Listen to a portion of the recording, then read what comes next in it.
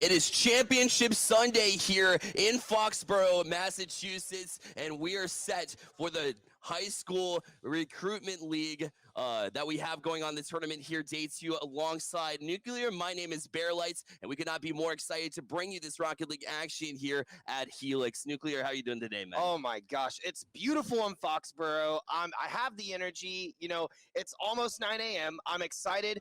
I was on cast yesterday with Dallin, and it was a phenomenal time. So much action going on, and we have such a wide range of skill here in Foxborough today. It's going to be wild. I'm so excited. It's so exciting. 8 teams lined up, and some of them on the stage today. I know the Rocket League teams did not quite get that luxury yesterday, but they're moving into that area. And a lot of championships have been played in this area, or at least the team from this area, as we're just outside Gillette Stadium.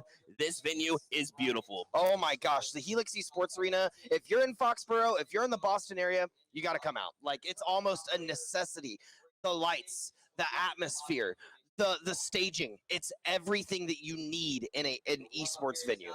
Absolutely, and we have a big prize pool as well, thanks to the Army ROTC. We want to thank our sponsors, the U.S. Army Cadet Command ROTC, for powering the Combine and for generously providing the prize pool for this event. ROTC is an educational program offered at more than 900 colleges and universities across the United States, which prepares young adults to become officers in the U.S. Army. U.S. Army Cadet Command partners with universities to recruit and educate and train and commission leaders of character for the total Army and partners with high schools to develop and accomplish responsible citizens who value service to their communities. We are very thankful for the opportunity for them to provide. Yeah, it's awesome to have them out. And the prize pools, like, that's huge, right? We have $1,000 on the line. That is so much more than what was before, right? Before it was like you were competing, it was a showcase, and it's meant for college recruiters. I'm a college director myself at St. Ambrose University. I'm coming out, I'm looking at the talent, and I'm seeing what we have ahead of us. Now we're upping the stakes. It just got higher. And so now these kids are going to go at it even harder. Exactly. I was going to make that point as well, so I'm glad you brought it up. Yesterday, we already saw so much exciting Rocket League and really all of the titles, which we'll get to see later today as well, but it really amps up, when these stakes are on the line, right? Yesterday, all 8 teams for Rocket League advanced into the next round, aka Championship Sunday. But now, it's a best of 3 to start things off. These teams have to start off quickly, kind of make adjustments from the group stage, and we'll see how they can adjust moving forward. Yeah, because usually when you're watching sets, right, unless if there's a basic strat, you are going to see them have a little bit more of adaptable game one. They're going to be reading each other's opponents. Today, they don't have that luxury. They have to jump in with the energy. They have to jump in ready. And we have an awesome match here for you first. Starting things off, it's going to be the 4 seed off with the 5 seed. It is Panthers versus Knights to start off the stream, and I could not be more excited about that one as we can kind of jump into the rosters and see who it is that we're looking at. For the Knights, we have Jack, FPS. We have Dory. Let's double check here. Actually, might have them backwards. 1 second. We'll check on it with the producers here in just a second. Nuclear, to kind of touch on your point a little bit, you kind of amp things up. Emotions are all over the place when you do get the Championship Sunday. How do you deal with the mentality moving into Championship Sunday when you know everything's on the line? How do you keep your cool, especially when LANs haven't been around so much since, of course, the COVID times that we've had? Yeah, and that's actually funny you mentioned that, because that's something that I actually focus on heavily as a director and a coach.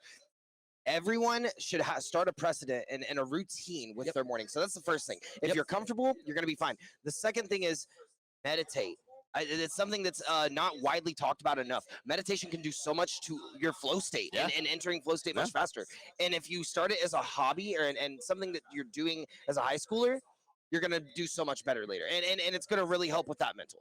Exactly right. It really calms you down. You hear it all the time, right? It becomes second nature. Take a deep breath, right? Relax, kind of talk things through because during games, sometimes, introduced recently into the Rocket League Pro scene, is timeouts, right? You don't get that luxury here at the LAN, right? You got to keep things moving, but you do have that minute in between that you can use and utilize when you really want to step back, kind of assess what happened in the last game and figure out, what you can do better moving into the next game. So we'll see how they can kind of adjust, because some of these players are playing with players that they're not familiar with. Yeah, and that's the showcase part of it, right? You're paired with people that you don't have necessarily pre-formed teams with, right?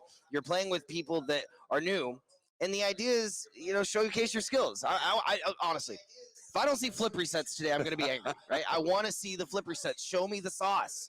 Exactly. You had you had yesterday to kind of figure things out, right, and get comfortable. So now let's really see your skill. Let's see what you're capable of, because that's easier said than done. Not only just in the game of Rocket League, right, but when it comes down to Championship Sunday, when you got to get the shakes out early, so you kind of knock off some of that rust and head right into it. Yeah, and you were talking a little bit about breaks. It's one of those things as a TO, and if you need to take 2-3 minutes after a match and just talk with your team, go to the bathroom, come back, and just play the rest of the set, and you're fine.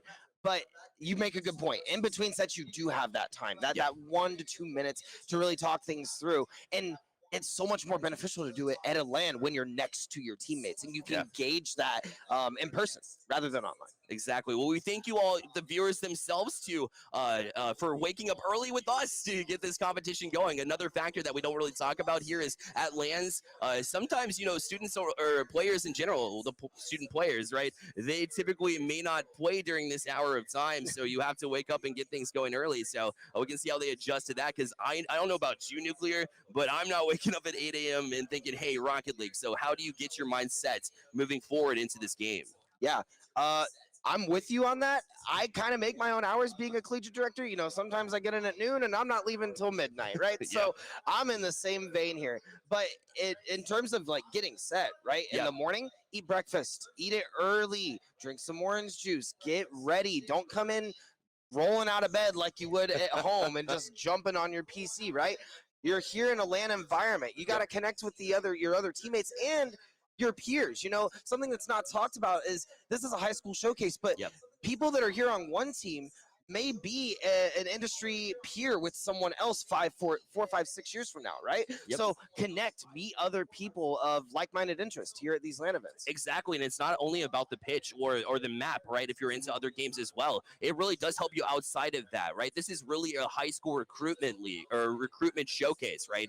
And so what does that mean? We have colleges coming in, I believe over 25 colleges here at Helix over the weekend itself, and so those things that you have on the pitch, on the map, all come in handy when it comes to recruitment, right? If you want to go to school, you got to have strong communication skills. You have to be able to find your own hours, because I've been to college, and let me tell you, it's very limited. You have to be very efficient with your time as well. Yeah, and when you're in college, I like there's a component of playing with other people, because when you're in college, people join and drop all the time, and that's just esports. Teams change all the time, so being able to connect with the people that you meet here, and maybe even meeting people on other teams for scrims later, it's a perfect environment to do it. It's the perfect time to practice those skills, fine-tune those skills, because they're live, they're in front of the colleges too. It's such a cool interaction experience there outside. I was able to luckily and thankfully be outside for about 15 minutes and see that, and I know that you actually got to see it firsthand yourself. Yeah, oh my Lord, yesterday was wild. Yesterday was crazy. Ethan and I watched, it was probably like 6 sets going on, and casted 6 of the sets, and the talent here is crazy. There was a couple of things I'd like to see today from yesterday, right? I'd like to see a little bit better boost management. Definitely. Yesterday it was slamming that boost to get across the field. That's great. Do your rotates, get there fast, do your flips, get in, and use your boost when you're on the other side. It's one of those things where they would go up in the air multiple times and they just run out of boost midair, and you can't do that when you're competing at this level. Exactly, it's very important. I think it might be one of the most underrated, especially aspects, especially when you get to the higher levels, right? Because that boost is going to be limited, 100% limited. So a good strategy on the offense, on the other side of the coin, if you think about it. How do you force the defense? If you get on the offensive pressure and you get going, you can actually get them to the defense to commit with that boost. You control their boost. You're able to steal a boost pad in the offensive zone, and suddenly you control the offense. You control the offensive zone, but you also control the grade A chances, which I can't wait. So that's a solid point. And it sounds like completely agreed, but it sounds like we're gonna jump right into bracket. So what do we have up first? What's going on? Hit me with it, Intel. We're going to check it out here in just a second. I know we got Panthers versus Knights. It's going to be the 4th seed versus the 5th seed. So that's going to be amping up here in just a second as well. Let's take a look at that bracket right now and see how we got to today. And of course, we mentioned as well, Nuclear, that we had the or all 8 teams are going to make it in the championship bracket here. Number 1, goated Jay Wisma. I know he played for the Charlotte Phoenix as well at some point in time. So very talented too. They're facing off with Hayes Esports. Again, we'll be watching Panthers and Knights, so we'll talk a little bit about that in just a second. Eagles facing off with Due East, and Aliens facing off with X3 Falcons. I got a chance to sit down with X3 Falcons, and although they're sitting at a relatively low seed right now, I think that they've amped it up, right? They have experience together, and that might actually play a big role here on Championship Sunday. Oh, 100%. And if you look at the Eagles team, I don't know if anyone's been looking at it. Rhode Island, New York, they're all SSLs. Yeah. All SSLs. That is going to be a match to watch. Them against what was it? It was Eagles against Due East. Due East we saw yesterday as well. My boy Skirky on that team, Anonymous, signed by Rio Grande University. Alex Guacas himself.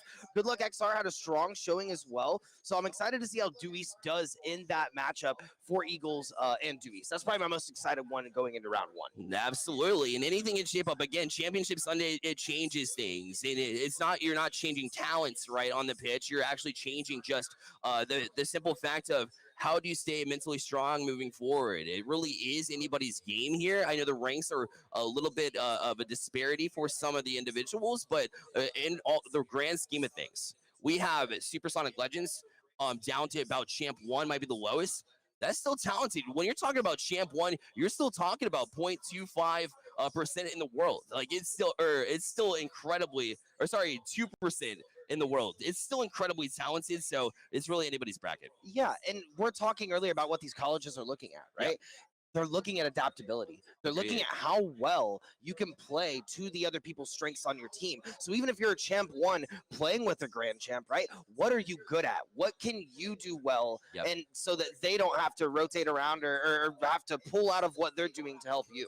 Exactly right. I mean, player support, definitely incredibly important. I think mid control is something to watch today as well, because once you hit those speeds, we talked about boost control, but really hitting your marks, if you can actually surprise the offense who's trying to push forward and cut them off, suddenly you have numbers the other way, right? You have a 2-on-1, create a 3-on-2. Either way, you're giving yourself the best opportunities, because we've seen multiple occasions, even this weekend, where you have a majority of the shots, but you still can't quite pull it out. It's all about getting the right chances. Yeah, we saw that a lot yesterday. There was a lot of shots fired on goal, and the defensive plays on all the teams that we saw was immaculate. Yeah. But, I think today all the high school students should have brought their protractors, because the angles have to be there.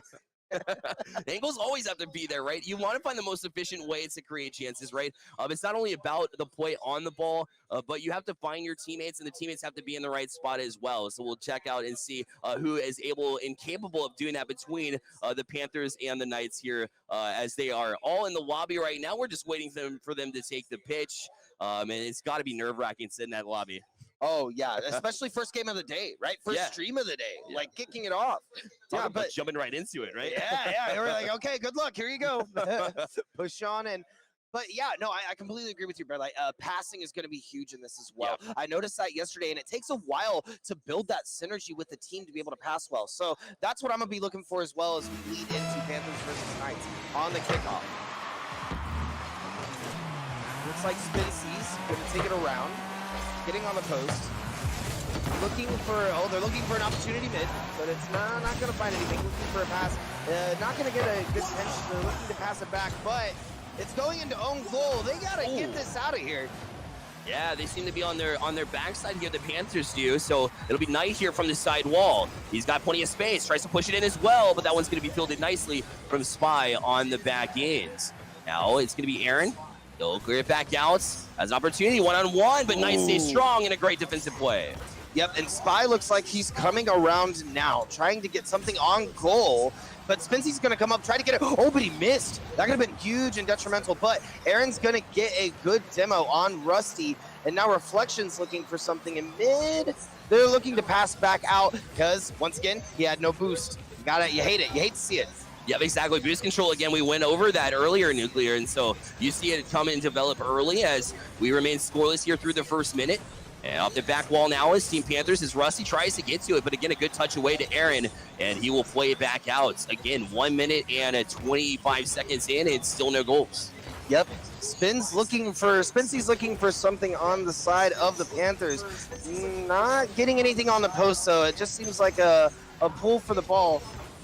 They're in the midfield again, and you're 100% right, Bearlight. I think the midfield play is going to be big here. There it is. The score from the midfield. As we're talking about that, Spy gets it, and they're not able to rotate around and get the defense quite fast enough. Yeah, it looks like Rusty did read the correct 50-50, but unfortunately wasn't able to get there in time because Spy stepped on that nicely, and Team Knight's taking that all-important first goal here in this best of 3.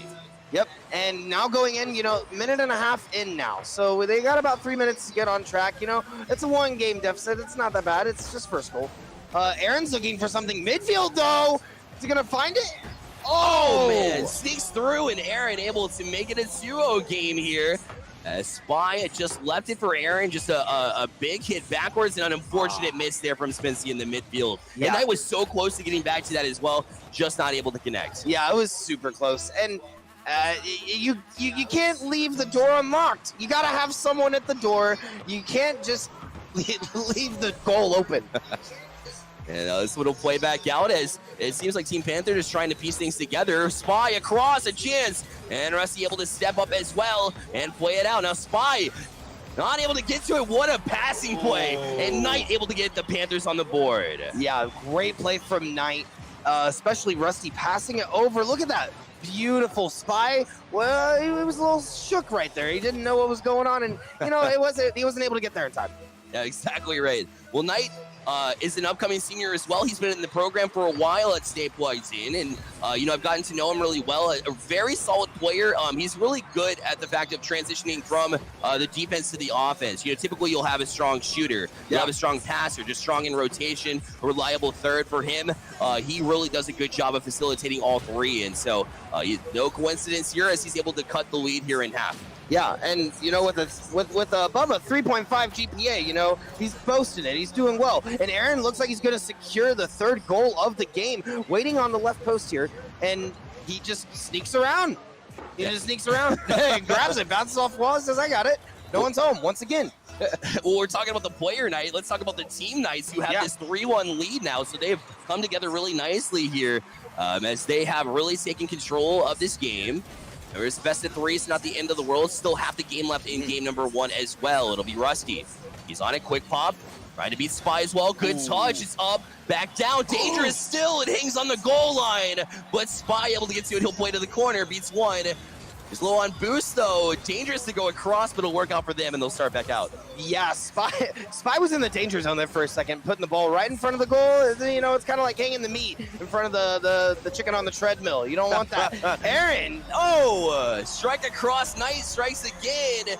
A 3-2 game now, so a bit of back and forth we've seen here, Nuclear. Yeah, and that's the classic setup. They threw it right in front of goal. Knight was there, rotate around just a second, and he was on top of it. That was great stuff from them as they were able to keep it close with 2:02 left on the clock in a 3-2 game. Off the kickoff.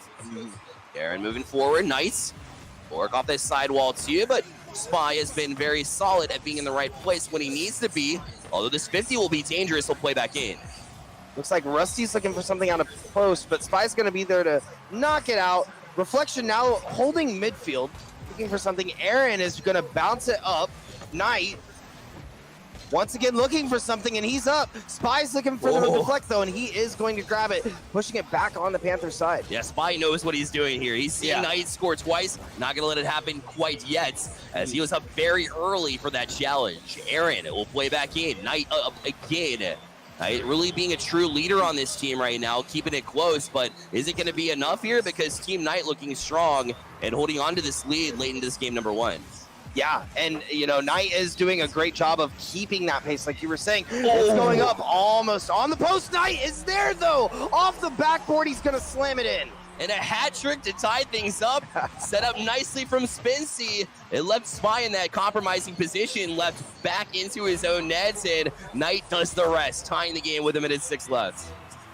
Wow. In 3-3 situation, 1 minute left. I wouldn't expect this in game one, but I'm pleased. I'm happy to see it, as I'm sure most of the coaches are that are here. Definitely are. They've been looking and recruiting, and like we said, Knight, an upcoming senior as well. I think that holds true for a couple of these. Rusty, a senior, same level, right? Plays with Knight constantly. I know they came into this as a tandem, so always get to see those connections, and they're paying off right now for this Team Panthers as we move late into game number one. Do we have ourselves overtime for game number one, Nuclear? It's looking like we might. The defense is coming out from both sides now as Rusty gets a really solid defense on goal. He's able to get across, knock it out into post. Spinsy now looking to push back in midfield. Rusty looking up. Oh, no. I don't know if it looks like he was backing off because he thought that Aaron was going to go up for it. Knight now in midfield. Spy taking possession, and shooting on goal. Once again, door wide open. As Ethan said it yesterday, you can't leave your windows unlocked. This is what's going to happen. So 4-3, 12 seconds left. Do you think the Panthers are going to have a chance to score here? They do have time. There's 12 seconds left, and it's a solid team, but that's not how you want to give it away with 12 seconds remaining. So unfortunate breakdown there on the defense. But again, that no credit taken away from the Knight side. All rising seniors themselves. We're down to 6 seconds left in game number one. Spency on the doorstep. Another chance off the crossbar, and Aaron will try to tap it away. Rusty tries to keep it up. Knight one more time, but it hits the ground, and Knights will take game number one. Yeah, that was close. I really thought they were about to bring that back. It was off the post, and I thought he was going to get it off the crossbar, but wasn't able to get it. It was super close, too. Although the Panthers just one tiny little breakdown, unfortunately, will haunt them in game number one. The series not quite over, but the Knights doing exactly what they needed to do. If that opportunity presents itself, you have to connect, and they were able to do that. Again, Spy, Aaron, Reflection, all three of these players, upcoming seniors, and obviously putting on a show because we know the talent. We've seen the talent from Rusty, Spency, and from Knights. So an impressive win to start things off. Oh, yeah, 100%. And a good point. They are all juniors, class of 2022. Yes, sir. And that's exciting for anyone here coming for class of 2022. So, yeah, going into game two, I like that we saw the gap close a lot more toward the end of the game. I think it's definitely a chance for the Panthers to get back in this series. They definitely have an opportunity here to kind of capitalize on it as we head into game number two. And off the kickoff, it'll be back into the hands of this Panther side. It'll be Rusty. He goes up to the ceiling with this one. Not much he can do with it, though. Unfortunately, the mechanic's not helping him out, but Knights will play right back in the zone. Yep, and it looks like Spy's trying to get something set up for the Knights, but you have Rusty coming in the corner, making him have a hard time. Spency's also there as well. Knight now looking to push back up off the post. They're rotating around, getting a shot on goal, and it's an own goal off of Spy. Spy was anticipating a shot that went across the goal, and when he left his spot there in nets, unfortunately hits off his side and into the net. So again, it's early, so you kind of work out a little bit of the issues that happen when you're still waking up a little bit, but it'll definitely be a little bit of a mistake there for the Knights. I think the Panthers, again, we said the Knights capitalized on one. Well, Panthers get it right back. And another chance off the crossbar from Knight. Yep, it looks like they will. I mean, that's Knight for you. Yesterday we were saying, it's 10 a.m., but it's nighttime anytime Knight's around, Spency is here too, and trying to block a goal. Are they going to capitalize? Knight is going to be there. That was so unfortunate. I thought for a second that this was a lost cause, Spency. That's so unfortunate. He tried to get out of the way, but they still capitalized nonetheless. So, listen, that's tough on the mentality. You're like, oh no, what have I done? Oh, yeah. And then you kind of back off it a little bit. So, regardless, when it goes in, you got to be a sigh of relief, like, oh. Thankfully. I'm sure all Night was, oh, dude, thanks for the setup. Appreciate it. Yeah, I want people instead. I've been scoring all series long. Let's make it some more. I need more points. He's point hungry. He just wants them. All right, looks like Aaron's trying to set something up for the Knights. Ooh, nice save and recovered there from Rusty as well. Yeah, very, very close. Looks like Spy's looking off of post. Spency's looking to set something up in mid, and no one's home. Knight's trying to get there in time. Oh, what a save from Aaron. Ooh, a very close save from Aaron. It was off the crossbar. Aaron now passing back, getting it back up, but Knight is going to be there to defend in the midfield. And now up for it quickly is Rusty. He'll play off the sidewall. Does get another touch +1. Now he'll have numbers. Unfortunately, it's right into the hands of Aaron, and he'll clear right back out. Aaron, nicely done and handled. Again, we talked about stepping up quickly in the mid zone. If you can, this one's open, and a goal. Rusty taps it away. Maybe a stolen goal there. He says, hey, I want some goals tonight. 3-0 now for the team. Yeah, you know, his name may be Rusty, but that was pretty clean. It was a pretty good save. It was pretty good. Yeah, finger guns. He knows what he's doing. All right, so we got Panthers 3-0 now. 3 minutes left. Tell me, Bear Light, what do you think the Knights need to do here? Well, you know, you got to settle down because you know that you beat this team to start things off. And although, you know, you capitalize on some opportunities, you really have to create some more chances. I like what Aaron was trying to do there, stepping up quickly, especially when this Panthers team has been really good at creating offensive chances. So what they need to do is relax a little bit. I think if they do take a deep breath, you know you've won game one. You know you can do it again. It's just a matter of resetting, and sometimes it's easier said than done when you're mid-game. Yeah, 100%. And playing at the pace that your team has been playing at, right? Don't play at their pace. Play at your pace. Wait for those passes, and when the opportunity arrives, you got to go for the goal. As Knight is on it again, 4-0, and I think he scored 3 or 4 in this game alone. He has. He's put up a bunch, and of course the hat trick to start things off. And although the end result was not there for them, they definitely amped things up here in game number 2. We talked about a little bit about the mistake, the own goal to start things off for Team Knight, and because of that, how do you recover your mentality? You have to forget about it. Unfortunately, it looks like it's still lingering on them. And again, another chance and another goal as Rusty gets through. 5-0 now. They're making a statement. Yeah, and you were talking about Spy on the side of the Knights being able to be that good support player. I feel like Spincy does the same thing here. That was a great pass on mid. Both Rusty and Knight were there for the rotation, able to get it in. 5-0 now. Yeah, at this point in time, I mean, I know you have half the game left to go, but you got to be just thinking about, hey, we need to play some defense here. Offense, it'll come, and although it's very unlikely for a comeback here, I know it's possible, but I would just focus on settling your defense, and that way when you move forward, whether it be in this game or whether it be in the next game, maybe you can recover. What a shot from Knight! The double touch is so clean. Let's watch this one again as he's able to set himself up with that one. The adjustment in the air, and he puts it away. What a goal. They call him Knight because he's grooving at nighttime. That man schmooves. 6-0 now, and I'm telling you, you were talking about mentality earlier. Rocket League is so momentum-based, right? And I think that it's so important for Knight to at least get 1 or 2 points on goal here for the mental sake. Oh, he almost got another one there. Is on the doorstep. Spincy now feeling the team vibes as he almost put that one away too. Although he's a little bit lower in rank, you can tell he's just feeding off that energy that Knight's created. Oh, yeah, and it goes back to, you know, birds of a feather in that sense. You know, if you're playing with higher level players, you're going to feel more comfortable going for that kind of stuff. Well, I couldn't agree more because, you know, I'm a low-ranked athlete myself, so when I get into those lobbies, I'm like, hey, this is actually really exciting. You can feel the energy. You really can. It was very evident on that play. Yeah, it's electrifying, and I would too. The performance that all of the Panthers have been putting up so far today has been electrifying. It has been a pleasure to watch here as they have established a 7-goal lead. As Knight puts it away again, he is putting on a show right now. It is the Knight show. Yeah, it is. It is the Knight show right now, and he is sniping. He's got the angles. I talked about the protractor earlier. He brought the whole spreadsheet. He knows what he's doing. He is. He has been absolutely incredible right now. Not to confuse the viewers at home, obviously Team Knight's a little bit of a struggle here, but Knight, the player, has been absolutely fantastic. But again, this doesn't solidify things for them in the series. Remember, they lost game 1, now out 7-0, but it's only going to give you 1 win. Let me tell you, they amp it up. Knight with a touch, another incredible goal. Are you kidding me? Wait, watch this. Spincy was like, I have it. I got the goal. Knight said, no, you don't. It's mine too. Oh, my.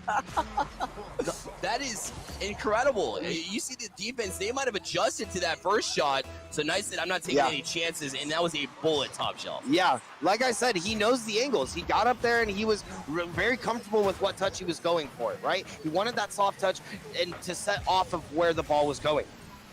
That would be Rusty to kind of settle things down. Remember, time ticks down to 45 seconds remaining in this game number 2. If you're just joining us, Team Panther down 1-0 in this series, but you wouldn't know it by looking at game number 2. Oh, no, you wouldn't. I mean, game number 2, they have come back with a vengeance, right?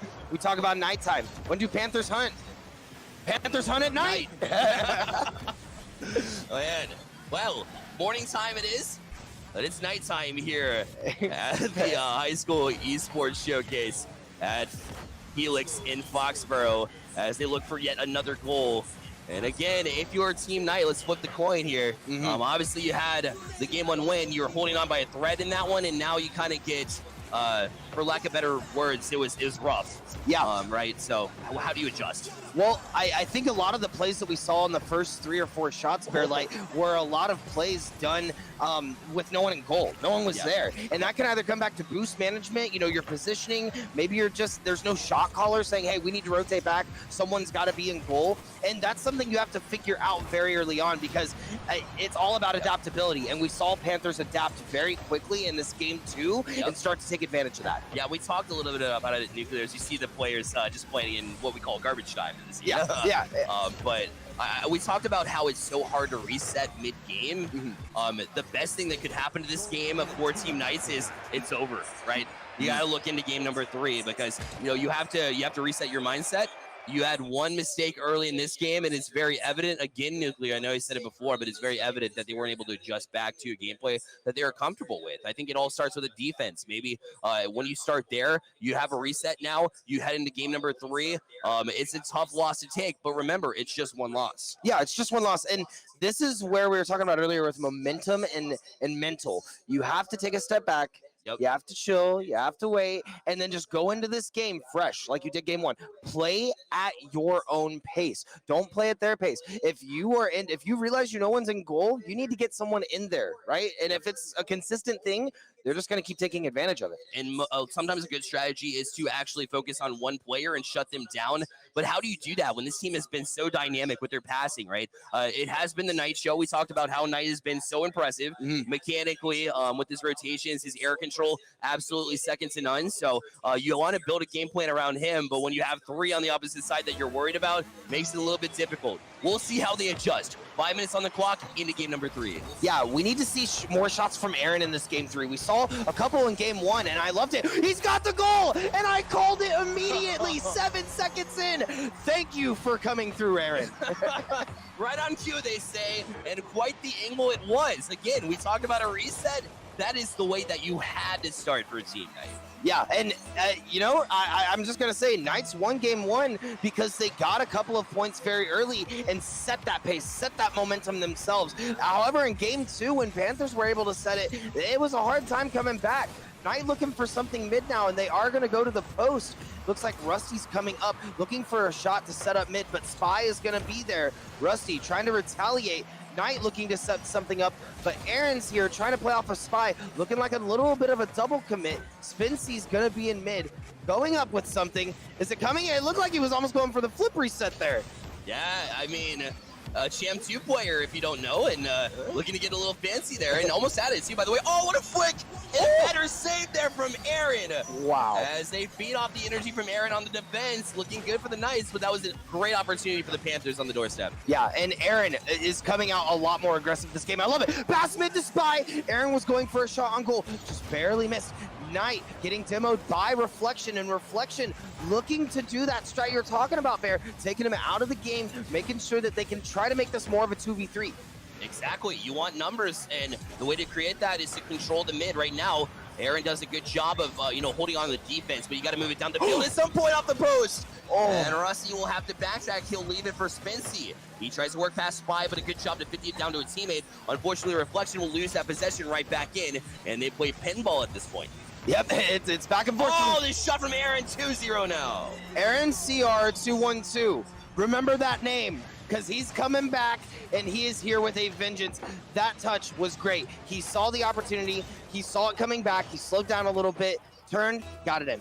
And that is how you come back striking after a loss that was one to forget. Yeah, It was 0-8 for them, and now they jump out to a 2-0 lead, and granted 3-20 this Skibaba Demo will open things up on the back ends, and Spency able to cut the lead in half with 3:18 remaining. Wow, yeah, Spy was even trying to pass mid, and Spency was able to catch it on the rotate around.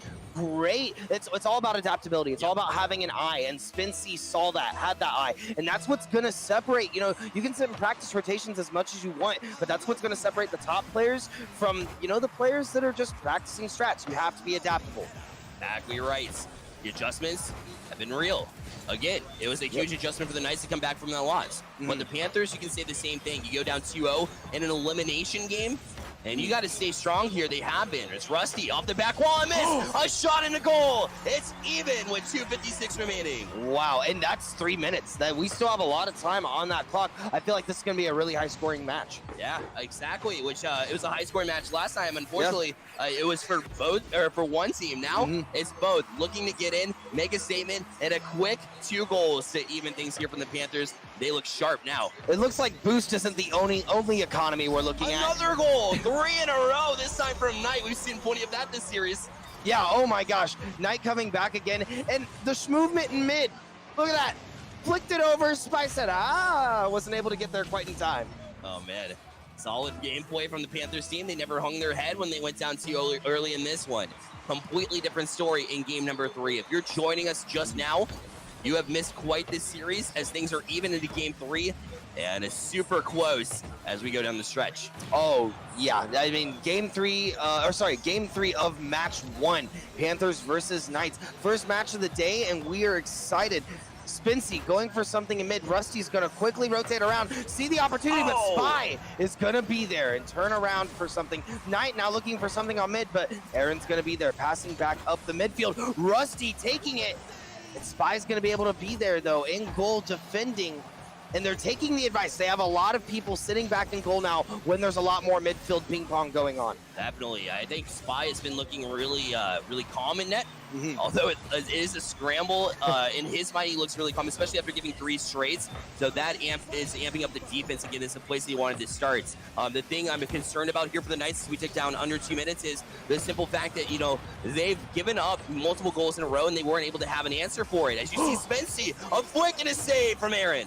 And it looks like Reflection's going to sit, wait for something. Knight getting the 4th goal of the game. Oh my gosh.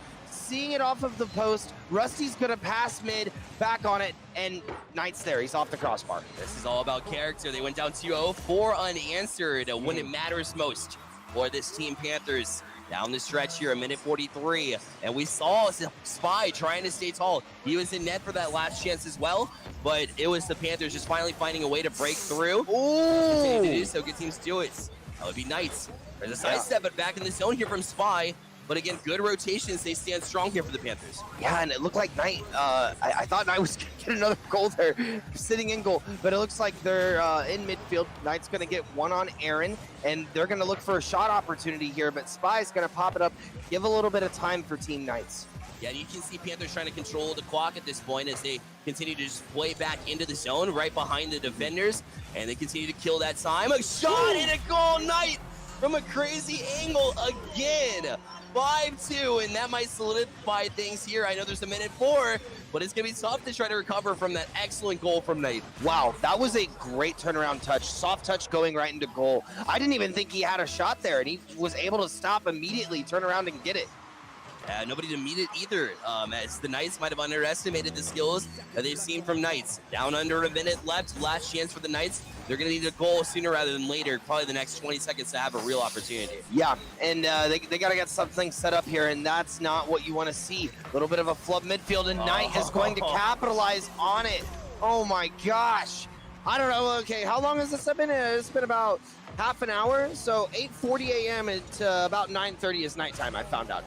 That is the time frame, and we talked about it earlier. I think it's the momentum that's on the issue of the Knights team right now. They've scored 4 goals in a row on the side of the Panthers, and it just seems like they're having a hard time finding an answer. Yeah, every time that they start popping off, there was no solution for the Knights, but that is all attributed to the skill from the Panthers. Because remember, Rusty and Knights, they have played together before. There's Spincy, they're third, looking incredibly strong. You can tell that they sat down and they were like, we need to figure out how to come together as a team. And when they get clicking, like we saw in game 2, like we saw this in game number 3, yeah, it has been incredible to watch.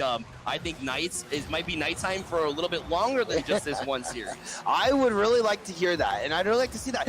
And maybe that's one of those opportunities where they all go to the same university together with a coach, you know? I know that they're a little bit offset in age, but that's where when you get into the university, now you're there for a year, you meet people, you get those connections, you get your friends in that you met at the showcase here in Foxborough. Exactly right. It has been incredible. What a series to start things off here. And a valiant effort from Aaron, Spy, and LSM, but they just weren't able to pull it off as when the Panthers got going, let me tell you, they put it into overdrive real quickly. Oh, yeah, it was a momentous set the whole time. It seemed like every time the Panthers scored, they didn't just score one at a time. They scored like 2 or 3 at a time. Yeah. And then the Knights would have a soft answer, but then Panthers would just come right back, right? And I think that we talk about the attribution of this. I think it all goes back to the Knights just being a crack team, right? They're crazy. Yeah. They are. Well, Knights, just to put it into perspective, Knights had 3 hat tricks in that series. All 3 games, he had a hat trick. So definitely impressive stuff. That's only game 1 in this showcase series for Championship Sunday. So don't go anywhere. We'll be right back. Welcome back to the High School Esports Showcase. We want to thank Helix, NECC, and Stay Plugged In. All three of those. The Army as well. We have so many people to thank for this event today. It's been absolutely outstanding. If you or anyone you know want to join us for the next LAN, it is happening in Arlington. That'll be September 9th through the 12th. You can sign up at espin.gg. That is ESPIN.gg to sign up for that. But we head into the next matchup right off the bat. It is Goated facing off with Team Panther and that deadly Knights. We'll see if Nighttime continues here in this second series. Yeah, I'm so excited to see what they're going to bring to the table. You know, they just had a great showing in the last game. So I'm excited to see how they do against this Goated team, because yesterday, Stilly was schmoving. Stilly was doing some stuff, and I'm really excited to see it since they're going into this bracket, how they're going to fare as we get into the later stages of the bracket. Absolutely. So Goated, again, made up of Jay Wismont, Stilly, and the last one for the team Goated is, of course, Bloop, who has had an incredible performance throughout the weekend so far. As game number 1, first goal here is actually going to go to the Panthers here, as they have maybe feeding off that energy that we saw on stream for the last series. Yeah, and I think that's it. I think that it's the momentum. They were ready. They came in. They had the energy the whole time, right? And they're ready for it. But Bloop and Jay Wismont, I feel like if they're able to get their synergy on deck, it's going to be a very close series. And you see the speed, the pure speed from Jay Wismont on that last one to beat the defense, but it's right into the hands of Knights as he works into the zone off the ceiling. Works to the side wall now, try to jump back in. He's got time, unfortunately not able to pop it. Maybe trying to fool Jay Wismont, but he's not able to. Yep, Bloop looking for an opportunity mid here, but 3 go up.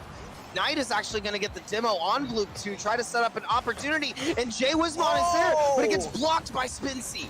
How in the world did he get that one? That is not an easy save to make, but he did. Yeah, it was very close. Spincy now passing back to post, but Jay Wismont is there. He's going to try to stop it. It looks like Rusty's coming around for the rotate. All 3 members of the Panthers now in the post, moving out. Knight moving into midfield, but it is going to get blocked by Stilly going for the shot on goal. What a statement as he jumps in with that dunk so quickly, and Jay Wismont knew where Stilly was, gets the 50 out. Although Spincy thought he did enough, Stilly read that all the way. Oh, yeah, and Rusty didn't read the second touch because he didn't expect there to be a second touch. Yep. Spincy went up to stop it. Very, very great play. We're now tied up 1-1, 3 minutes left. Spincy trying to get some mid-control. Bloop pushing it back to Stilly, going off of the back.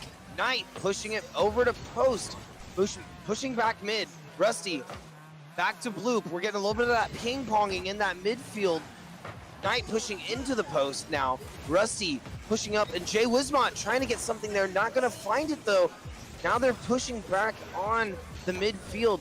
Bloop pushing mid. We're seeing a lot of this ping-ponging now with a minute gone by.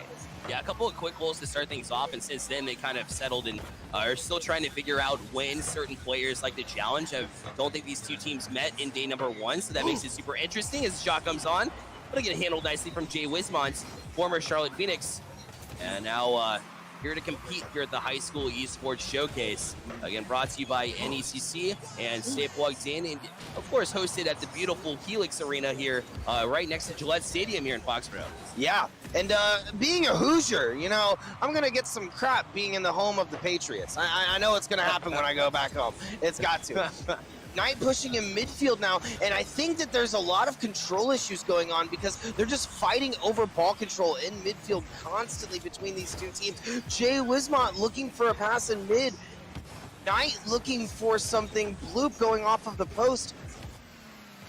Stilly now looking for something. Spincy is going to be there, though. Jay Wismont looking to set something up in front of the goal. Knight trying to get a soft touch for Spincy to clear, but they're having a hard time clearing it on the side of the Panthers, and it looks like Goated is just on their case. Yeah, every single ball has a challenge, has a Goated teammate that's there to be on it.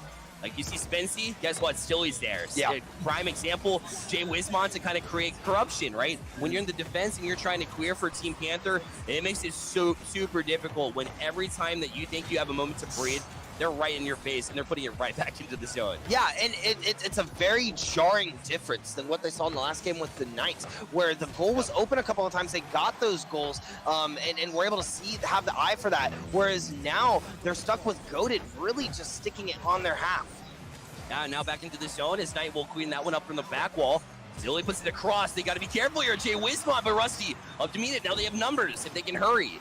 Bloop doing such a good job to backtrack on that one. Looks like the Panther offense just out of boost from the onslaught that is this Goated offense. Yeah, and I feel like Goated's communication is really good. I'm seeing a lot of synergy between Bloop and Stilly, getting those passes, making sure that they have those soft touches and knowing that the rotate is going to be there, because when you're playing with people you just met, trust can be a factor, and you have to be able to trust someone on that rotation. Yeah, a big thing about this Panther team, they're doing an incredible job at this this favorited team. For Team Goated against them, they're doing a really good job, but their shots, you'll notice them being taken from way further back than what we saw in the last series, and that's because of the presence that they have. Down to 5 seconds left. They try to put it back in the zone. They got to be careful. Blew it back into it, and Knight will keep it up right now, but that's dangerous because you have that offense coming, but they knock it down. Nicely handled, and we have ourselves overtime in game number 1. Wow, overtime in game number 1 could set a precedent.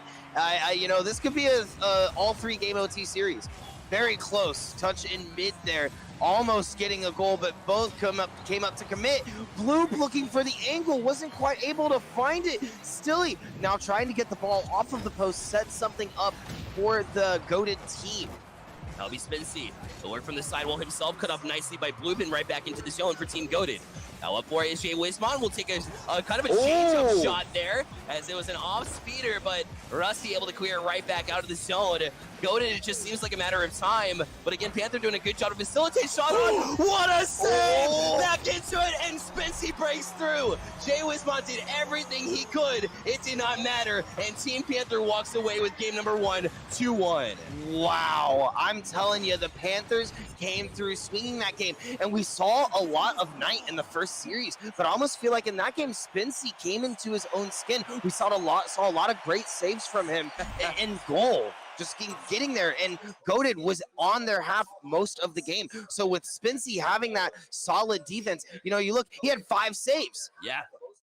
Very methodical defense they played, and you can tell it was a grind of a game, right? The feeling out process typically takes about 2 minutes. It lasted an entire 5 minutes, despite the first goals that came in really quickly. Since then, the filling out process, but they were able to take it to him, not only hold off the Goated offense, which looked absolutely stellar, but at the end of when it matters most and you have a chance out in front, Jay Wismont made an incredible save there. It didn't matter. Spincy was there to punch it home, and that's what you need to support in the offense. Yeah, they had 2 in the goal, right? That was the issue. They had Jay Wismont in the goal, and he was doing everything he could, but there wasn't that second rotate to come around on the second touch. And you know, when it's OT, next point wins. It doesn't matter if the point is you know, a cross shot or if it's a double commit, whatever it may be. It's the goal, right? And that's game 1 for us. We're now moving into game 2, and we're gonna see if Goated is gonna, you know, actually make momentum with the points that they were scoring from that last series. Definitely. Like I said, they were doing a great job of making sure the shots came from a point that wasn't the danger zone, right in the box or close to it. Yeah. They were shots from far down the field. Well,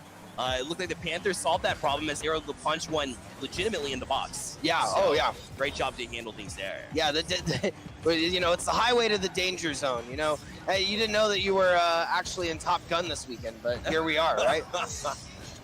Passing out mid, Jay Wismont, Stilly, and Bloop on his tails. Oh, what a Not flick. mattering because he's going to flick it in the upper right-hand side of the goal. Great shot from Jay Wismont in the first 30 seconds of game 2. Look at that control on the ground. I mean, former pro, so you know he's got it in his repertoire, able to kind of take things and facilitate them there.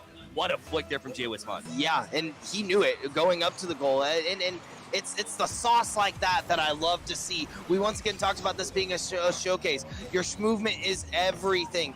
Bloop now looking for a shot in mid, but Knight is going to take possession up to Rusty for a solid shot from the midfield. Good recognition on where your teammates are. Bloop tried to toss it out, and that's a typical play you see over to Jay Wismont. He was ready for it, but the thing is, they weren't ready for the defense to jump in. What a great job to jump in, find your teammate downfield, and convert. Yeah, conversion is everything, and that goes into the adaptability of the set, right? Yep. You have to have an eye for where the ball is going and be ready to break rotation if you need to. Lillian now Bloop able to answer directly back. So 3 goals within the first minutes. Back and forth as you would expect, and they put it in 4-1. Or 2-1 rather. 2-1, yeah, 2-1. 4 minutes left in game 2 in this series. So now that we've seen a little bit of this action, I gotta know, Bearlight, what do you want to see from the Panthers going into the set against Goated? They've been doing a really good job of facilitating the shots that they want to. I like the midfield presence. Maybe another chance here. Off the crossbar, Rusty. Ooh. Breaks through. That's exactly right. It's so methodical when they get in that zone. They're making the defense come to them. And when that happens, you see the double commit. You get them uncomfortable and you put it away. So they basically explained what I was thinking to you. The other gameplay right there. There it is. Yeah, you didn't even explain it. It was right there. But yeah, it looked like Rusty was in an awkward spot in that goal as well. Stuck. Wasn't able to get the momentum to really get the full defense of the goal. Bloop now looking to get something off of post in midfield. Passing back down. He's going to take possession again, looking to clear, but it's not going to happen. Looks like Panthers are not going to let them do that. Jay Wismont waiting for the shot from Stilly as Goated looking to make a play here, passing it down, but it is going to get converted in the midfield. A little bit more of that ping pong action that we were talking about. Jay Wismont with Bloop. Bloop passing into goal, but Jay Wismont is there. Nicely done to hang on that doorstep and be super patient on the other side of that. You know a 50-50 is coming, but you don't know which direction it's going to be. And although Knight did a good job to try to facilitate things, get it over to the corner, unfortunately, he had a Jay Wismont on the other side to tap it away. Yeah, and there was only one defender, so as soon as he got past the one, Jay Wismont was there, and it was in. So 3-2. This is a very, very close series. First game going to overtime, and it's looking like we're probably going to see a repeat in game 2. It looks like it. Jay Wismont tries to play back in. There'll be a bouncer, but Knight will handle that from the back wall. He'll play back out. Rusty tries to tap down to a teammate. None available, though, and Bloop right back in the zone. Shot on. What a save. And Rusty will go up and try to play it off to the side wall. He will. And back down into the hands of Stilly. Will take one step, does get past the defender, but he'll be right back on that wall. Where it kind of eludes Jay Wismont, so Knight takes a shot. Nice save there from Bloop, and they hold strong on the defense. Yep, Rusty trying to get something set up for the Panthers, and Knight is there. I'm sorry, y'all got your watches? Because it's nighttime again. Again, we're offsetting the days, and he's there. What a touch off the back corner of his car. That was a great touch from Knight, soft touch to get into goal. That was incredible to just kind of stay there. We talked about Jay Wismont, and he was able to stay patient, while Knight, of course, we've seen no lack of talents in just smart gameplay to recognize the play, let it come to you, and kind of make a play based on reactions from the defense. He's been outstanding. Yeah, not just the strategy. You have to break away from that strategy and play in the moment. Jay Wismont trying to get something off the top. Still, he's going to be there to secure goal 4. Oh, what excitement in this game here as they go back and forth, punch for punch, and Rusty tried to get it away. Look at that adjustment from Stilly as he was able to not only keep it in, but somehow find that top left corner. That's impressive, and quite the adjustment with his car there. Yeah, and as we're getting further into the set, I'm seeing a lot less of these linear plays from both teams. Not just setting up shots to get goals in, but, playing off the angles. Jay Wismont there as well, getting a probably his third or fourth goal of this game alone. Bloop got a great setup. What a pass. Yeah. My goodness, off the ceiling, was keeping his fast. whip in the back pocket and able to find Jay Wismont, and they've done that multiple times throughout this series. And you see the mechanics coming off that ceiling, the adjustment to get your arrow in the right spot to make that pass happen. Another goal from Bloop to make it 6-3. That's what we call in the Midwest a 2-second nope. Shot right off of goal, it goes up, and nope, let me just sneak right past you, hitting it into the left corner. 6-3 now. You know, I was probably, it might be Caster's curse. I probably said it way too soon, but I don't know if this is going to be an overtime situation unless the Panthers can pull this back together in game 2. It's so hard to do, especially with that talent they have on the opposite side of the pitch. They're going to have a long road ahead of them, but luckily for them, they took game 1 in that exciting, thrilling overtime. And now they try to build off that, but it's been team goated ever since. As another one comes out, still ED, this time in 7-3. Wow. Stilly, Bloop, and Jay Wismont just have an incredible level of synergy for an event where you're just getting paired with people, right? Yep. This is you love to see it. This is great, and this really is able to show off all of the talents of that team. 7-3, minute and 48 left. Stilly is going to win kickoff. Looks like he's going to leave it to Spency to clear, though. He's going to wait for the midfield, try to get a conversion off of that. Jay Wismont is there. It's their third there. Bloop is coming in. They're waiting for the rotator round now, and it looks like Knight is going to be there, pushing it back on Goated's side. Bloop getting the demo on Knight. They have some time to make a play here as Jay Wismont looking to make a pass mid across one defender. Knight respawns, comes in. It's going to go in front of goal. No, it's going to get stopped, but Jay Wismont, once again, he's there.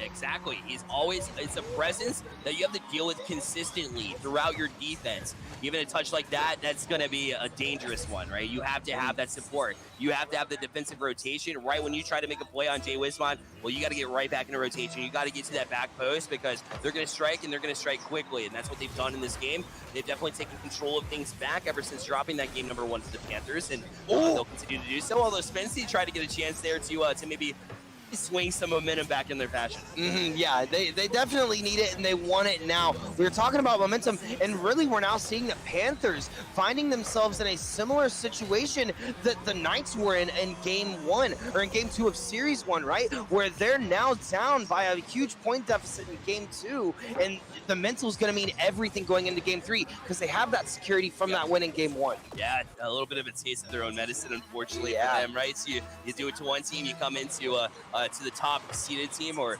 actually not top seeded team. They're actually, I believe, second, but regardless, they're definitely the favorite, right? They've got that experience at land settings, mind you. So it's very awesome to see them kind of connected and do what they do best.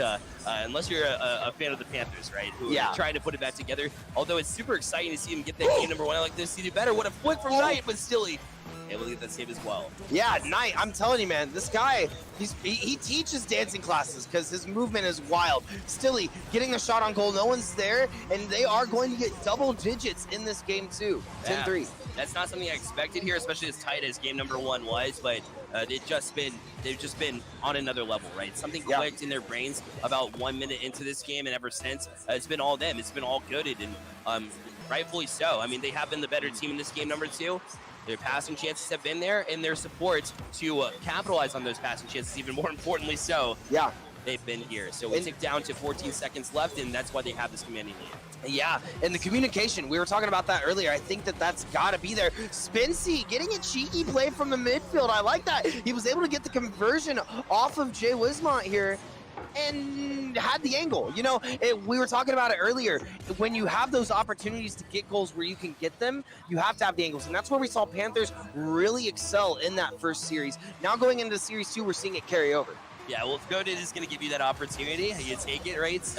Because typically when you score a goal moving into the next game to try to swing the momentum, that's how you truly find, you know, a little bit of a change, a little bit of a swing in that momentum. So I know it's a little bit of an open goal, and one that you won't see very often in game number 3. So don't expect too many of that coming out from Goated in their defense, right? You have to adjust, and it's going to be tough. It's going to be tight. Their defense is always going to be on point. You got to find a way around it. So not many of those opportunities are going to present themselves. They're going to have to do better on the offensive side. Yeah, and when you look at the offensive side, it's a matter of being able to get those passing plays in the air, right? We're seeing a lot of Panthers getting those really good strategical passing plays that you'd see in textbook Rocket League. But when we look over to Goated, they're just converting crazy aerial shots to get those massive point leads that we're seeing. And I think that's where it clicked in Game 2. That's where we started seeing a lot more aerial plays from Bloop, Stilly, and Jay Wisma, all three across the board. And that's what this Goated team can do to you, right? If you can play that successfully in the air and have that much control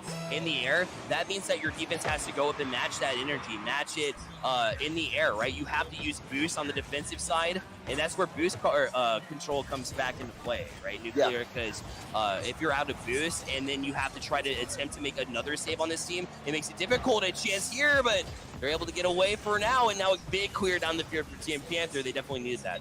Yeah, and I love that you talked about boost management. I could talk about boosted management all day. You know, I'm an econ nerd, and I think that it plays a huge role in how Rocket League is able to be played at the highest level. You can't waste boost getting across the field, because, I mean, look at it. It's Baron, and the goal is also Baron, as Bloop is going to score one in from midfield. Yeah, Knight did a good job to tap it away from Stilly, but that just shows how good in support that Goated is, right? Even if you're able to make an impressive touch away, that's the right step to do. But you need support yourself for Team Panther. And Goated has been stronger in that way and has really been the decider in the last game. And unfortunately for the Panthers, it's continuing into this game number 2. But a chance, what a save from Jay Wismont. He brings it back, and they keep it out somehow. My goodness, and now it converts into offense. He'll get the goal. Defense creates offense. I say it every time, Nuclear. Wow. It's a 2-0 game. Fairlight, I'm telling you. Look at this. This conversion on this team is wild. That last 10 seconds was crazy because it wasn't just one amazing shot on goal. There was a second, and they were able to defend it, get it out, and convert it into a goal. You're 100% right, Fairlight. Offense or defense creates offense. Knight looking for something in the midfield now. Stilly popping it up on their side, but no one's there to capitalize. You can't let the ball just go across the danger zone and no one be there to capitalize, especially when you're down 2 points. That's going to be detrimental to the set. You got to take these points where you can get them. Rusty looking for a play now. Where's Knight at? He's coming up. Spincy's there. Jay Wismont trying to get a shot on goal.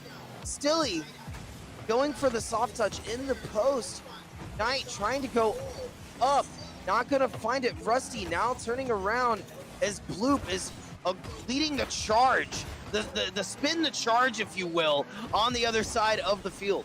He has been, and that Jay Wismont play from start to finish, his defense, that recovery of a save, absolutely outstanding, because we'd be looking at a 1-1 game if it were not for what I thought he wasn't able to get back to. He does, and then scores a goal. So you go from a 1-1 tie to a 2-0 game here, and that's incredibly important because, you know, you try to get that momentum, get it back for the Panthers, and, you know, you get a goal late in game number 2. You think you're doing everything right. You think you've evened the game, and, you know, Jay Wismont takes it away. This is why he's been such an impressive player over the years and continues to be so. Knight almost breaking through, though. So Rusty will now step up on it, but he's bumped away. Allows Stilly to jump up on this one. They'll try to escape the zone. Yeah, I completely agree. I want to say, though, I think the low scores this game have come to looking at the defense of each team, right? The defense is coming out a lot stronger in this game 3, and all the chips are on the line in this game 3. This is the best of 3 set. So it's currently, you know, 2-0, and the Panthers have to kick it back into gear. Knight, oh man. Bloop able to take over and put that one away, but you're right. That's how it's Stilly with that quick pop there, and although Knight gets physical with this team, which I'd like to see more of, right? Gets the demo, but Bloop, again, it's that teammate support. They've had it all series long, and unfortunately for the Panthers, you just you have to look at the scoreboard, and that 2 minutes and 15 seconds is going to come, and it's going to go. Yeah, and it's capitalizing on it, too, not just getting the demo. Oh, and Spincy's going to get the first goal of the game. Almost missed it real quick, but it's not just getting the demo. It's capitalizing off of it. Spincy having the eye, getting the angle. Jay Wismont almost got it out, but it went right in the left corner. Yeah, first goal for the Panthers with 2:09 remaining, so hold that thought. They're trying to work back a little bit. That'll give a little bit of a power, right? Knights has been the leader so far. Spincy's had the last 2 goals, though, so good to see off the back wall, too, but still able to clean it up. Right back into the zone. And Jay Wismont able to clear it over to Boop. And back into the zone, off the back wall, 2-0, but they get a touch away. Impressive stuff on the defense for the Panthers. Yeah, I really like the Panthers switching over to having more of that midfield control, because if they're able to get that and pull the control away from Goated, they're going to keep it on Goated's side a lot more and push them into those defenses. But once again, like you said, they can't let them get those offensive plays off of the defense. Now a transition play, Rusty tonight. Oh, what a save again! Jay Wismont comes through a second time. He is a brick wall in this game number 3. Oh my lord, and it looks like Knight's pushing up. Spincy is there trying to get the conversion. Blue, it's gonna get control though. Like you said, 1 minute left. They gotta get a point really in the next 30 seconds to make anything count. Get that second. Rusty looking for a playmate, gonna get the bump on Bloop, allowing Knight some time to get up at the ball. Rusty now looking for a playmate, but Jay Wismont is there and he is here to convert off of the back post now. On Panthers side, they're pushing in. Bloop trying to get something to Stilly. Stilly not able to find anything. Bloop now pushing back, trying to go to in Panthers goal. 40 seconds left. Panthers needing to get this control, not allow Goated to really have this ball control and just smack it through. Almost a goal from Stilly. Very, very close. 30 seconds left on the clock. Yeah, and I like what the Panthers are doing here as they're controlling. They're getting good passing plays in. They're using the aggressiveness of the goated team against them. But unfortunately for them, it looks like they're a little bit out of time. 15 seconds remaining, down by 2. Knights with the last real push for them. Jay Wismont up quickly. That'll kill more time, and Goated will take this series, but not from a lack of effort from the Panthers. Their effort incredible. Valiant, but just not able to put it away. And so it'll be Team Goated moving on to the finals. Yeah, and wow, Goated they are indeed. It's crazy. In that game before, I think it ended 10-3, right? Yep. So then you look at the numbers, you convert it down, it was 3-1 this game. It was almost Goated had a 3 times point lead on Panthers, both in game 2 and game 3. However, the defense from both teams in that set, Panthers really locked it down in this game and didn't allow Goated to just make those passing plays and conversions that they were in game 2. Exactly right. And in fact, I think the Panthers did a good job of facilitating those pass plays and making sure that they knew exactly when Goated had their tendencies to come out and challenge, and they were able to recognize those passing lanes that they were cutting them off. They got creative, right? They made their passing lanes, they changed them, adjusted those, and you saw some chances there at the end, but somehow, cannot say enough about the defense from Jay Wismont. He was absolutely incredible and a big key there, because that momentum early in game number 3, that was so key in shifting it into their favor in what otherwise was such a close game and series. Yeah, I mean, you look at Jay Wismont's score. He had 3 saves and 3 shots in that series, showing his flexibility with both the offense and the defense, being there when he needed. I mean, I almost feel like the guys mastered the shadow clone jutsu, because he was all over the field, clones everywhere whenever you needed him there. Absolutely. What a series to lead things off in the semifinals, but we have the finals coming up. Remember, it'll be a best of 5 for those. We'll have the details on that matchup and the finals here and coverage of that game here in just a bit, but we're going to take a short break. We'll be right back. Don't go anywhere. Welcome back to the High School Esports Showcase here in Foxborough, Massachusetts, alongside Nuclear. My name is Bearlight, and what an event it has been so far for the Rocket League Championship Sunday. It's been a wild event, and we just watched the Panthers and Goated go at it.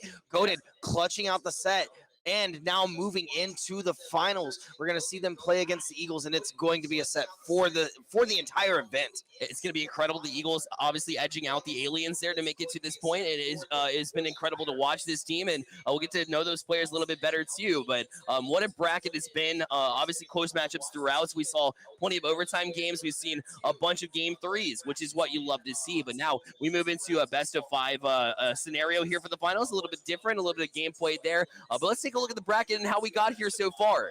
So again, if you look at the top side of the bracket, Goated able to work their way past KZ Esports round 1. Of course, we just saw them face off of the Panthers, and then that's how they landed into the Goated, or into the finals for Team Goated. Yeah, and then on the side of the Eagles, Eagles fought due east in the beginning and then moved on to fight off against the Aliens, moving and securing their spot in the finals against Goated. So very basic single elimination bracket. We're now in our finals match. Yes, and it has definitely been amping up as we've seen them go up.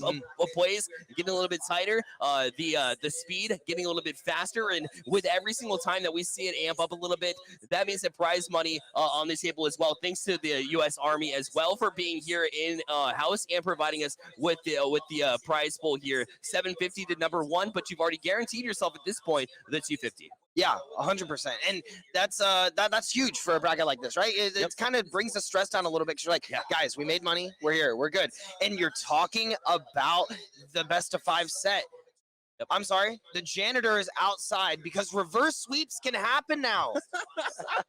Reverse sweeps are a thing. Are we going to see one? It's been likely the way that the bracket is shaped up so far. They've been such quick and close games. But let's check out the roster now for Team Goated, as we have seen them in the past on that last series. Bloop, Jay Wismont, and Silly come out, and my goodness, what a combination it is. Oh, my Lord. I love their pictures, too. Look at that. It's beautiful. You got the goats there. And, give a little shout-out to their names. Bloop, Ryan, Jay Wismont, Nick, Stilly, Ian. They're here, and they're all SSLs, class of 2017, 2021, 2019. So they're all graduated, and they are here fresh, looking for colleges. Yeah, exactly right. And they just solid stuff from that team, passing-wise, both on the pitch and, of course, off it. I've gotten a chance to meet Jay Wismont in the past, and just an excellent individual all around. And, of course, he joins us for this event, and they will not be live. But we have the other side of the team now. Let's take a look at the Eagles, and we'll pull them up on the screen. And what a team they have, too, as it looks like we have the wrong graphic. We'll pull up the right one here in just a second for you. But just to go into what we have for the Eagles here, it'll be Coke. It'll be Tasek and Precision. Again, all SSLs on that team as well, as we'll look to pull up that bracket for you in the visual here in just a second. But this team has been outstanding. Oh, 100%. It's been a day for them. Yeah, I'm excited to see what they have because we haven't seen them on stream yet today. Yeah. And it's going to be a solid match to go through. But they're coming out on stage now. You can see them getting ready, setting up, and ready to win that $750.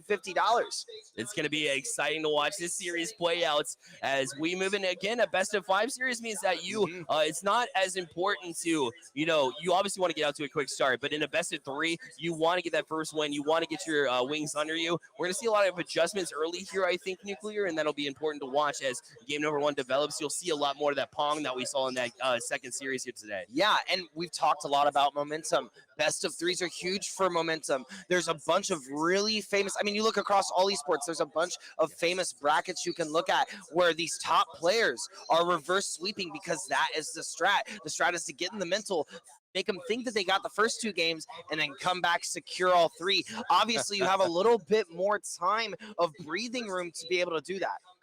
And so we'll head you into game number 1 now, 5 minutes on the clock, and we are underway for Championship Sunday Rocket League. Tasek looking for a play mid here to kick things off, looking to get a pass, but it is going to be met. Bloop now controlling the midfield, going back. Stilly not able to get the rotate quite yet, but Jay Wismont is there. We were talking about that earlier. He is always on point. Yeah, he is. This is across the chance. Oh, they miss that opportunity across. And the first real opportunity here for Team Goated, as again, the feeling out process, but it looks like for me, Team Goated came out quickly, but now it's transition. It's Tasek, quick, whip up for it, gets a touch. We'll find Stilly as they try to settle things down and move back down the field. Yeah, Precision now looking for a play, and Tasek gonna come off of the post, looking for something to play on mid. Stilly is there though, and the defense and the control from both teams is gonna be wild to watch in the set. They're really gonna have to catch the other ones off on the back foot as we're seeing a bit of a cluster in front of goal for Tasek's team. Tasek tries to find Precision across, but Stilly recognizes that very quickly. He's able to jump on it. Jaywiz, He's up for it now, a couple of touches, but again, up to meet him, a defender, and Precision gets the demo way up in the air. It's rare that you see that type of thing. Oh yeah, it's super rare. You almost never see aerial demos, but he had the sniper out. He was out for blood. You could definitely tell. Tasek now looking to get something off of the post.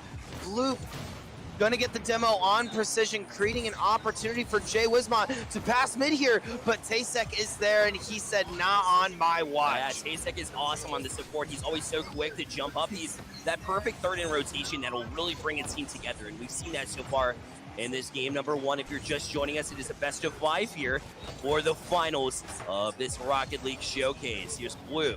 He'll try to backtrack a little bit on it, tries to sidestep a defender, but Dre all up in his business, and he's able to keep it in the offensive side here for Team Eagle. J-Wiz, big clear, giant clear, backtracking Precision. That's an underrated save there as he was on the side post, jumping off the back wall in order to make it. And I thought he was going to get there. I mean, we're now 2 minutes, 47 seconds left, and I knew it was going to be a defensive game, but no one scored yet. It is lips sealed shut. Shut the lock. They're not allowing anything to come through because these goals are walls, barriers. They are. A missed opportunity there, though, as it was open for Team Eagle. And so go to the one time that they were a little bit unprepared there on the defense. They were able to get away with it, but not this time. Dre with the 1-0 lead. Wow, and I almost forgot about Dre, but right there I couldn't, right? He was right in the goal, was able to get the touch needed, the soft on the right side of the car, smacking it in for the first point of the game. So Dre giving Team Eagle a 1-0 lead here, just past halfway played in game number 1. And you know, you want to get that all-important first goal. Of course, best of 5 is a feeling-out process, and let me tell you, it's with a defensive battle and a chess match to start things off. And she's, still able to get a touch, but the follow-up's there, and it's the second goal in 12 seconds apart, 2-0 lead. Wow, and Dre is there. That was a great rotate from Dre. Seeing Jay Wismont come in to try to get the touch, and he got on the right side of the goal. Just all around good stuff from this Eagles team. And I'm really happy that we're now seeing them on stream because as SSLs, I'm sure they've been tearing up the bracket this weekend. They have been on a mission, to say the least. Yes. A mission. And that mission continues. Obviously, the mission accomplished would be being able to lift up the trophy that's not physical in a way, but a trophy that says, hey, we won this High School Esports Showcase here in Foxborough, Massachusetts, at the beautiful Helix Esports Center just outside Gillette Stadium. Yeah, it's an awesome area. And you caught me off guard. I thought we were throwing the money in the air afterwards. I thought that's what was going on. They're just going to take those buckets and dump them.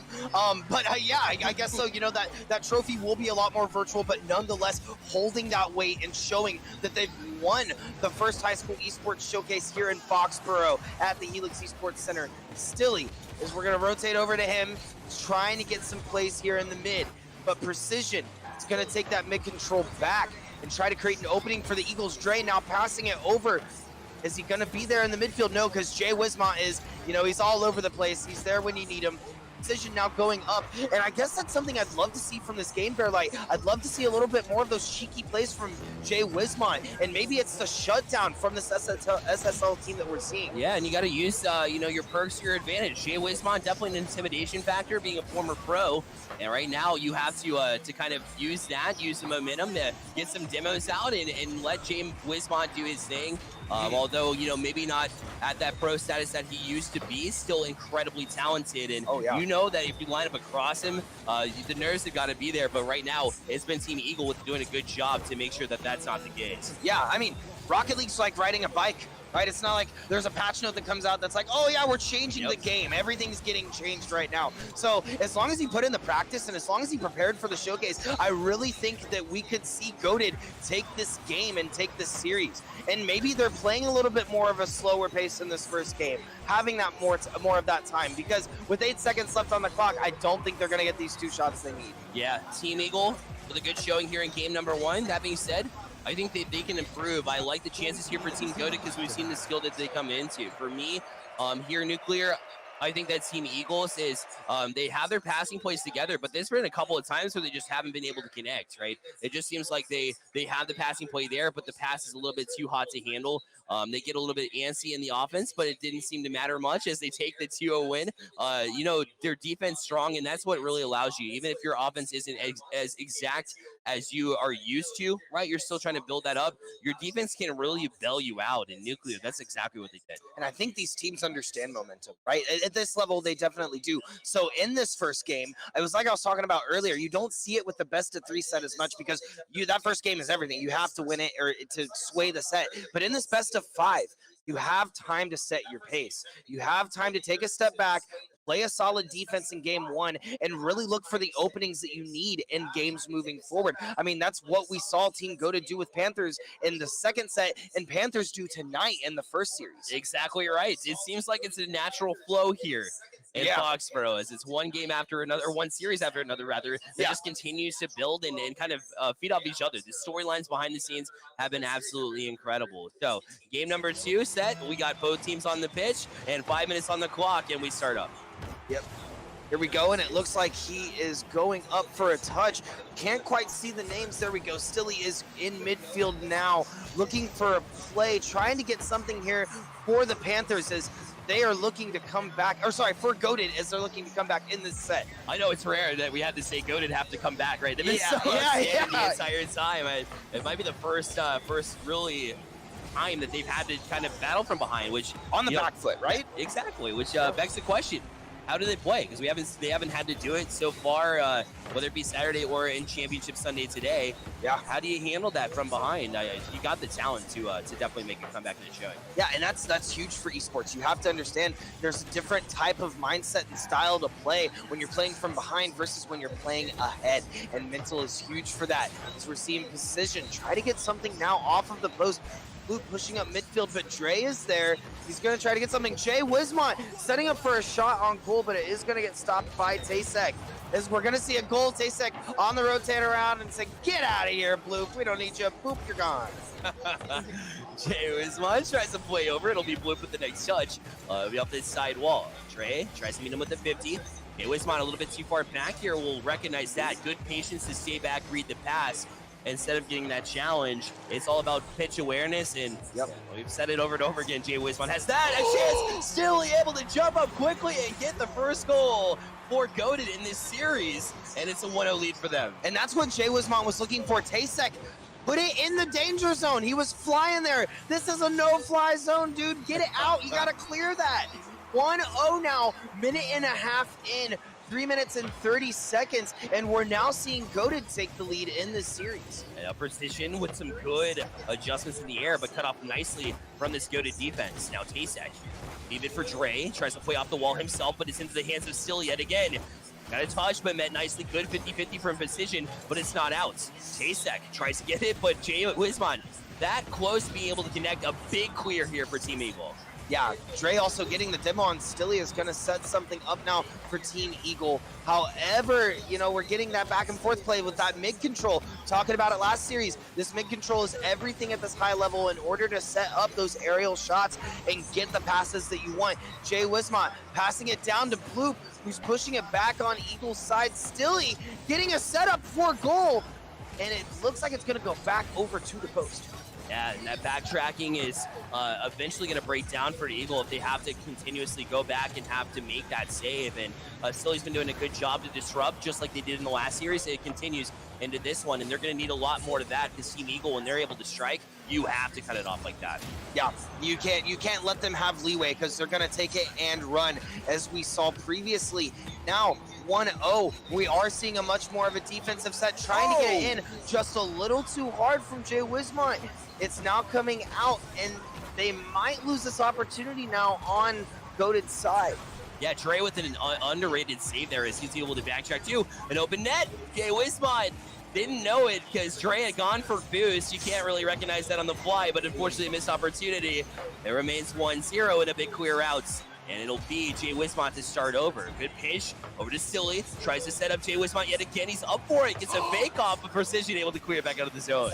Yeah, Jay looks like Dre and Jay Wismont there played a little bit of chicken, both committing to the ball and then backing off, thinking that the other had it in that moment.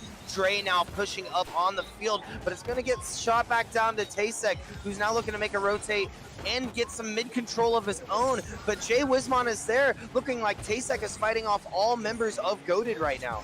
Yeah, has been doing a great job to facilitate.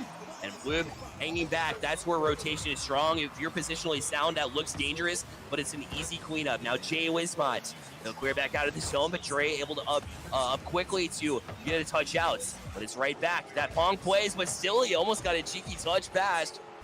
And again, remains this defensive chess battle, or chess match, and battle for positioning here. That's going to play in the favor of Godin here, ticking down under a minute. Yeah, and I feel like we're going to need a little bit of a mix-up on how the offense is going. We're just seeing a lot of midfield control play. We need to see a little bit more of 1-2 passing back and forth and waiting for that third to come in to really secure these goals, because the offense and defense are on the same level right now in this final series. Blue now will try to set up Jay Wismont. He's up for this one nicely. A lot of boost use, and unfortunately, no progress made. Pass, again, a little bit too hot to handle. It's just been the story for the Eagles, with the follow-up nicely done from Blue, as he gets a quick reactionary save there on the free jump, and it'll be T-Sec to play right back into the zone.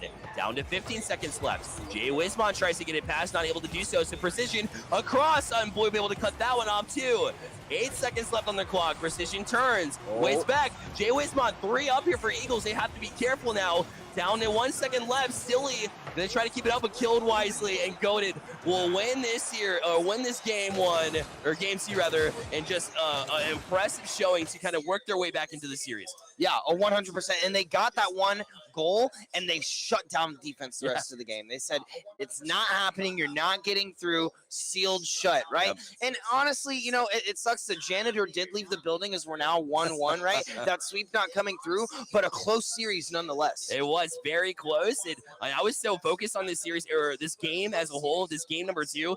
I was so into it that I was like, oh, what game is it? Like, yeah. Like, it's hard exciting. to tell. It is, man, especially with the battle that it was, right? Because that chess match, trying to find out where the defenses are positioning themselves. We talked about it. It existed last series, don't get me wrong, but it's stronger now, where you really have to read where they like to pass, your opponents like to pass the ball, and be able to cut that off with not only your defense, but then you're recognizing their defense and how they do it. So it's really just passing lanes completely. As you'll see more 1, 2, 3 punches in this series than you'll see all day long. And when you get to this level of Rocket League, completely agreed. It's going to be, you are reading your opponents more than you're focused on what you're doing, because you have to know what they're going to be doing to adjust for that, right? To be that reaction, to have that momentum. So Blue now, or Tasek, sorry, trying to now push back downfield. Precision getting a very early demo on Jay Wismont. Stilly coming back with Precision. It's like you said earlier, Bearlight, you wanted to see that aggression, and they are coming out swinging. They have been. The physicality comes up early as well. In this game number 3, I promise I know what game it is. From the back wall will be Tasek. He'll play it to himself. And off nicely from Jay Wismont as he was waiting for it. And Dre will play over to a teammate. They'll get back out. Yeah. It's close. Looks like Bloop is now trying to get something off of posts. So going across the danger zone, they're going to try to set something up. Precision trying to set up for Tasek, but Tasek is not going to get there in time. Bloop pushing a goal, almost an own goal. That was crazy. Dre is now pushing back upfield. Jay Wismont trying to go around Tasek. Tasek putting it back in the post momentarily until he's able to clear it now onto Goated's side. I'll be Tasek trying to find a teammate in Precision, but it's cut off nicely and cleared right back down the zone and pass. Oh, just off the post. And that was a close one for Goated, as they had the opportunity there, but just weren't able to convert. Yeah, and Jay Wismont they're going for demos this game. I love to see that. It's not just going for the demos. We're talking about reading your opponents. If you're only reading 2 people on the field now, it's so much easier to read 2s than it is to read a 3rd person. You have that 10 seconds to get a shot in. Oh my, what a save from Tasek. Yeah, almost. Still, he almost had that, but Tasek was there. And this is that impenetrable defense that we're seeing from Goated and Eagle. And another chance here, and Goated has been all over it, but so have the defense been from Eagles as they continue to put up a presence there and continue to clear out the ball. They've been on the heels for a little bit, but for some reason it doesn't look like they're very nervous about it. No, it doesn't seem like it. You said earlier, it's like these teams have a sense of calamity to them. They're just very calm. They know what they're doing. They're not stressing out, and that's what you get when you get to the highest level. It's not just about being good at the game. You have to have a strong mental to perpetuate and stay in flow state.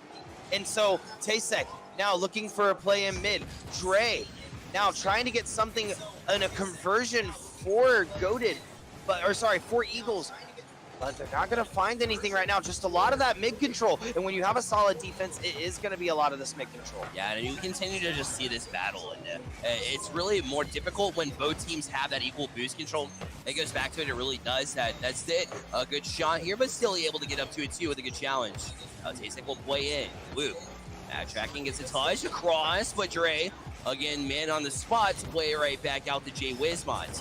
Again, it stays right here in the midfield. There's not much give or take here as they continue to bounce. A close one, but they're not able to get through. But now it's Eagles' turn to play some offense. You know, Tasek almost securing the first goal of the game, just barely hitting that post, not able to get it. Stilly now trying to find something in the midfield, and Dre's passing down. Not going to find anything. I will say at this level, I am a little surprised we haven't seen those solo squishy muffin ceiling shots. You know what I'm saying? Yeah, when you take away space, you don't get that the luxury of that right from the side wall when you set it up. So quick touch back now. It's a chance, but again, a backtrack from Dre. He has been huge defensively in this game. Yeah, you cannot forget about Dre. He is there. And it wasn't able to get in. I mean, this is just, I've said it over and over, but I can't say it enough. It's an impenetrable defense from either team, as they know it could be a 1-point deficit that costs this whole series. In game 3, it has so much weight to momentum in a best of 5. It really does. It's a good place to be. A good chance here. Still, he's trying to tap it down for Blue. A little bit too hot to handle now. Tasek gets a demo out in front too. He's got plenty of room. Gets a good quick off. It'll be back wall. A chance to step up, but against Steely with a good recovery effort to make sure that doesn't happen.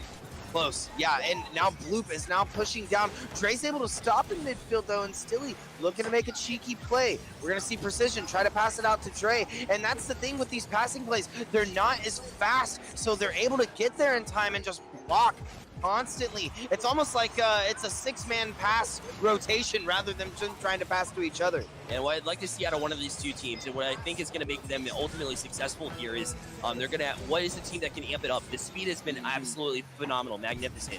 But who is the team that's going to switch up the pace? Kind of slow things down, bring the defense to them, because that really changing that gameplay is going to change the gameplay of the opponent's team. And sometimes you don't want to slow down. You know, when it's certain matchups, for me, I think a change of pace might be the solution for one of these teams. It's just a matter of who's it going to be. I almost feel like that's what we saw game 1 with Team Eagle. Oh, now getting a shot across the goal. Almost got something. 1 second left, and I think we're going into overtime again. Naturally, Nuclear. Oh, it's that way for a minute now. Overtime here in game number 3. As the all-important pivotal game number 3 is a good one. It's going to be up in the air's Jay Wismont. He's got a chance and had his teammate there for a shot, but he's demoed away by Tasek. What an incredibly important demo there on the defensive side. Yeah, they needed it to regain control, reset that pace, and I think that if we could see a lot more of these defense to offensive conversions that you were talking about in game 1 with Eagles, they would come back and secure this set. What? Dre just scored off of the post to get the first and only goal of game 3. You know, it's like I was talking about earlier. It's all, Bloop was off of it too. That's wild. He didn't mean to own goal. He was trying to get it out. That's crazy. But it's all about how well you're able to make these conversions happen. And 1 point when you're at this level could mean everything. When you go 5 minutes without scoring at all, you know that, you know, you can't let anything slide by. You know, to be quite honest, I was expecting a killer pass play, or, you know, a quick developing tic-tac-toe play, as we call it, in that one, and it was just squeaking it in the side post, right? Short side. Regardless, I don't want to take anything away, right? You recognize that the short side post is there, and you take it. That's exactly what Dre did, and Eagles back on top. Yeah, Eagles now 2-1 in this set, and they're pushing that momentum back towards their way, but that was a sealed shut game 3. Yeah. That was so crazy. We saw a lot of opportunities, but even if you look at the saves, there wasn't even that many saves on goal because a lot of the defense was coming out in the post and in midfield. And that's what really makes a team as good as they can be, right? You don't want to have to make those saves, right? You don't want to have to be in your end of the field. You don't want to have to be, you know, backtracking and making that incredible save that we saw from Jay Wismont in the last series as well. That's like the last line of defense, quite literally, right? So you want to jump out, make challenges happen way before that time. Otherwise, Yeah. you know, you're on your heels, like we say. You get uncomfortable, and although both teams can handle it, that doesn't mean you want to. Yeah, of course. And when you're playing at that level, you need to be ready in the midfield to make those conversions. That's how you do it. You can't make those conversions if you're stuck in goal, because now you're using boost management to get across the field, and now you're fighting to get in goal. Almost seeing a 2-second. Oh! And we're going to see, let me just sneak right past you. Taysek getting the score of the first game. And Taysek able to adjust for that touch. Look at that one. Underrated. Although it wasn't a quick goal, it was definitely a creative one. He stuck with it off of that one. And a good call off in communications there. You could tell as he put it away for the 1-0 lead. He's got the water drop sound effect too, which I thought was very appropriate for the goal. You know, just blink, drop, got it in. Trey, now trying to set something up, really securing this lead for the Eagles to have a comfortable final game in the series. You know, that's a good point. This is game point if Eagles win, right? And if not, then we're going to game 5. It's one or the other. But this game 4 could mean a lot, and we have to see Goated come back on top. Yeah, I think Trey has been a big reason as to why they've been able to accomplish, you know, this not only seriously, but again, the game lead in order to maybe secure this. So he's been huge on the defense, and again, he's had a majority of the goals. That overtime winner, but that clutch factor, it doesn't exist in everybody. Yeah, and that's a specific skill set to a player, right? You have your clutch players, but then you have players, like you said earlier, that are great on that support, that can do really well with those passing. You know, our team, we got 3rd in a championship as an 8th seed because we had a diamond that was really good at setting up for our grand champs. So if you can have those plays, you know, I see it from a first-person perspective. If you have a solid 3rd, it doesn't, you know, the rank matters, don't get me wrong, but if they're able to play the strengths of the other two, they're going to shine. Well, Nuke, I think you do have a point there for sure. I like, for all of you FPS fans out here, and I know some of you are live here too, there's support in Rocket League too. Yeah. Maybe it doesn't look the same, right? There's no revives. The game does it yourself, right. But at the end of the day, you do have to have that support. There's no doubt about it. But yeah, there's no healing, right? There's not a car that can just refuel your boost, right? It doesn't work like that. That would be great. I would love that. Yeah, that'd be crazy. My rank would go up tenfold. I'd be that great support player. Don't worry, man. I got you. Here's the boost. I love to hear it. Now back into the zone. Floop. Oh, maybe a mistouch here as Dre has a teammate across. Perfect. Fine. 2-0 Eagles. And Taysek taking that second goal of game 4, showing that he is in position to make these plays when he needs to. Dre with that great pass across mid, though. And he was there once again. The water droplet, very appropriate. Floop. Very appropriate. Yeah. How excited do you think he was to have that goal explosion added to the game? Oh, yeah. Oh, 100%. You know he wanted it. It's a given, right, with the name. Or do you think he named himself after that? Oh, I don't know. That's a good point. Up for debate at this point. Regardless, Eagles really feeling themselves in the best position here. 2:46 left in this one. They've got the 2-0 lead. It's up to Goated to try to make the adjustment. Is this it? No. As Dre able to get that one away. Yeah, Stilly was there, and it was a great shot on goal, but once again, they're trying to go for these very linear shots, and they saw success in game 2 against the Panthers, getting those off shots off of the other parts of their car. They just need to get in position to be able to do that, and it's so hard when you have all this fight in midfield. Yeah, Eagles doing a good job of doing what no team could do in this series so far. Dissecting of defense. Oh, the chance from Goated goes by the wayside. Another chance off the post. Oh, that was their chance. They keep continuing to grind, but what a chance. And Eagles lucky to stay with this 2-0 lead right now. Yeah, they're still in post, though. They still have a chance. Jay Wismont now trying to set up for Stilly, who was almost there, but Bloop is going to have to rotate back because they have control again, and Precision is looking at his movement. Stilly trying to set something back up mid. So maybe now it's at the point where they did lose that chance. They needed that goal. 2 minutes left. And if it's anything like the other games, you know, the defense is wild. They need to find an in. Yeah, Jay Wismont, a good job to keep things on. The pressure continues here for this Goated team. They're not giving up a chance off the back wall. And Precision, a good read, but again, Stilly right in position to set it up again. The waterfall, it's down, flips up, a chance, a save. Oh my goodness, still on the goal side. And yet Eagles survive again. Their defense incredible. Wow, and they're all in post though. So if they're able to get a strong conversion here, Stilly is over there. He's waiting and he's looking for the opportunity. But Jay Wismont is there for the first goal of the Goated team in this finals game 4. An exciting finish for this one. Nuclear has been set up. 105 left. They've cut the lead in half off a brilliant goal off of just persistence alone. Oh my gosh, persistence is a great word, a great narrative for this, because now they have a 1-point deficit. They really needed that with 1 minute left, and I think you're right. You talked about it before the game, Bearlight. They need to kick it into gear. And they've been doing just that, as they have been having, or they had a majority of the pressure. Down to 45 seconds left. They'll be positioned, gets you past one, a chance, almost pushed still into that one, and now they'll try to kill some time, but bloop, they'll play it back out. Jay Wismont, he's on it, but Tasek gonna touch it away. Twice. We'll put it in the zone, kill some more time here with 30 seconds remaining. Yeah, Tasek took it from the entirety of the goated team right there. They were all on the rotate ready, and he stuck it through. But the save from Precision is gonna not allow goated to tie this up when they desperately need it. 13 seconds remaining. Move back into the zone. They've got the best chances. It's down in midfield. Jay Wismont keeps it alive. Here's Bloop, a chance. Back down, a shot. What a save with 3 seconds remaining.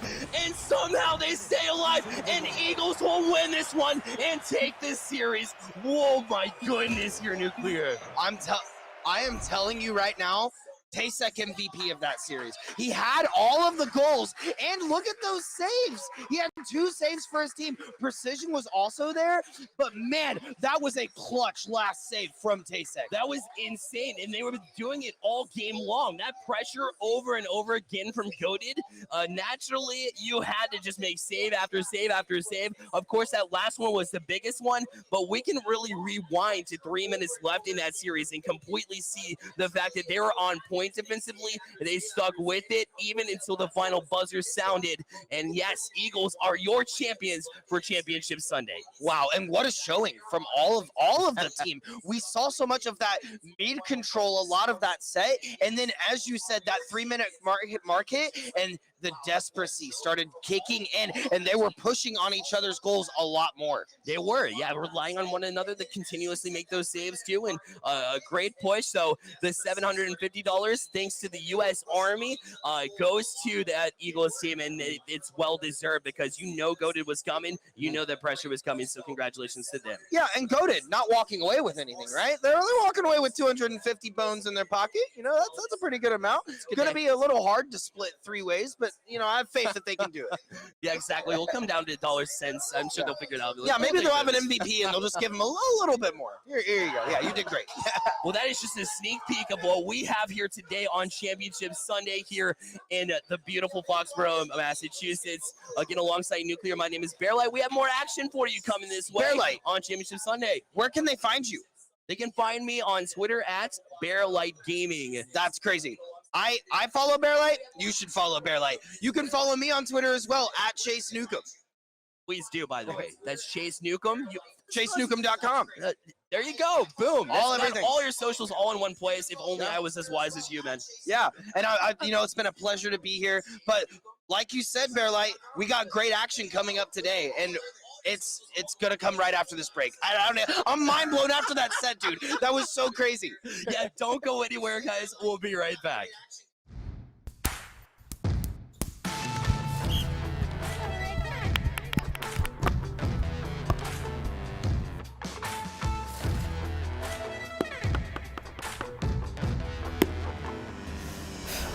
Keep going.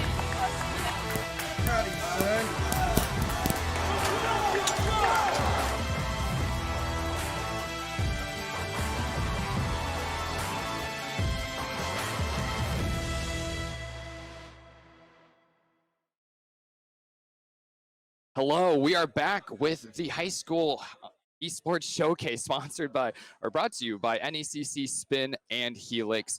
I am Treasury, and I'm joined here by the ever-astute Wialku. We're going to be bringing to you our semifinals match here between HydraCore and Shenanigans. Both teams have done quite a bit to get here to semifinals. It'll be a great match to watch. We have great confidence in that. And right here, before I pass it off to you, Wialku, well, shout out to one of our sponsors here, the Army ROTC. We want to thank them, of course, for providing the prize pool for this event. ROTC is the largest source of officers and generals for the U.S. Army and is the largest grantor of college scholarships in the United States. That's big. That's a lot of money that they're putting out, a great way of supporting these students. So we really thank them for providing the opportunity to do this. We couldn't do it without them.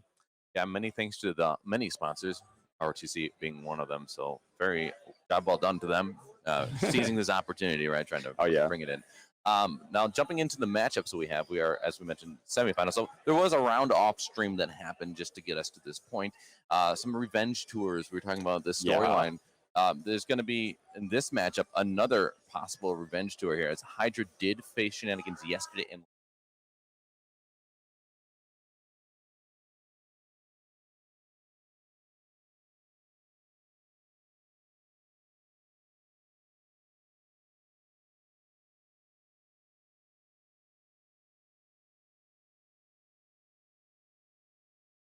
let's go and Flicks. Now, to talk about this team, I actually sat down yesterday after these matches were done, and I ran into Scoop, and I was just talking to him a little bit, trying to understand his background, understand the mentality of the game, and things like that. He's actually the IGL for them, so he's the in-game leader. He's going to be doing a lot of the call-outs. He had said on a previous team for CL Quals that... I think we also have a graphic here that we can look at, check out all of these individual team members. Hopefully, production can put that up here to share that as well as we talk about those team members. Go ahead and get them again. So he's the IGL. Right? He's going to be calling out what's happening in game, trying to get them, to do things. I was actually showing Shenanigans first, so we'll talk about them quick. Of course, not someone to underestimate. Yesterday, they had 2 wins, 0 losses, so they're dominant. They're here through that seeding, right? So they didn't have to face the first round. They're just here on the good graces from their performance yesterday. Yes, they're going to be nice and fresh, not too tired today. They got a little bit more time to sleep in, rest up, get all hydrated and everything, and they're going to be rearing to go, especially if that 2-0 start yesterday. Right, and just to piggyback off of that idea, we had actually casted them, me and Book, yesterday on Consulate. So another team, we talked about how they won Coastline and Consulate, very aggressive map, frag-heavy maps. So that's going to be something to keep an eye on, as both of these teams are in that mindset of being aggro as heck, right? So they're going to be bringing it to each other. I expect to see a lot of firefights early in rounds, but something just to look at these KDs and performances. All these players, just to go back to the game I had it casted yesterday because it's the one I'm most familiar with, no one really was the star player, quote unquote, that we sometimes see on teams. All of them were able to frag. They're very close in their kill counts. And so everyone on this team has that capability. So that's something that's very strong. Oh, yeah, that's so reassuring to see, too. I mean, you look at a roster like this and you see when they're showing those consistent records that they work well as a team. That means that just about almost every player has to have that ability to work really well, synthesize their movements, their positioning, their call outs. So that's a great thing to see in a team, and it means that they have so much more potential to grow from there, because just increasing more technical skill in their strategies is way easier than getting people like mesh right out of this. So that's a great trait to have. Right, and then on the other side, then you don't have that weakness. If that top player for your team is the star, right? If they're the top frag, what do you do? They have the capability of never having that problem really occur, right? Yeah. So something to keep in mind looking at Shenanigans again. Good job from them 2-0 yesterday. We'll see what's going to happen. And mentioning again, they had beaten Hydra yesterday. So now talking about Hydra, they'll be looking for that revenge tour we had mentioned before. And looking at the lineup, I mentioned some of these players before. Someone to highlight again, Scoop. So he's the IGL. He had talked about a previous team. I want to make this point because I think it's interesting. He had been on I believe he told me, a CL Quals team, but he had a disagreement with the mindset of the whole team. He wants to be more aggro. They were a little more passive. So he said, this is the team he likes to be on now, just because they are on board with that. They're going to be very aggressive, especially on defense. So again, that's why I'm saying early in rounds, expect to see some kills flying through, just because we've seen on Shenanigans side, Coastline, Consulate kind of tells you they're very comfortable on frag heavy maps, very aggressive maps. Talking to Scoop gives us the insight. They're very similar in that regard. Yeah, and of course, since we've seen these teams on much more aggressive maps, we mentioned, going to Villa will be very changed. It rewards very different gameplay styles. Villa is so heavy on that utility sync. Utility game is so important. Seeing teams that can coordinate really well for those positioning pushes, for getting frags, getting the opening frags, work on a map that sort of has some different focuses, I think will be a great test of the versatility both these teams bring. Yeah, 7-4 on Coast yesterday. I'm curious to see what will the storyline be here for the revenge. We've seen some teams have gotten their revenge. So let's talk a little bit about the bracket and what the storyline was. I wanted to point out that Hydra had beaten another team that they'd faced yesterday and gotten here, and I believe that was another revenge one. And then on the other side, on the other part of the bracket, there's going to be Infamous versus Slammers. Slammers had just beaten Bayshore, and Bayshore. That one's big. That was a phenomenal beaten match them too, yesterday. going all the way to double overtime. That Slammers were able to put it all on the table and win themselves that slot into semifinals. They won it when all the pressure is on there, and they seem to be really bringing it today. But going into Infamous will be it's a lot. They're 2-0. They've only lost 3 rounds so far in this tournament. So Infamous is looking good. They're going to be well rested and fresh for today as well, since they get to start right in semifinals due to how well they did on that seeding as the top seed going in here. All right, so I want to just also talk about Infamous a little bit, because you mentioned 2-0, only lost total 3 rounds. So that's the other matchup that will be happening at the same time as this match. Those are the 4 final teams, right? Slammers and Infamous, and then this matchup, Hydra, Core, and Shenanigans. Whoever wins these, that's going to go to the finals, and then that will be a great matchup. Dude, so yeah, important things to I'm so excited to watch that one on the big screen up here at the Helix LAN Center, which of course is where this is hosted. It's a great LAN Center. It's so nice to see so many people out here. I've been missing the roar of the teams when they win their rounds, the roar of the crowd. It's just such a great experience to be back in person at LAN team sport events. I absolutely could not love it more. Well, talking about events and leagues and being in LAN, of course, very exciting stuff. I'm going to talk a little bit about one of the events that we want to mention is Vanta.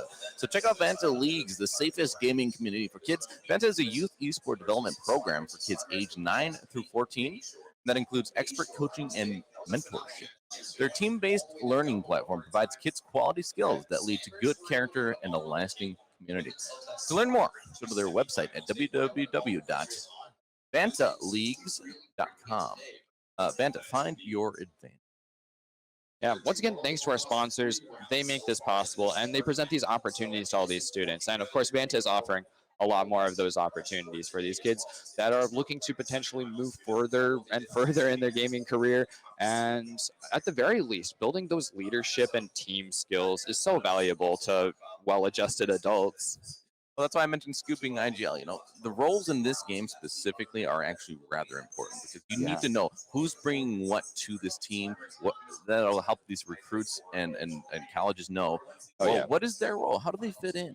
Would they be the right person for our team potentially, or multiple people on this team if we could bring them in? You know, these players, different points in time in their career. Some of them are already graduating. Some of them graduated this year. Some of them, a couple years out. So they might not all be able to go at the same time to these teams. So you have to really think about what role do they play. Yeah, a lot of times these high school teams, they're a little bit limited because they can't last for years and years because they just won't be together in a couple of years after they graduate and such. So it's all about finding those players that can play their role and work as a team no matter who it's with, because once they excel even further through their competitive careers, they're going to be working with brand new people. So all that team building, really valuable. I just want to mention we're just waiting on one player to get into the lobby, so that's why we're talking a little bit more, just to try and see when can we get this game started. So we do apologize for that delay, but I mean there's still plenty to talk about in this matchup. I just want to point out again, aggressive maps before. This is Villa. So let's talk about Villa a little bit. We talked about it's a bit different in the gameplay. Tell me why would you make that point? Yeah, so Villa is a really versatile map. It's a little more on that utility sync. We see, especially upstairs, there's so many great positions to hold and some strong objectives. Most teams are very varied. It's very polarizing thing. The objectives you even go to on Villa, because the two top floor objectives have been regarded as the strongest for a long time, but over time Trophy has fallen out of favor a little bit more in favor of Kitchen. Some teams going for it first or second depending, and that presents a really different hold and it's presented some really different attacks. Even in the last season, we've seen a huge change to the meta of pushes from the west side of the map, from Living Room and Mud Room, And that's become very common to push up astronomy stairs, which wasn't really a thing not too long ago. Right, a lot of changes. And speaking of changing, we're going to change it up. We're going into the ban phase, and the first one coming off the board is going to be Sledge. So That's an exciting one, I've seen some Sledge bans become more prominent, which is really interesting. Not an op that you would normally see being banned out. Thatcher, very common. I would expect him probably the second one coming through here. So just another operator, both the SAS ops off the board, but instead, actually, he's going to go through instead. Ace off the board. So. Looks like Shrimp was looking forward to playing Ace here. There's a little sad face in chat. I think the Sledge ban goes really hand in hand with the point I was making earlier. Sledge is a character that excels at that vertical play upstairs, and looking at the first floor objective, especially, you look at Kitchen, opening up the floor and getting lines of sight into objective is so valuable for the attacker team, and Sledge has the best access in the game. We'll probably be seeing common use of Buck in order to make up for that. He has that underbarrel shotgun, which does a great job of opening up floors, opening up a lot of that real estate, and closing down rotations within sight for the defenders. The last ban's coming through on the defensive side. Mirror off the board. We talked about how transformative she is to a site. She has a one-way mirror, right? You can look through, so it's going to make the players respect it on the attack. She's not there anymore, so you don't have to worry about that. One of the gadgets that is one of the most annoying to deal with is no longer on the board. Yeah, it's even got a nerf incoming here once we hit this next season update. So we have that confirmed. We know that that's a character that's really oppressive and is a little bit in need of that nerf. So most teams are opting to keep her out until we have that change coming in. Another operator really huge utility sink and really dominating with their nerf coming in is Malusi, this defender. She has bulletproof gadgets that slow down the attackers, and they just take so much because you're going to need to use a frag grenade or an impact grenade or one of Ash's breaching charges, and those are very valuable to an attacker, especially on a map like Villa that's just so utility oriented. We'll talk about utility. There's plenty of utility on the board. We see a Frost being brought on top of the smoke. That's two different shields potentially being brought here by the defenders. So something to keep in mind is where are those shields going to be positioned? These shields have little holes in them in case some of you are new to Rainbow. And so you can actually sit behind it and still see them pushing up. You can choose the good timing to peek if they're overly aggressive. You see Smiles trying to get a good placement for I love that placement right there. You can climb up on the table, place your gadget up where it can't be punched. One of the only free way to break it. Otherwise, you're going to have to use your utility. And if you break the table underneath, that won't be accessible for the attackers. They won't be able to get rid of it unless they use those explosives. That's some of the great micro things that shows that attention to detail that these players have. Attention to detail will certainly be important. Did they see the cancel come through? How are they going to counter that with a Sledge ban? He's usually the one who can go up and sledgehammer those and open them up. Otherwise, now you have to use some of the charges like you mentioned. They do have Ash and Zofia. There's a lot of them. And then also someone to keep in mind, we saw Buck be switched off of the lineup on each team is revealed to the other team, but you have the option to 6-pick one op. So we saw Buck, you mentioned being important. It's actually switched off of him onto the Iana. Iana now has that new backup gadget. Yeah, she has the Gone 6 now. It's a secondary emplacement for pistol that allows her to use one impact grenade, essentially. It will blow up something like a deployable shield, which they have two of on this defense, one of which is placed, so we'll see where Splatter ends up putting his. But that's going to deal with those. It's going to deal with Malusi gadgets, so it adds a lot to that versatility. That's the utility that we're talking about, using explosives to blow through bulletproof gadgets that add so much to the defense. Well, looking at it here, they're doing the standard clear from the north side. They're going to get control of Statue and Trophy and just start pushing and trying to get 90 control after that, and then eventually make the execute on site. Very common. I don't think we've really heard any gunshots yet. No one's taken any damage. This is a slow and steady round for Hydra Core. We are expecting really aggressive attack, but with Shenanigans also being a little more conservative, holding back towards site, nothing's really coming out, and here we're seeing the very first engagement with a minute and a half in. And it's with two people. There's a double kill coming out for Lesko. A great way to start this round. And already he sees another. He's opened up this opportunity for his hard breach to open up that door. This is very quickly gone sour for Shenanigans. Yeah, down on the flips is going to make it so it's a little bit harder for these attackers. But Lesko getting another kill. And now Splatter getting a kill onto Lesko, shutting him down. They have the triple, I believe, on the round. So that's going to be a really good job from them. Trying to seal the deal. Splatter trying to get a shot there for the SMG-11. Not the easiest weapon to handle. It's a 1v close plant situation as well. But he gets one onto Braxy, trying to follow it up. Defenders have eyes on the diffuser. With the Attackers shotgun. need to protect it. He has a 1v1 because two players are down on the attack. He's going to have to make his way to 90. Going to get the kill. Not the best weapon to have in hand at a distance like that. And the attack is going to win the first round. Wow, Splatter downing another, leaving himself in that 1v1 situation when we did not see that coming. That was a 5v3 at the beginning of that push with the plant going down. I mean, That's a great way to start off this round. Nearly an entire clutch from Splatter with a shotgun.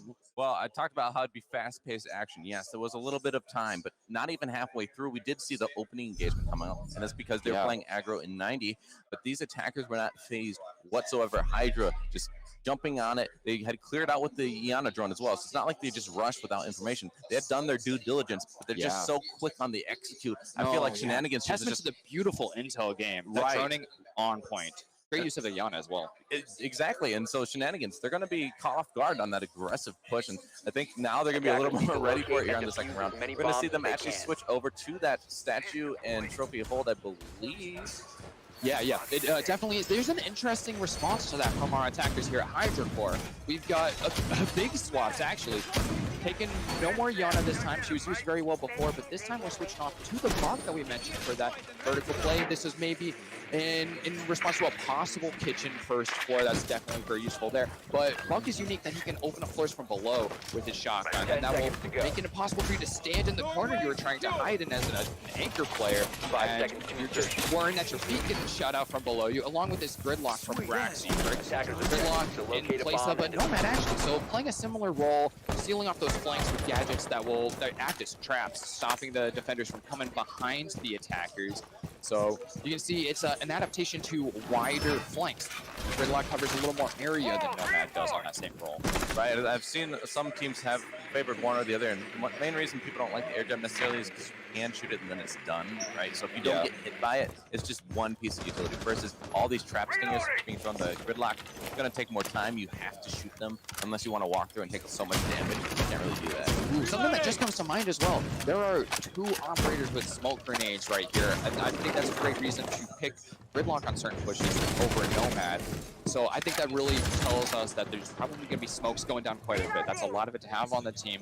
Unfortunately, it's kind of trading those out for those frag grenades. We lost the Sledge, who's a great operator with always relevant in using those frag grenades. So you have fewer options. We mentioned the Buck before. He is down below doing his job, opening up the board, trying to help on the wall, excuse me, a bedroom, help get it opened up. Clear the utility that is electrifying it, and you see the claw being shot by Grimso. His job is now done. They can start rotating up and trying to push onto that top floor hold from these defenders. And they do have the hard breach in hand, and that is going to come through the wall now opened up by the Thermite in bedroom, and now they have the right lines of sight. The execute should be coming in shortly. I love this consistent drone for the first minute and a half and get that utility. Just get in, take minimal engagements. That's what HydraCore is doing right now. They've got the wall open. They've got pressure from below. But that's going to go awry right now. Shenanigans getting 2 kills very cleanly. Only having Booyah down. He may even be res at this point as there's no secure on that quite yet. And very suddenly, HydraCore, having done their due diligence, are down to their last 2 men. That is not where they want to be right now, especially with such a great pace set. Gonna even odds a little bit here from Scoop taking out Splatter, but it is still not in his favor, and there are more behind him. A Brimster taking some damage, but getting what he wants. Flixer is alone. He's gonna secure that kill, bringing it back to a 1v2, but still not what he wants to see. He's in sight and surrounded. Jigbone gets the kill to finish off the round. Yeah, Shenanigans coming back and flapping hard. They're not gonna let the momentum swing in anyone's favor here, at least not yet. They don't want to lose 2 rounds in a row, and the switch bomb sites really worked out for them. We talked about how if you repeat a bomb site, you've already shown your hand is a lot easier for the attackers to have success the second time around. They decided not to do that, right? Let's go to another bomb site. They haven't seen us play it yet, and it worked out really well. Yeah, it's a nice little bit of the mind games. I mean, sometimes we say it's like 3-dimensional, 4-dimensional chess and Siege, because despite all the technical plays, the gun skill, the positioning, the strategies are so brilliant in this game. It really shows what the teams and the coaches have to offer. And I think maybe the coaches go a little underrated sometimes because there's so much room for these complex strategies and the interactions between 10 different players at all times. Let's take a look at the bomb site. This is living room library. This is the least played bomb site. It's very hard to hold. A lot of the times, if they are going to do it, they're going to go above. They're going to open up some vertical angles and then try and play it that way. So these attackers are going to know about it once they know that this is the bomb site. They're going to be trying to clear that up. The castle being brought every round. That's going to help them slow them down again. That's probably why they decided to go with the Sledge ban. It was Shenanigans who banned them. And so they're going to be bringing this castle in. This is what they had planned for, right? This is the prep. You'll see it in action. And I'm curious to see what the answer will be.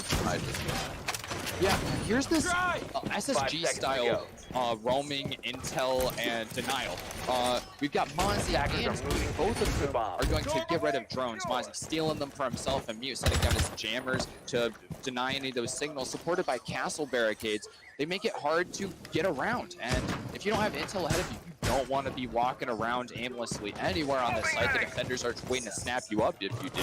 So that'll be the advantage of all this drone denial. Even Maestro is going to be doing his part, shooting out drones with his cameras anytime they push up towards site. Yeah, so we'll see how many pests will capture the drones of the attackers. That's Mozzie's power. He will take over the attacker drones.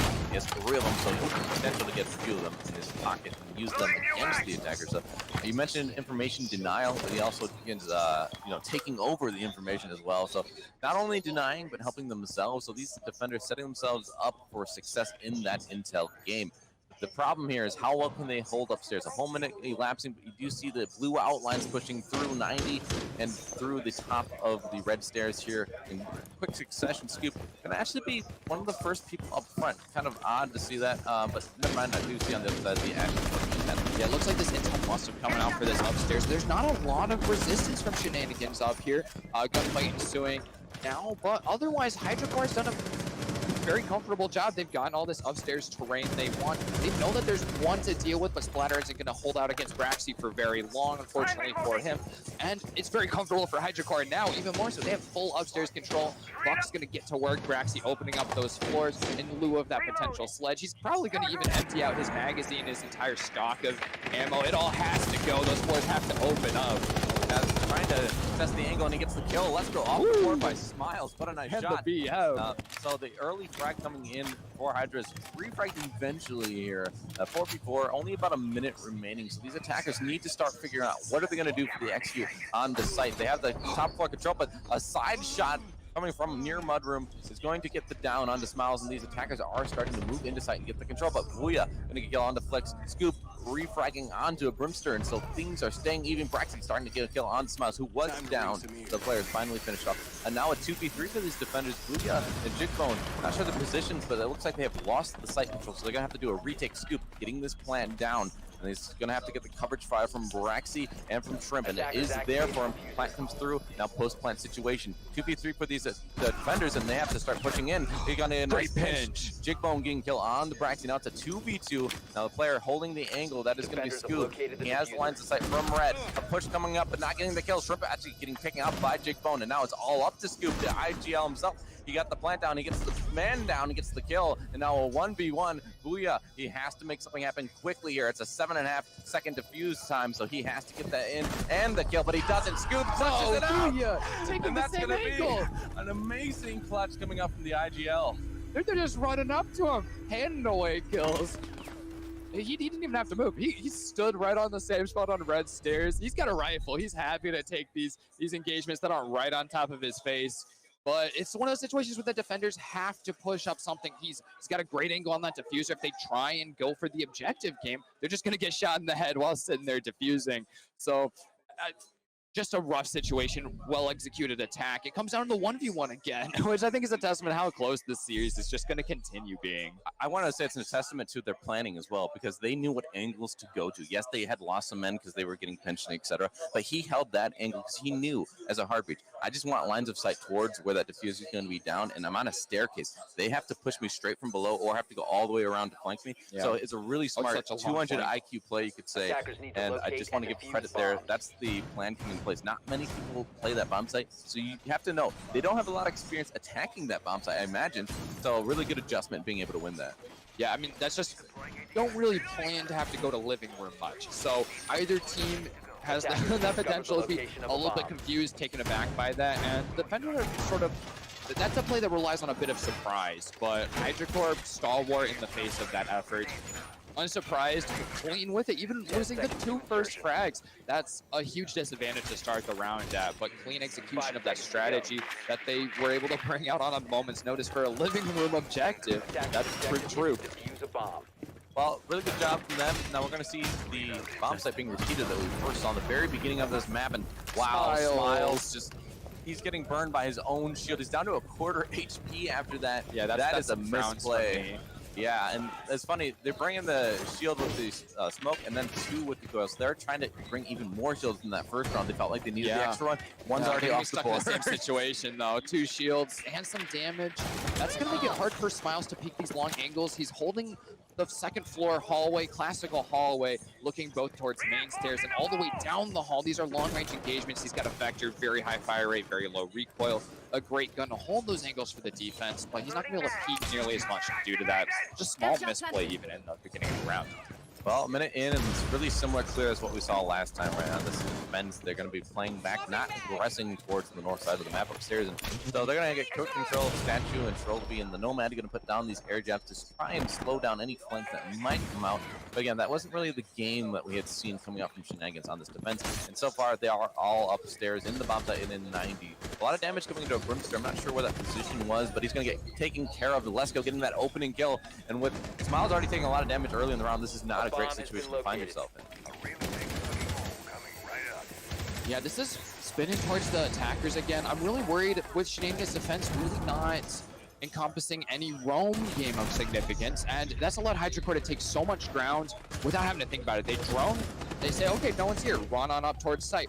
And that allows Lesko and Braxy to pick up big kills here, leaving Splatter alone. He's gonna get a melee kill, but he's left alone these close range guns and rifles coming at him. Flicks doing a great job of cleaning that up for his team, although it wasn't really in question. Stuck in sight, surrounded by 3 attackers. I believe Splatter was on the smoke last time, and he had that 1v1 because he had down, or one player's down, and he downed another with the shotgun. Yeah. But this time, he wasn't going to be able to even get close to that heroic play because his team had died so fast yet. We're seeing that execution from Hydra. It's so quick. Once they got the intel they want, they just will pounce on you, and Shenanigans just doesn't seem to know how to handle that aggressive, quick execute. Yeah, and I think this this Legion pick is one of those things that's going to add to it. Legion's got a great gun. He's got a great gadget for slowing down the attack and adding a little bit of threat on them. You know, when you step in a 3-inch long poison needle, you're not super intent on running immediately. So Legion will slow them down, make them a little more wary, and give them some information. When he hears those go off, he knows where he needs to run off to look for that flank. And hopefully that's the role that Booyah is going to be playing here. And it's one that I think their team is sorely needing at this moment. Indeed, and something else to keep in mind, Fred. Splatter got that opening kill on the one round that they had won. Every other round that they've lost as well, Hydra win. So opening kill has been so valuable, significant in this matchup so far. Yeah, it's that live by the opening kill, die by the opening kill for your entry fraggers. That role is just such a feast or famine one. When you're going, but when the other team has a little bit more coordination on the attack, then you have to rely on your support to drone you in and give you all the info. That way you can be successful. But at this point, it's just not paying off quite as well as Flix and Lesko are sorry. It's going great for Flix and Lesko. They're doing phenomenal opening up every time, but for the entry denial players on Shenanigan, it's not going their way, of course. Yeah, it's a little bit harder to know who's going to be the first defender because they're not having much of a roam game, right? So we don't know who is primary on the defensive side. I'm not really sure whose job it is at this point. Maybe Booyah. It's so hard to know, but in this case, they're not doing that extended hold out, right? So they're going to give up that south side control very early on, which again depends on the team's play style. In this case, that's the way Shenanigans wants to play it. Now, we do see that the buck has been off the board in this round. Last time they went to this attacking this bomb site, they had the buck help them open up the floor. This time they don't have that available, so I'm curious to see what the adjustment is. Well, Braxy did choose to go with 0 this round. He can shoot one through the floor potentially. He's got these little cameras with a one-use laser zap. Those could remove the electrification that Kaid has put on the walls on the second floor. Jigbone playing that support role. Being quite successful on actually these gunfights despite having to deal with a subpar gun with a 9mm AUG. Well, Flix can get the opening kill on the Jigbone, so he's being very aggressive in the corner there. Braxy getting another kill on the Splatter, and things are falling apart, but the quick kill by Booyah is going to try and bring it back. The Flix is going to get a kill onto him, so refrags are coming in now on the side of Shenanigans. 3 kills coming in. Smiles getting 2 there at the end on the Scoop and on the Flix, and now it's all up to Shrimp in a 1v2, but he gets shut down. Smiles! A triple kill on the round. He's going to help Shenanigans stay in the game. Hey, Smiles, a little bit frowny last round, hitting himself with his own Goyle shield. Triple kill to clutch it out in a situation where his team is significantly behind. He's earned that Bolo charm on his gun. Well, putting him over onto the role, the Jaeger certainly showed that maybe is more comfortable for him. On the Goyle, didn't look like he had as much comfort. Well, maybe he's playing more passive because of the health. use that go shield, but he was just very passive with the vector holding in sight, and it just didn't work out. I mean, I think that's sort of speaking to how Shenanigans has been playing. These 3 rounds that HydroCore have been phenomenal, taking advantage. They recognize the hold that Shenanigans is putting out there, and they say, okay, well, if you guys aren't going to stop us from pushing real fast, we're going to do it because that's the most comfortable, easiest way to win. So, nothing to hate there from HydroCore, but Smiles proven his gun skill there. Attackers need to locate and defuse as many bombs as they can. Yeah, it was nice to see them kind of bounce back. Opening kills didn't go in their favor in that time. They were down a little bit, and it looked like it was going all in Hydra's favor in the early kills, at least in the feed. But then they brought it back. Those last few kills just sealing the deal for them. They're going to go to the kitchen dining defense. We haven't seen this defense yet, so no real history to go off of to see how successful this will be. But one thing I want to talk about quick, we haven't talked about this map all that much as far as, like, I know we're going to say this is a defender set map or a consulate both levels set. These are usually attacker set. This is one of those maps that's very balanced. So that's why we haven't really mentioned it. No team in this match really necessarily has a huge advantage here. This is one of those maps that's very common to see even splits. So if Shenanigans wins here, a 3-3 split, very common. Even sometimes attackers set it. So this map isn't something we can really base anything off of when it comes to sides. Yeah, it's one of those weird things where Aviator feels like almost one of the strongest strongest objectives in the game. Meanwhile, Trophy is strong. You like Trophy unless you don't like Trophy, And the same goes for Kitchen. You gotta hold very vertically on both of these, and the push is going to be very vertical as well. So you're gonna have to adapt to that and really recognize where the attacks are coming from, because there's a lot of options for the attacking strategies here. This time they're coming from the south pretty heavily, which has been their mainstay strategy for any of the north side of the map objectives, and obviously you've seen it work quite well for them so far. Drone, we're coming in. They have the Jackal on the board. We haven't seen him brought. He's going to help get some more of that intel. And this is a bomb site. We are seeing someone playing in Astro. They need a little bit of a roam presence. Otherwise, you give too much control. And we're going to see the vertical play, especially on this bomb site. This is a bomb site where the ceiling is very destructible for those the attackers above. So Buck being brought is certainly going to have a lot to do. If he gets C4 from below, that could be really bad. And no, he could have gotten missing the timing, but he does get the down on the shrimp, so that could seal the deal. That could make it so that the soft destruction above isn't very great. Splatter getting an opening kill. That's officially it onto Brax. These attackers having a little bit harder of a time attacking this bomb site. There it is. There's opening kill from the defense. That's a great sign for Shenanigans, as we noted before. That has swayed. I think every match or every round so far has gone the way of the opening fragging team. And this time, HydroCore is looking a little worse for the wear. They're going to get a kill to even up the man count, but Flix and Shrimp are very injured from that vertical play. The C4 downing Shrimp earlier, and Flix is taken off entirely by a Brimster. This roam is actually doing the job perfectly. This adjustment has finally come through, and you see it in the op lineup. You see it in the positioning of these players. We got Capcan, Mozzie, and Jaeger, and those are playing more aggressively than they have before as well. And looking at the drone economy, out of the players who are alive, there's only 2 drones that they can control and move around. Other people who are dead, yeah, they have drones, but we don't know where they're positioned, and they're stuck where they are at this moment. So not going to do all that much for them more than likely. Let's go. Trying to push him to sight, but he's unaware of the man by the grandfather clock. That's Splatter getting that kill. Now they're in a huge man advantage. 4v2, and time is ticking away as well. There's only a little bit over 30 seconds remaining for these attackers, and unfortunately Scoop on the walk back gets shut down. Brimster also going to get in on the action, and that's going to be another round for Shenanigans, evening up the round count before the split here. Splatter is just going the mile. He starts his first kill at main stairs to the far south of the map, ends it with a kill on Astro stairs on the north, just doing a full donut, looking all the way around the map for players, and he was the final boss there in order to get into China Room and in order to even get into sight. So that's an attack that's entirely blunted from even seeing the sight from the attackers. Now they snag another round. And thinking about the word snag, I want to quickly talk about Kovacs ad. So here we have the snagging of scholarship down. There we go. So head over to Kovac Station to compete against students nationwide for a chance to win your share of $7,500. So just a quick little read off there. That is certainly a good bit of cash. So, it doesn't take a lot. Just go over there, check out your aim, see how you do, and maybe get some rewards for your work. just get Kovacs, get good. I mean, that's the the go-to when you're having a rough time. You win 10 ranks or you lose 10 ranks games in a row. What do? You just gotta get good sometimes. That it goes back to going to the lab. You gotta get on Kovacs, get that aim training in. Just make sure your flicks are on point. Make sure you're fully comfortable. And it's all about dialing in your skill in order to make sure that your strategy isn't the thing you're relying on as an individual player. Well, I'm sure these two teams have done their warm-ups as it is. Clearly. It's a very even match so far. We're going to see the split as we mentioned. So now Hydra is going to shift over to the defense. And like we saw coming out of Shenanigans, this is a very popular bomb set. This is going to be their first one here in Aviator games.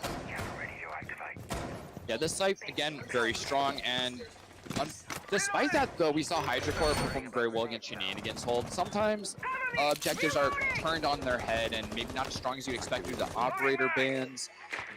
That can go either way, but Hydra Core have done a great job of exploiting the Shenanigans defense. So now that the roles are switched, we're seeing Hydra Core go a lot more aggressive. Malusi already all the way out in Aviator. He's going to get droned out, so the dogs are coming for him. Shenanigans looking for this roamer, and they don't want to have to deal with what they didn't have. Flex getting that opening kill on the jig, so the defense starting strong here for Hydra. I mentioned their aggressive team. Scuba told me about that. Well, we're already seeing the aggressive hold coming out over on the north side of the map. Something Shenanigans did not do, and it's actually netting a gain so far, at least, for Hydra.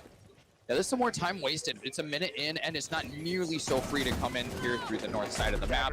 Even getting a kill. Flick's getting the second one on Splatter, who's been so valuable to his team, and Smiles. This is a 5v2 with an explosion going out on that closet wall. No kill there, but the fear is definitely there. Booyah, despite that, is going to pick one up for his team. He's not gonna go silently unlike a Brimster, unfortunately. So Booyah is left alone. He's got a great gun in the action for Moss, but there's 4 defenders left, and this is, I mean, a minute 30. This is where we saw Hydra Core executing on site before. So these two roamers have done so much more, and it's a great adaptation to his strategy there. I mentioned the aggro. I said early kill feed the rounds, and so far that has been the case. Hydra, they've been so dominant coming through.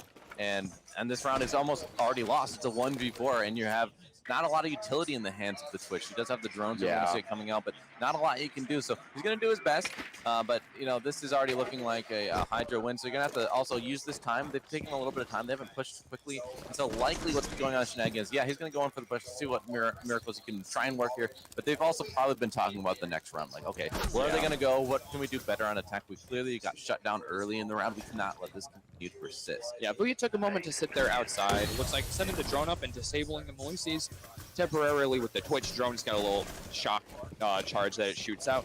Disabled him, makes this he could easily run up red stairs without getting slowed down by those bulletproof gadgets. But there's no point in pushing up through smokes. He's just going to lose his life. And, we're all here for the KD. We'll be quiet about it, primarily here to win, but nobody doesn't care about their KD. No kill for him to boost that, though. Scoop finishes him out. Happy to pick up the kill for himself. Yeah, the smoke with the shotgun in hand. It's not even really a fair fight if it's a 1v1. Yet again, a 1v4 is even worse. So kind of what we expected to come through. I'm hoping, though, Shenanigans use that time wisely. Yeah, let's talk about the next round. So looking at the bomb site, we've talked about this is kind of where teams will shift it. Differentiate, let's say, between each other. So they are going to go to the statue and trophy site for the second one. Though we've mentioned this site has become less favored. The percentage of winning on the site is actually not that great if we're looking at Pro League stats, at least, which it dictates the way that the rest of us live our lives. The pros, they just set the precedent, and the rest of us work with that. That's the when you're doing a surprising stratus because you haven't seen it before in Pro League is usually how that's set. Splatter on the Finca. Yeah, the 6 pick away from a hard breach, too. So that's something to keep in mind. They do not now have any hard breach. Look at the gadgetry. Not even a secondary gadget, which some players like, I believe, the block could be bringing. He's not bringing flash grenades instead. So they have no hard breach capabilities at all. So this is going to be straight pushing through the lines inside that already exists, or at best, some soft walls that you might be able to open up. Yeah, I'm not too sure what that move is. It's obviously not going to be a master bedroom push that's so reliant on opening up this wall that our Kaid right now is reinforcing. His electrification is going to make it hard to get through those, and I mean, impossible to get through the wall anytime with no hard breaching potential. So this is probably going to be attacked from the south, potentially up Astronomy Stairs at the far north of the map. That's where we're going to be focusing on these attackers who have adapted beyond that to the hold that Hydra has. If you look at a Brimster playing IQ now, she's able to deal with those Valkyrie gadgets. He's a little called out here since there's none of them left, but he'll still potentially be able to open up the Kaid for the minimal benefit that gives, I guess. It's kind of strange looking at the lineup because you would think, okay, Buck can help get things open up from below, help you open the wall. Or IQ can help It open looks up really the wall. focused on opening Right? And then the you don't Kaid. have the hard breach. So it's like kind of strange. The finger boost will come through though. So what she does is she gives you a little bit of boost and help, but she also helps it so the recoil is a lot more controllable and helps you move things faster. The utility doesn't hurt you as much. Splatter getting that opening kill on Braxton though. So a quick rush in, trying to get the kills and the surprise scoop, finding out about it, getting a kill onto one, and now Shrimp onto Smiles as well. Booyah trying to get a refrag onto Shrimp, and the plant has started to go down. C4 going to miss. Plant is continued and finished down. So now it's a 3v2 in the post-plant situation. Scoop getting one, but refrag by Jigbone, and now a 1v2 for Lesko in a post-plant situation. This is not where you want to find yourself. The rush has seemed to work out, and Splatter will finish it. Lesko off the board to finish that round, and Shenanigans keeping it close, keeping it even. Wow, what a huge adaptation of that strategy. I mean, HydraCore roaming real heavy on that defense, and it paid off dividends in that first round of their defense. And the Shenanigans with the perfect response to that. They're not even going for your normal objectives. They're going for a Finka rush, and it's not even like a poorly planned one either. They were in sight, able to plant within the first minute of the match, and that's unprecedented unless you're gaming. And I mean, you look at that. That wasn't a meme strategy. That was a pre-planned rush. So two things to mention. Matching aggression with aggression. Oh, you want to do a very aggressive hold and extending out through the map? Well, then we're just going to be super aggressive on our push, go straight to site. So great counter. The other thing to keep in mind was they kind of baited them. We talked about, oh, you bring in the Buck, you bring in the IQ. What would we think? We think hard breach. That's probably exactly what they were thinking on the side of the defense. They're going to get this wall open. Look at what they're bringing. They're bringing these options to help open up the wall. Well, that's the bait. Let's switch over to think we're actually just going to rush straight to the site. Yeah, that's I think isn't always an interesting operator to see. I think we've seen Splatter on this sort of flex pick option here. We've seen quite a bit of him. He's going 10-6 right now. Is he the first player to hit double digits this game? Yeah, just very closely followed by Flix on the defense for HydraCore. But Splatter has been doing all manner of different strategies. Finka last round to KB this round. I think he might even, did he play Jackal 2 rounds prior as well? Or I wait, feel like the no, roles have switched. Yeah, no, some of the lineup is the same, but definitely a switch up on who's playing what. I can't count because there's only 2 attack rounds prior, so it happens every once in a while.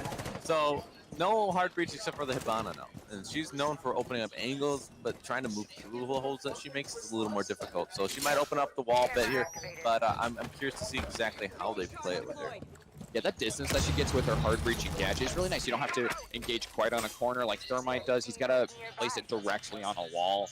That's a little bit dangerous, and he's not going to have to deal with that same problem. There's a lot of vertical play from defense before as well with Braxy and Lesko. Both wielding C4s in their pocket there, so they can play below, throw one up there, get a kill. We saw a down come out last half, so that's the kind of thing you'd expect to see from the C4s below.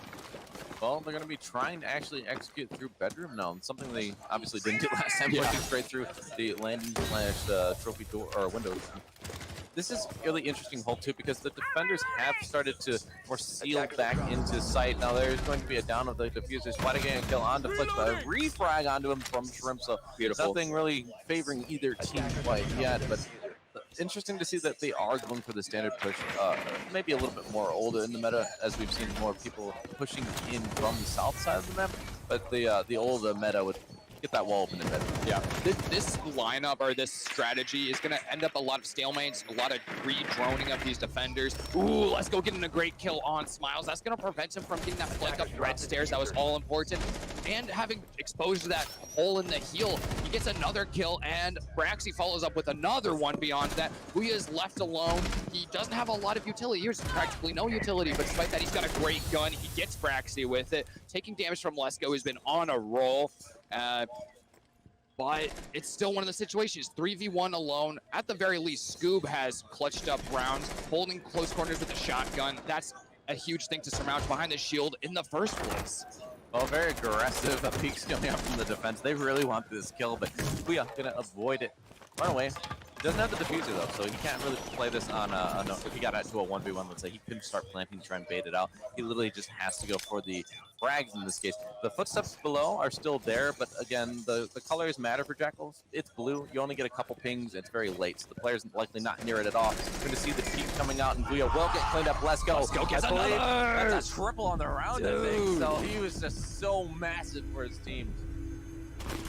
Wow, Let's Go just has so much presence on this realm. He's dictating the pace of the initial rounds here. We didn't get to see that from Shenanigans. I was hoping for it that whole time, but HydraCore is giving us a masterclass on that roaming, especially from Let's Go. Yeah, really job well done to Hydra. They've won the bomb site that they had previously lost, so they made up for that, and now they have to go back to the initial bomb site that they had won, which is Aviator Games. And last time they were on this bomb site, it was down to a 4v1 in their favor. They had really dominated on that extended roam, like we had mentioned. Splatter said this is so fun right now, and this is a great match to watch. It's so close, 5-4. I really would be so surprised if this does not go to that overtime. I'm hoping we get the most of this as possible because there's so much interplay between these teams. HydraCore goes left, Shenanigans goes right. Every single time there's all these great fake outs and reads. They're in each other's heads.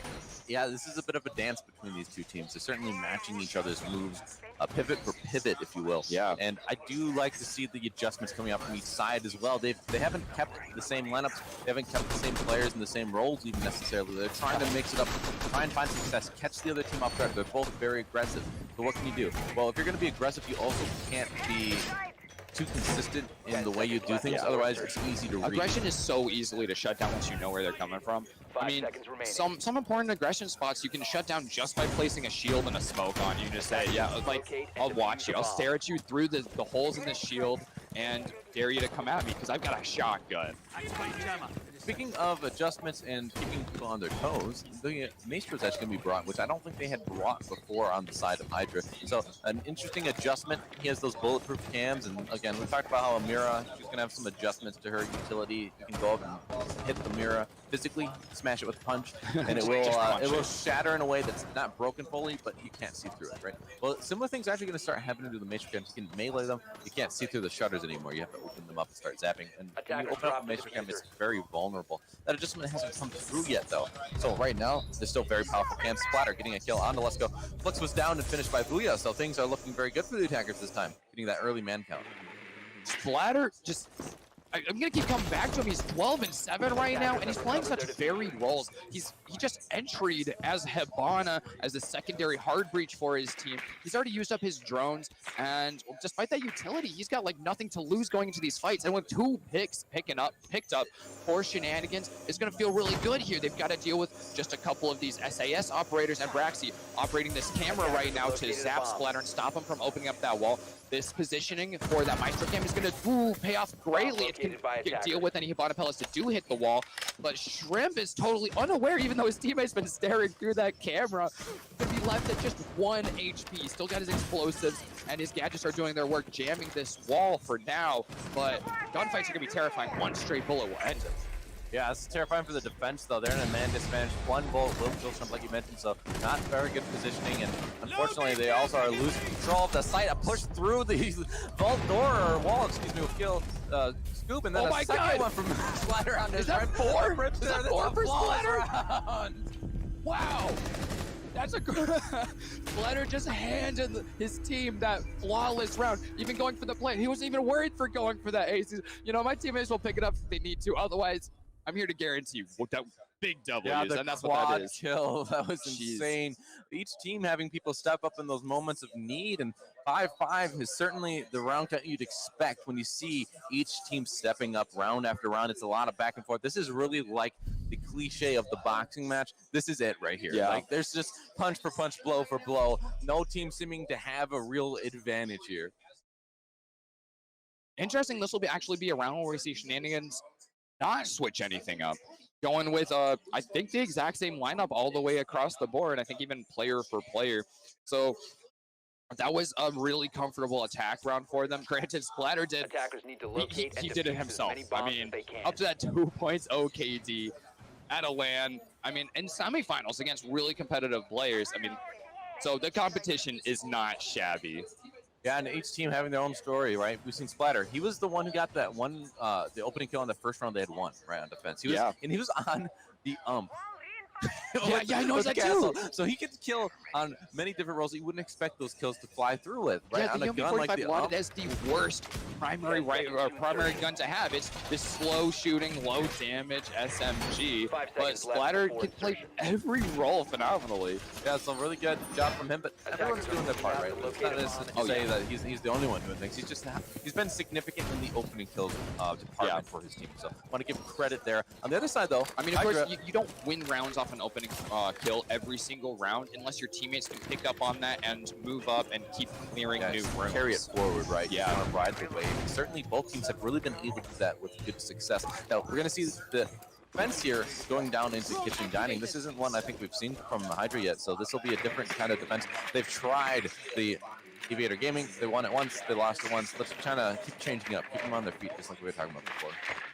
Yeah, this is a move that Shenanigans made relatively early on. So Hydra taking, again, totally different options on their defense. And I mean, we're seeing that right now. Again, we see Lesko upstairs taking these engagements very early on. This time he's backed up by a couple of his teammates, among them Shrimp, who's not going to quite land the headshot that he needed. Splatter continuing on that kill streak he's got going. But Lesko going to pick up for his teammate. He's got all the information on that call. It's a 1-for-1. And that does not feel one bit bad for Hydra Corp.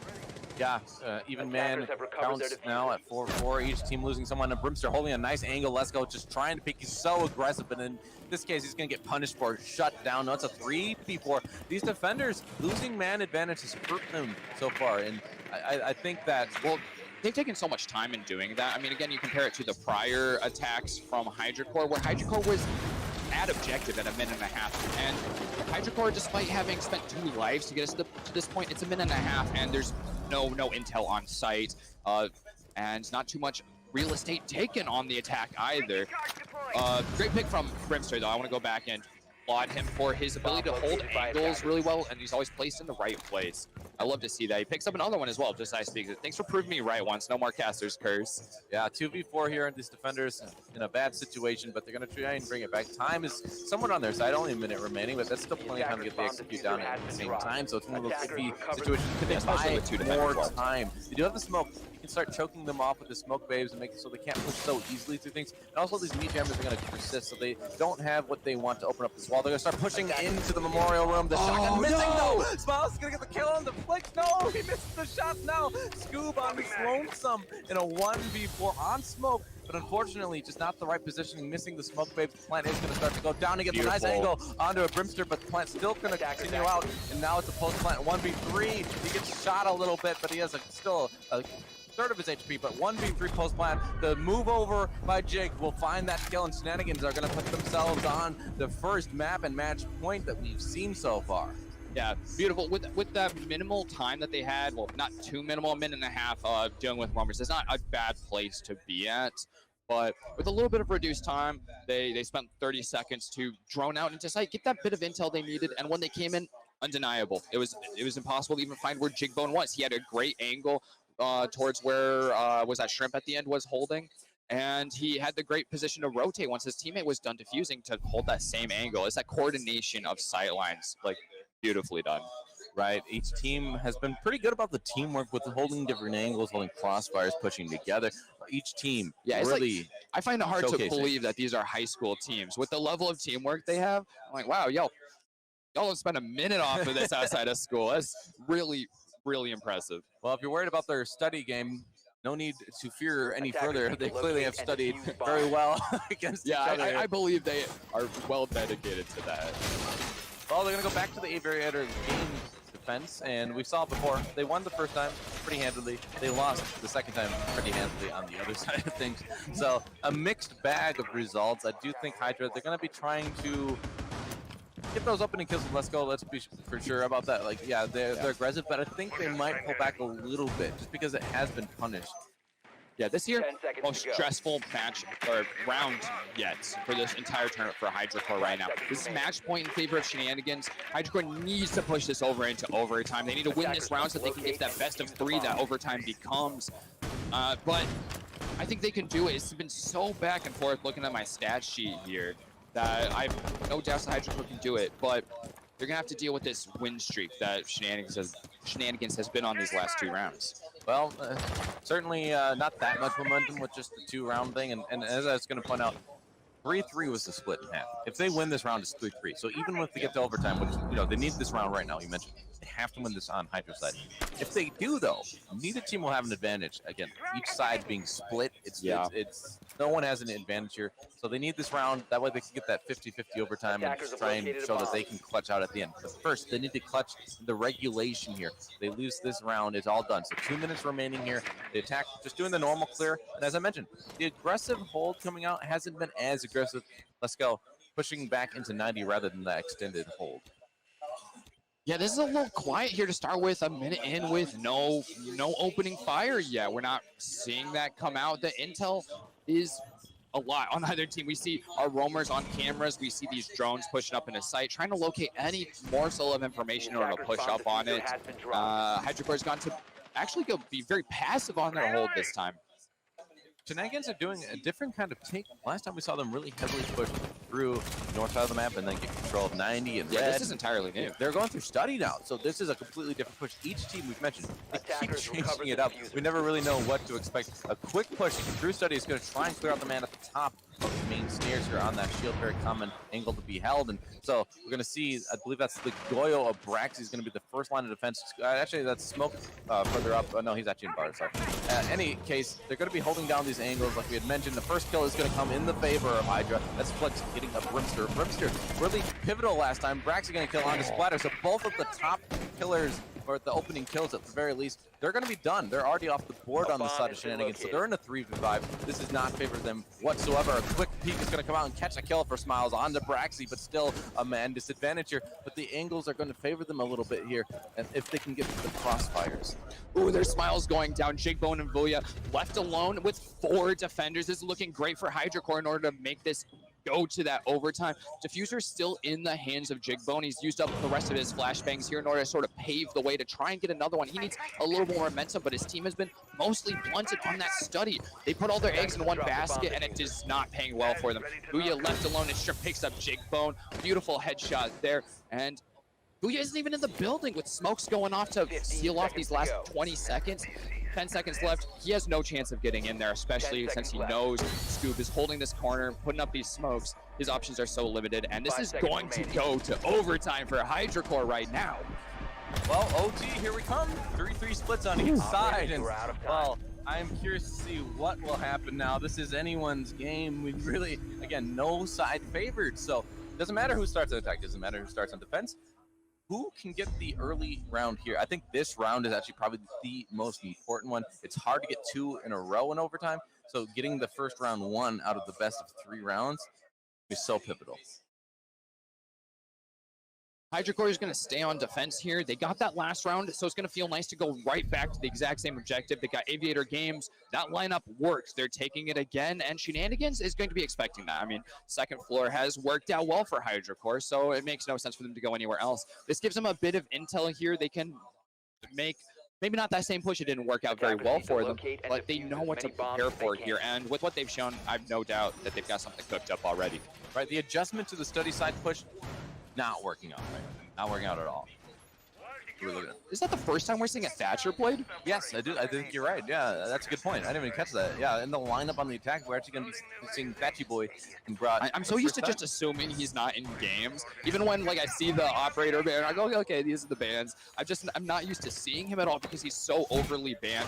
Really strong operator, so versatile. He's got good guns. We see Splatter using the oh god, LA582, great rifle, big damage, and he's not going to get that SMG-11 like a Sledge player would, which is creating those close quarters engagements. But he's more of a support player, or whatever Splatter is at this point. I mean, once again, 15 and 9. He's got those EMP charges that can shut down just about any utility. We're looking at Mute Jammers, Malusi, Banshees, and those Jaeger ADSs. All of those can be shut down temporarily for his teammates to push up, and it deals with so much that utility. Like, Thatcher's an automatic win in the utility game.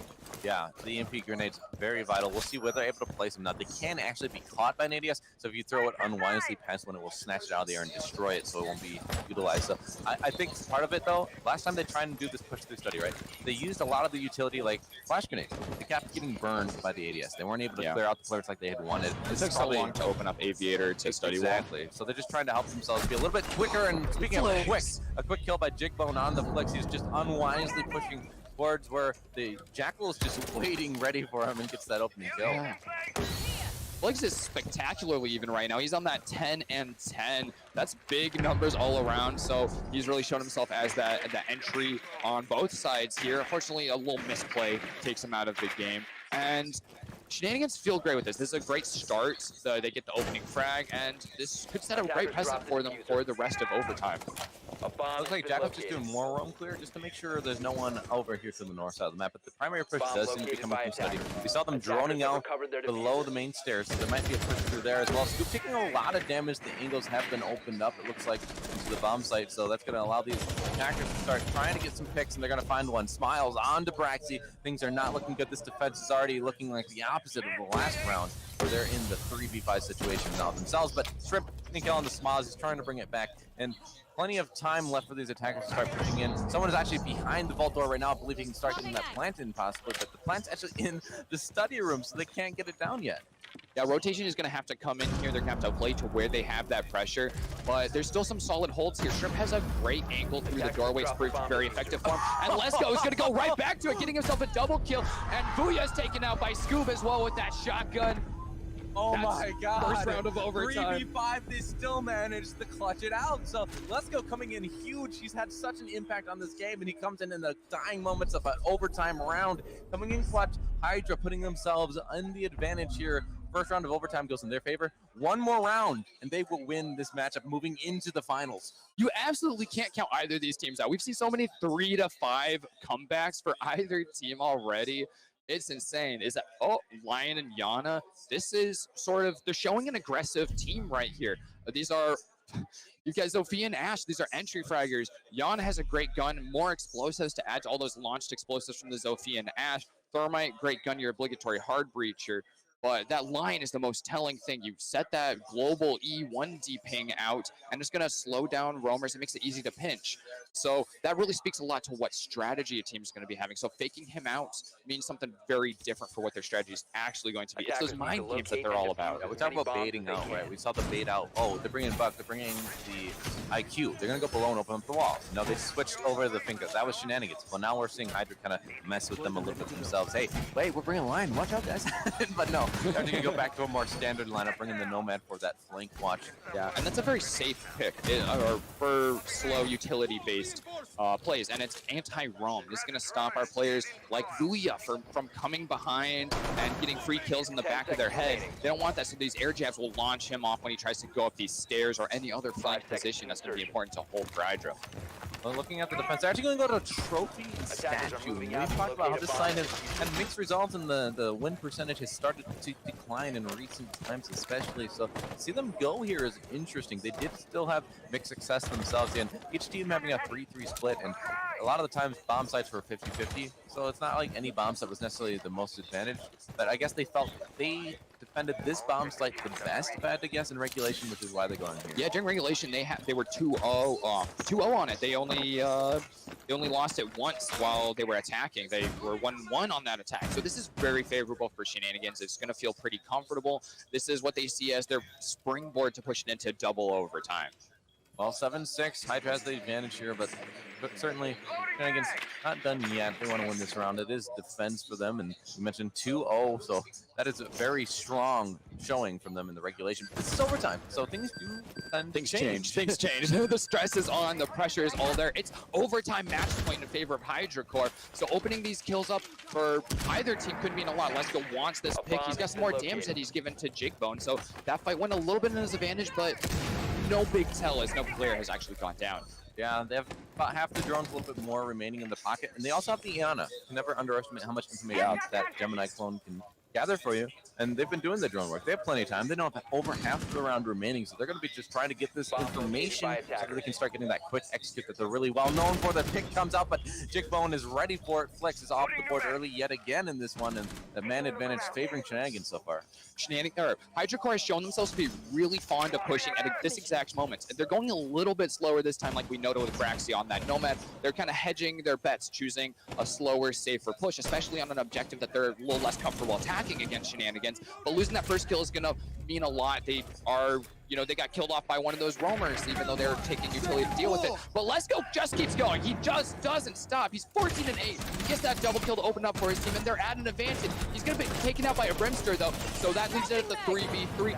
Big fight going down with Smiles getting 2 kills right there. Shrimp is left alone. He's at Yana. We don't want to underestimate him, but a 1v3 is a lot to take. 1v3 situation, and already looking down the barrel as he only has 1 frag grenade in his pocket, and unfortunately, he doesn't have the Gone 6 either to help him, but a nice flick under the head of Brimster, and he's going to get the kill. This is a 1v2 for the map, for the match. If he can clutch this out, it'll seal the deal. They'll move into the finals, but he only has 30 seconds, and there is a castle in the way. He has to push through Astro. He knows it, but these defenders probably also know it. They're going to be holding passive angles. They know it's all on him. He has to be the one to aggress, and they're already actually moving to the south side. They're going to try and win on time here. They're going to just do the retake if they have to. We already see the bodies. They have diffuser as well. Yeah, so this is already done on time alone. Shrimp is not going to be able to clutch this out unless they give him the bodies, and with that lesion in his foot, it's not going to happen. Time's going to favor them. Shenanigans going to win on that, and now we get to go to that max overtime round 15. Whoever wins this round will go to finals. Wow, this is a phenomenal match. Going all the way to this double overtime, back and forth, both teams playing beautifully. This is, I mean, it's going to be a real shame to see one of these teams go out in top 4 because this feels like championship-worthy gameplay from both HydroCore and Shenanigans. Well, Hydra, they get to go defense for the last round here. They're going to choose to go to trophy and statuary. You got any stats on that, Trez? How'd that go for them? On trophy and statuary, HydroCore, well, let's see, wait. I gotta read for this one. Oh, no. Make me break out the old reading glasses. It's less wait. Yeah, HydroCore did better on it because Shenanigans didn't have the same rush that Hydra brought during the first half. And that worked out really well for them. But overall, everything's been really even. We're looking at attack versus defense siding. I think we're exactly even. 7 rounds won by attackers, 7 rounds won by defenders. So, I mean, despite that information on Aviator being more sided towards HydroCore's defense, that's the only thing we have to go on at this point. It's anyone's game, and I mean that in the truest way. Right. I mean, I will say this. Over time, each team has won their defensive game. Right? So that matter? I don't know. But this is a different bomb site, so you can't really bring that over either. There's so much left open to interpretation here. Looking at the lineup, we're going to see Lesko. He's had so much success on this Malusi. And last time, I believe, on this bomb site, I think it was, he did come in clutch and help his team win. He's done that a few times, though, so nothing new in that department. But they're going to be reinforcing over here into the bathroom, looking into the closet area. So they're just going to be trying to sure up some of these angles that can be opened up towards the Astro area, especially. Lesko, I expect he's going to be the player to watch in this matchup here in the last round. Yeah, well, Splatter as well. These are our top frags on either team.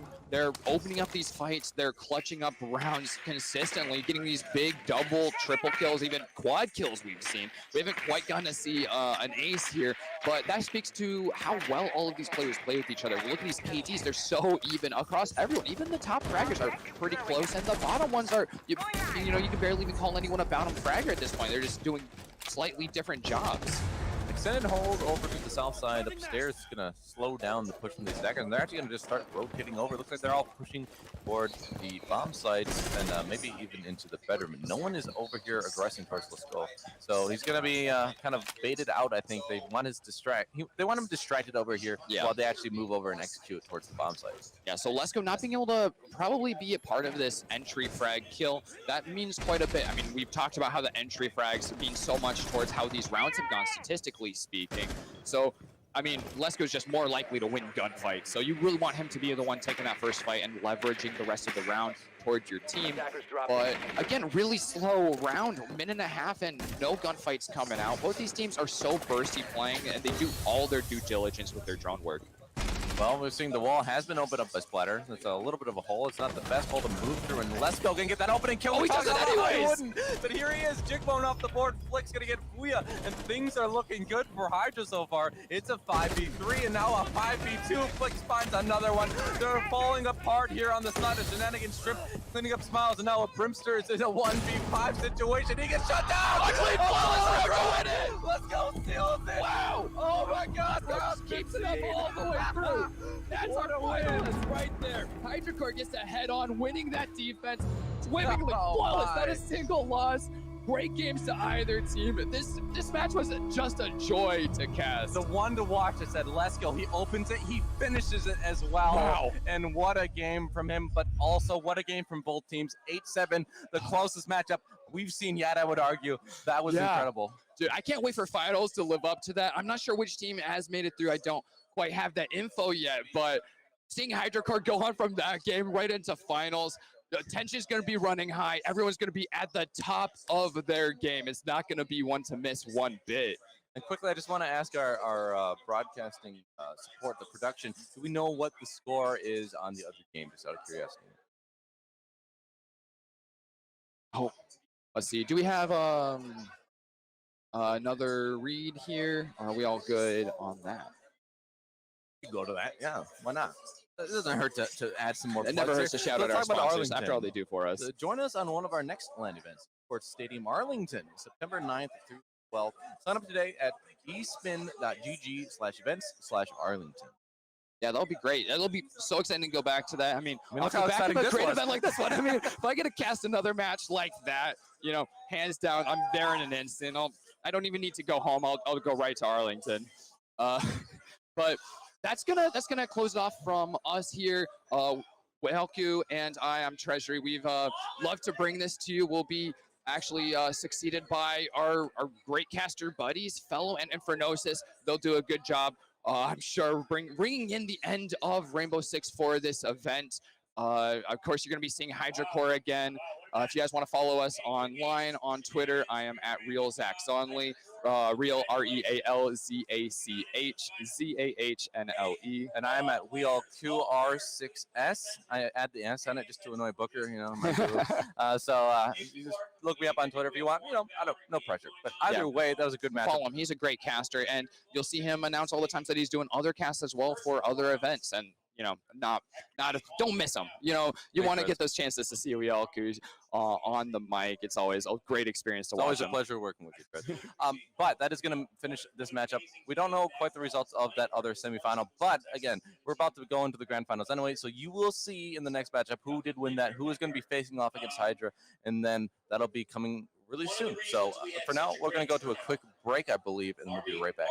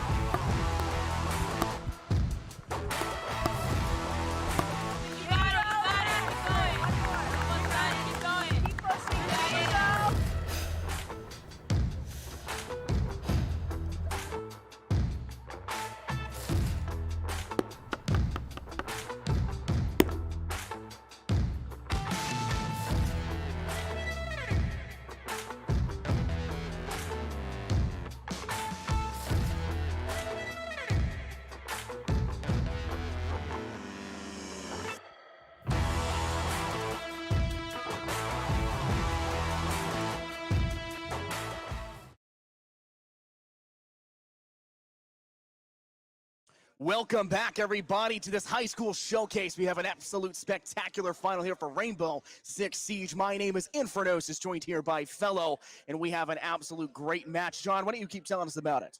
Well, I guess we can go into the bracket just to get a better emphasis on what two teams are going up right now. If you didn't get to see the last couple of matches up, it's now HydraCore versus Infamous for the grand final match, best of one on Oregon. And my God, the storyline between these two teams right now. Infamous they've had a pretty easy start, not losing any games whatsoever throughout Saturday and now Sunday, and they've got some great teammates as well. Remix, Cal, some of these players T3 and possibly T2 as well in that Rainbow Six scene if you keep up with that. And then the exact polar opposite for HydraCore. They have not been doing that well on Saturday. They were 0-2 on that standpoint. And then out of nowhere, the underdog status just showed up for them. They even beat Project Neo just to get here. And they also beat Shenanigans not too long ago, 8-7. My God, that was a thrilling game to watch. Listen to the commentary there. So they are a true underdog in this position right now, Scott. Everything is on the line for them, and they have so much to prove against some of the best players that we know in the actual Rainbow Six Siege scene outside of this LAN event. Absolutely, and we're going to be able to thank everybody for this, and especially one of our sponsors, the Army ROTC. We want to thank them, the U.S. Army Cadet Command ROTC, providing the prize pool for this event. ROTC is the largest source of officers and generals for the U.S. Army and is the largest grantor of collegiate scholarships in the United States. So we'll go into a quick view. We'll talk about the rosters themselves individually. We'll jump straight in. I believe Infamous is going to be the one we start off with. A phenomenal team. Almost anyone will recognize the names across the board for them. They have just spectacular players. Cal, an absolute legend. Going into C2, possibly, maybe, or even now, who knows at this point in time. There's qualifiers coming up. Obviously, we have Grievous, we've got Remix, we've got Sam, CJ. I mean, their team is nothing but gunners, and they are absolutely coming to win it all and try to go undefeated throughout. The second team we're talking about, the one we've talked about, the underdogs, HydraCore. We know them personally. For they're one of their top players, Braxy over there on the left side. We personally train, in fact, and we know how talented they are in terms of digesting and evolving the game to new levels. They're playing spectacularly. You've got Scoob, Flex, you've got Shrimp, and you've got, of course, Let's Go, and they have been playing spectacular, and I'm looking forward to seeing what they can do going forward.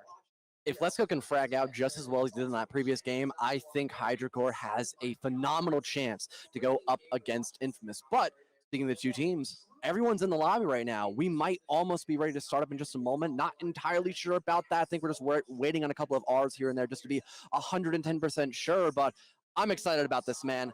I've been trying to follow HydraCore and Infamous as much as physically possible, and I mean, this is going to be an amazing final match. Absolutely, and I actually talked to one of the players previously for the Infamous side. Too. Yeah, they had stated, we had a little bit of a short conversation before coming to the booth. He said, the main stage is extremely hot. The lights going down on top of them. They're super excited, though. They've been having a really nice time throughout the day. They've been fragging out and playing their best, and I told them, hey, Gas Boost hot, too. We got all these lights. Make sure we look pretty, I guess is the term we can use for it. And I said, hey, you make it a quick game, you don't have to stay to it. But I'm telling you right now, HydraCore, they don't want to make it a quick game. They want to draw this out. They want to make you at least work for your money. But I'm telling you right now, don't sleep on them. They have played so well today, despite flying out from Texas, if I remember correctly. There's jet lag all that time. They're still playing so well. And on a map like Oregon as well, I mean, everyone inside of T3 and above knows how to just play this map perfectly. And we also saw that HydraCore played against Project Neo on this map, and they won quite effectively against them too. So both these teams are going up against probably their best map. And since this is a best of one, after all, it only makes sense that that was their last pick option. They both kind of formally agreed on that, get rid of everything else and just go what they're comfortable with. So like I said earlier, this could be a barn burner just like last matchup where it was 8-7. And honest to God, Scott, I hope we do that because the storyline, the hype, everything on the line, the prize pool as well, it just goes together perfectly. Everything has added up to this one moment, John, and I could not be more excited. We've got this followed up with Valorant. We had Rocket League earlier this morning. You could see, I don't know if you could hear it, but we were cheering our hearts out on the bleachers watching that. I was so excited to see the winners. Congratulations to them once again. Spectacular matches. We had the Overwatch came through. They played their game up on the main stage. They had a great time as well. It has been going so well, and now we're in R6. The ban phase underway. Thatcher ban. Nothing too shocking. HydraCore now have their option for their secondary attacking ban. They're going to go with Maverick, a targeted ban for the attic most specifically, and then the hatch in meeting hall if the defense does decide to reinforce that on that basement hold. Because of that Maverick ban, we also might possibly see a Kaid, I suppose, because now you can completely deny those hatches from being opened up. We're not going to see that yet, though. Bear will get banned first and foremost. I don't blame HydroCore for doing that. She's incredibly strong on almost any map at all, and especially on bomb sites like that basement one in towards Supply and Laundry. She's just a stronghold operator. She can deny tons of just kind of pushes occurring. One in particular is that back area in towards E-Box from that blue bunker part of the map up. But like I was saying earlier, Kaid, high chance of getting banned after that Maverick, and that's exactly what occurs. So this is really just entirely a basic setup when it comes to that ban phase on Oregon, but that's nothing that we should not expect when we have basically a T3, T2 just pub stack roster up against HydroCore, which has been the best of any of these collegiate teams so far. I mean, it only makes sense. Yeah, I mean, they've been playing spectacular, and for their roster still in high school, as far as where they are doing absolutely phenomenal. They played so well. Like we said, we talked about, I remember Lesko, who's been playing that Sophia all day, has been playing it so well. Braxy, who had a little bit of a trouble in the last map in terms of KD, but their intel gathered, their actual utility usage and leadership was able to do so much for their squad. The big brain Brax came through and found success, but we are seeing 6 picks come through. Maestro for Grievous on the opposing side. Switching over to Wamai, we also saw Braxy, who I talked about just previously, switching and 6 picking over to Gridlock.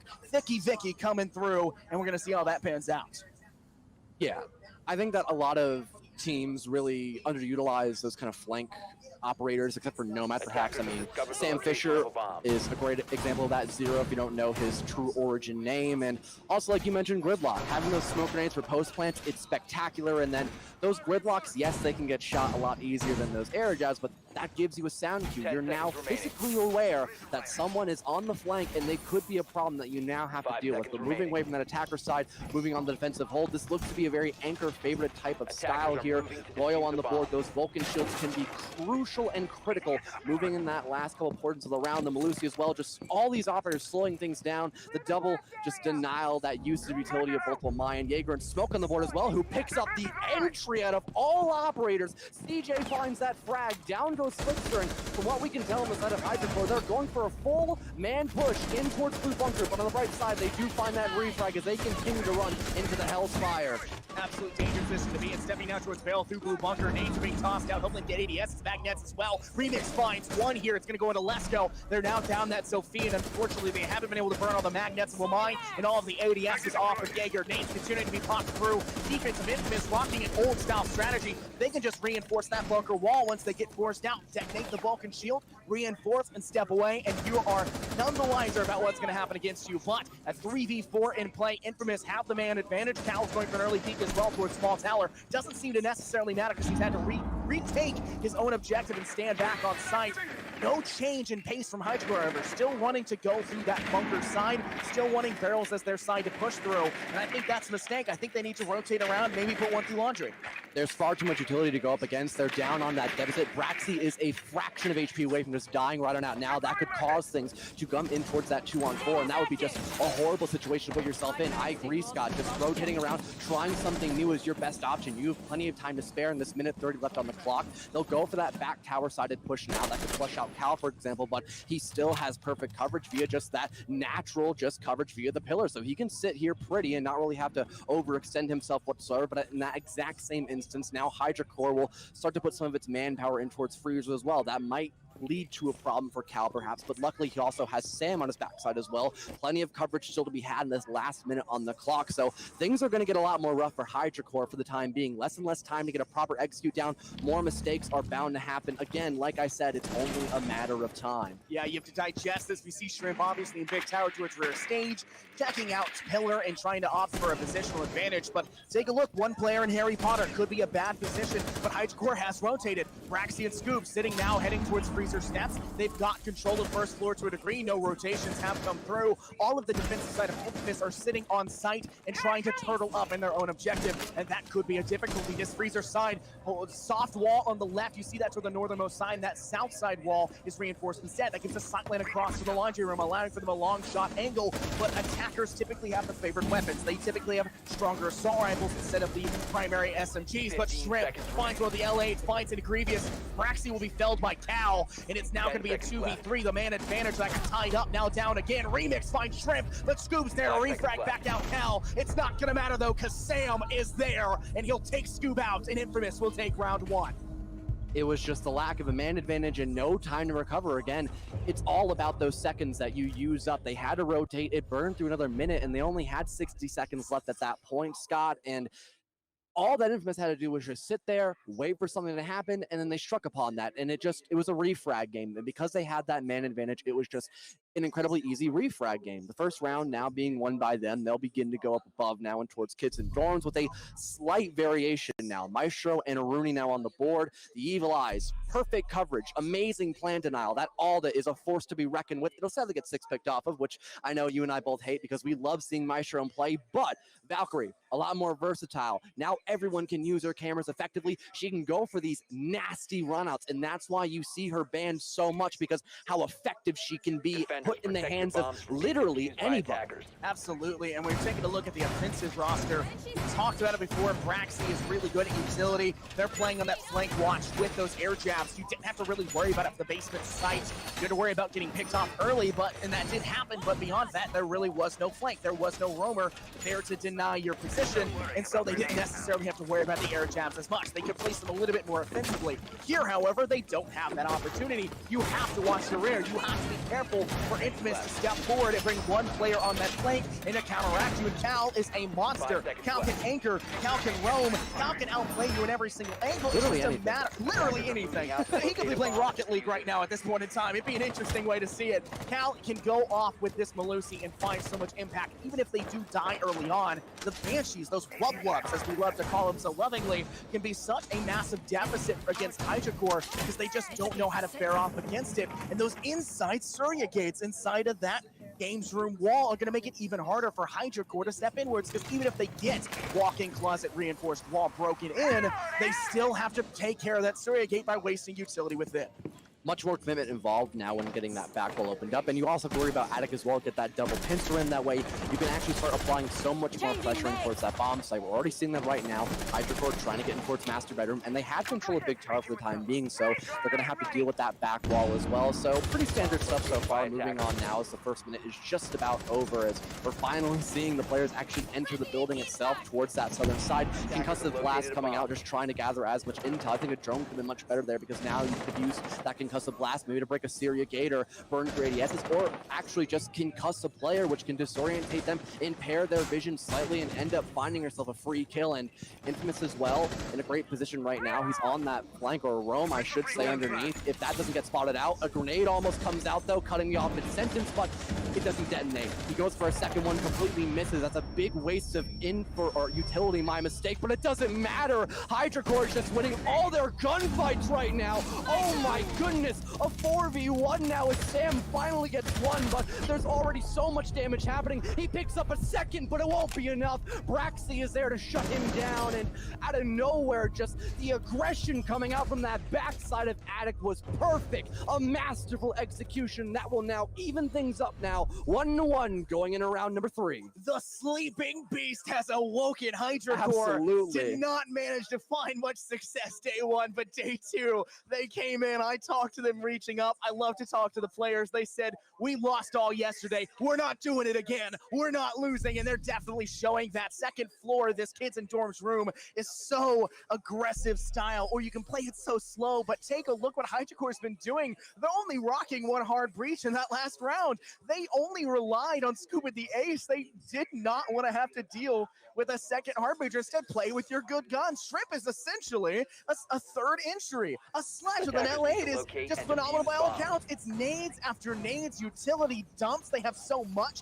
A bit of a miscalculation at the end as they cleared the Surya gate, but Shrimp stepped into it too soon and still took the damage, but it doesn't matter. They still take the W, and Infamous are none the wiser of what just went down to have it go so one-sided.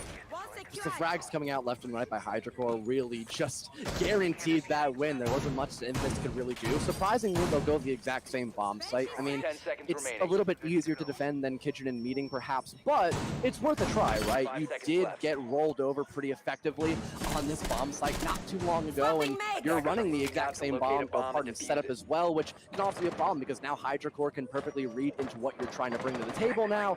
So it's something maybe not to do. Maybe bring it in on the 4th round instead, but it is still doable. I know Infamous quite well, some of their players, in fact, and I think they can still handle this bomb site quite well, but it will be a lot more difficult because HydraCore's execution right there was just, it was just top of this world. It was cream of the crop right there.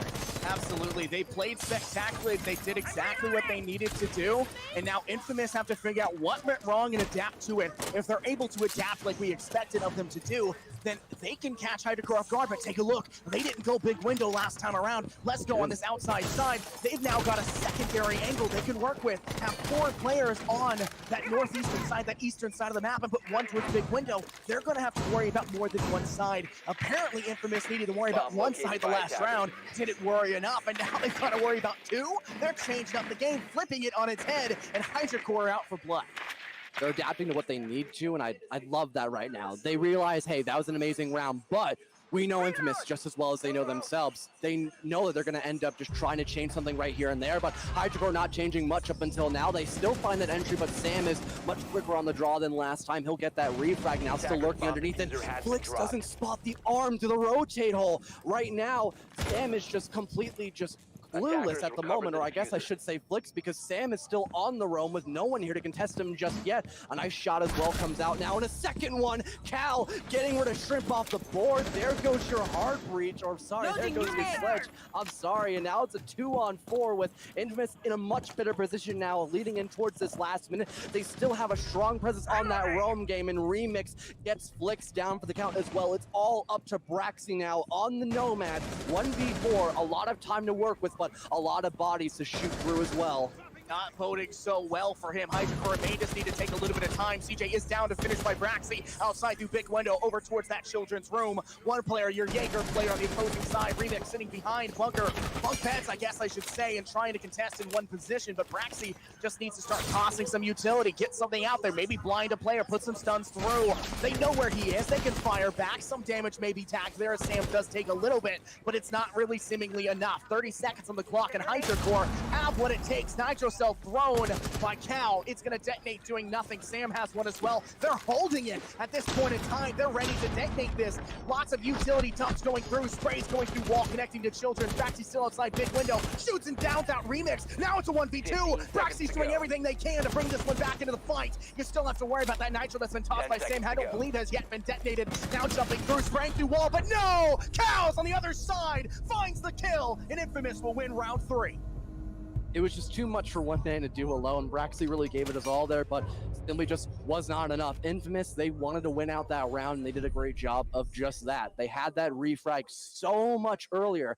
They did not allow just this bulldoze effect coming in through HydraCore twice in a row, and that roam game not being dealt with was a huge thorn in the sides of HydraCore, and they're going to pay that price via that round loss. And we're going to be going back to laundry and supply, not heading in towards that lower or tertiary bomb site, as you could call it, of either dining or meeting this time. We'll go back to a bomb site that Infamous did such a spectacular job up against HydraCore. That blue bunker commitment just was not the best option for HydraCore in that position. Maybe they'll change something up now that they're aware of the defensive hold that Infamous will replicate once more now, but it's still a bunch of ifs, ands, or buts. We have to wait for that prep phase to end to actually see what will happen in that action phase.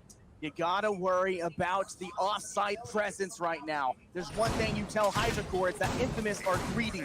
They are exceptionally greedy, and they have a right to be. They've got gunners, they've got the ability to step forward and frag you out, and you just have to watch for it. Now, it may not mean as much when it comes to this basement objective, but we saw it in round 1. We saw how we see CJ go for the first pick. We saw Cal roaming all the way over towards small tower. They want to go for those early picks. They want to catch you off guard, and that's why that last round was so exceptionally against you. to. And HydroCore didn't fall into that super in round 2, which is why they were able to win it out. They played their game, they got to where they needed to be, and they pre-fired angle so that they couldn't be a swing. Not enough of that roam denial around the rear, and they'll catch you through the back like we saw flank after flank. So John, if I'm HydroCore, watch your rear, they're coming for it.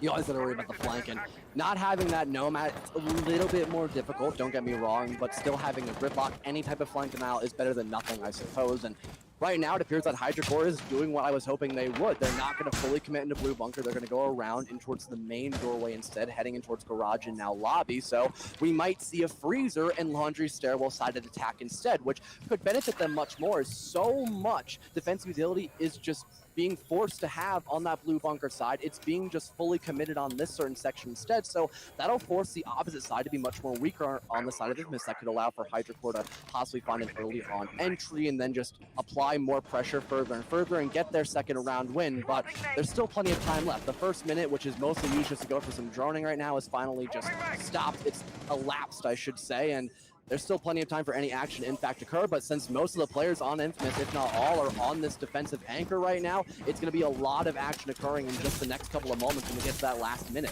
You've got to worry about time. Time is against you if you're on the attack. It's that sixth player on the field, Father Time, working against you, ticking ever slowly.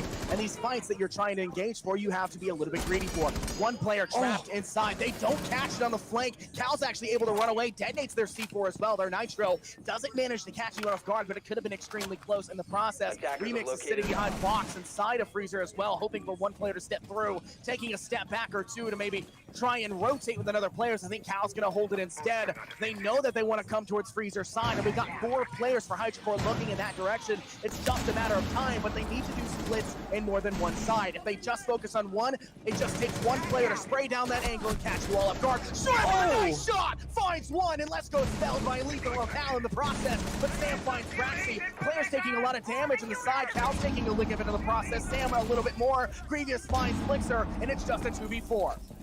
Not a lot of manpower left now in a 1v4. CJ shuts down Shrib. It's all up to Scoob in the middle of Freezer right now, trying to play for time, but he does not have much of that, nor HP, but he's got a deadly angle right now, looking down that rotate hole in towards Closet. He'll play for time, picks up a nice shot on a Grievous, but he's got to find 3 more. Pre-fires around. Oh my god, Scoob, you're absolutely insane! He has to pick up 2 more, though. Not much health left. He's already gotten into 2 separate gunfights in this altercation, and not a lot of time left. There's still plenty of utility as well. A pre-fire goes through. He hits the shots, but not enough. Samcake off the board. He gets him down. Infamous, the 4th round win. Amazing stuff occurring, and a second anchor will be done just right on the basement floor. Absolutely phenomenal. All of it attempted a resurgence as they were getting felled one by one. Disaster for HydroCore, and Infamous almost had their own disaster, a narrow escape, as it was just a systematic killing of all of their team. But a player sitting behind bomb and a player sitting in pretty pocket corner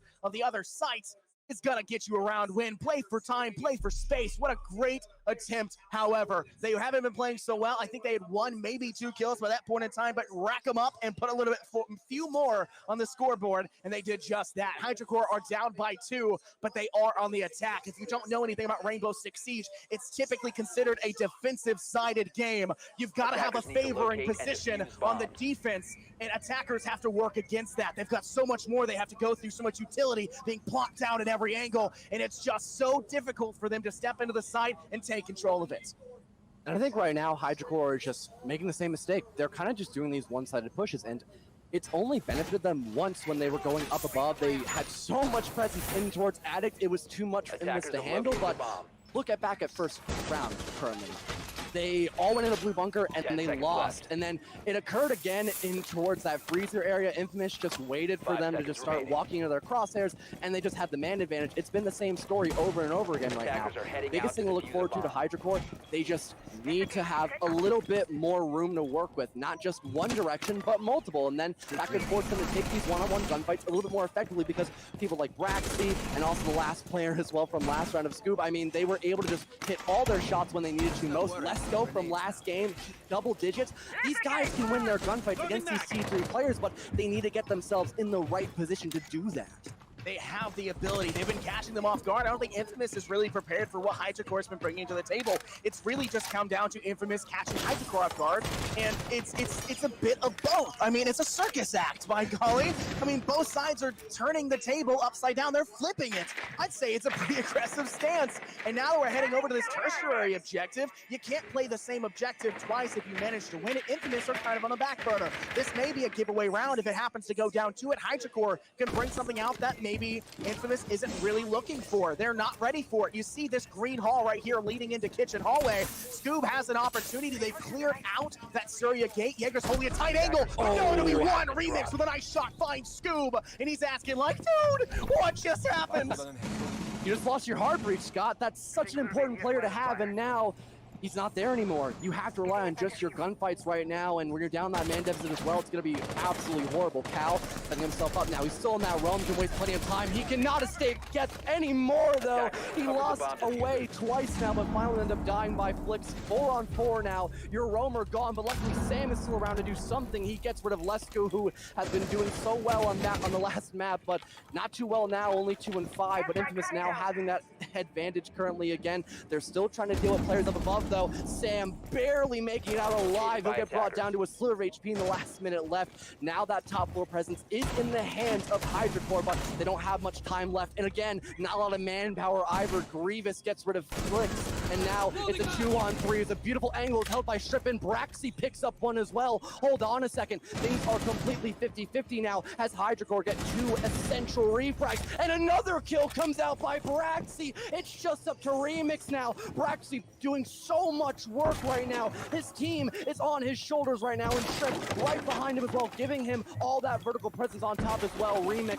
having to worry about so much right now in these last 30 seconds. In the middle of kitchen right now, looking up above, trying to find something. He hears the sound cue once more. He's just playing with a scoot at this point, but he finally gets the headshot now. It's all up to Braxy at a health deficit at the current moment, but he has the carrier in his back pocket. Intel will be gathered, though. Remix is completely aware of his surroundings, and he could just play time. Braxy going for that plant. The intel is there, spots the head, can't get the shot, but he'll peek it again, and he gets it. Infamous take round number 5. 4-1 right now. Only one more before the sides finally switch, and they're on the attacking half.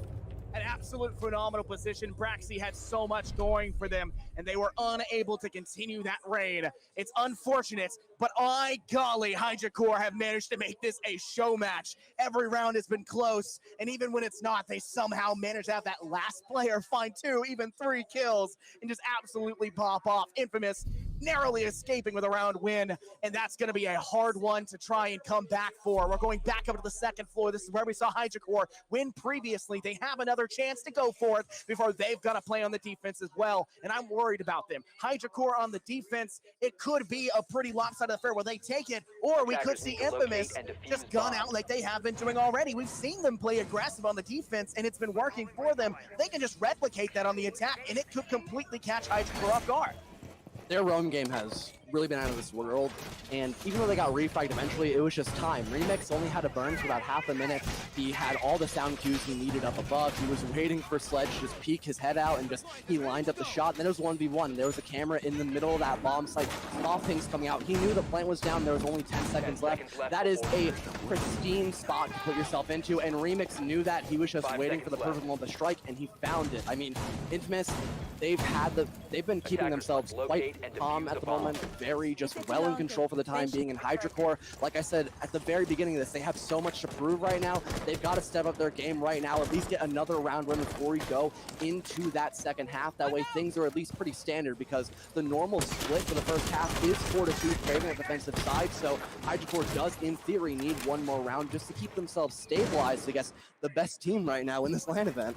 Yeah, absolutely. HydraCore have their work cut out for them. Infamous have been plugging them up at every angle, and it's going to be a difficulty. But I think HydraCore have what it takes. They need to win this if they want to be in a pretty position to try and play for it. It's going to be difficult, but they have what it takes. Infamous on the roam. They've got information. CJ is using those cameras that HydraCore have not shot out. It's those phenomenal ability to gather intel when you don't ban out Valkyrie. So much intel being gathered. 4 players being spotted in Big Tower. They know. Infamous is like, okay, well, now we've got your number. We're going to put 3 in Attic, maybe even just 2, and we're just gonna gun down that angle. There's nothing you can do about it if you're just gonna line up for us.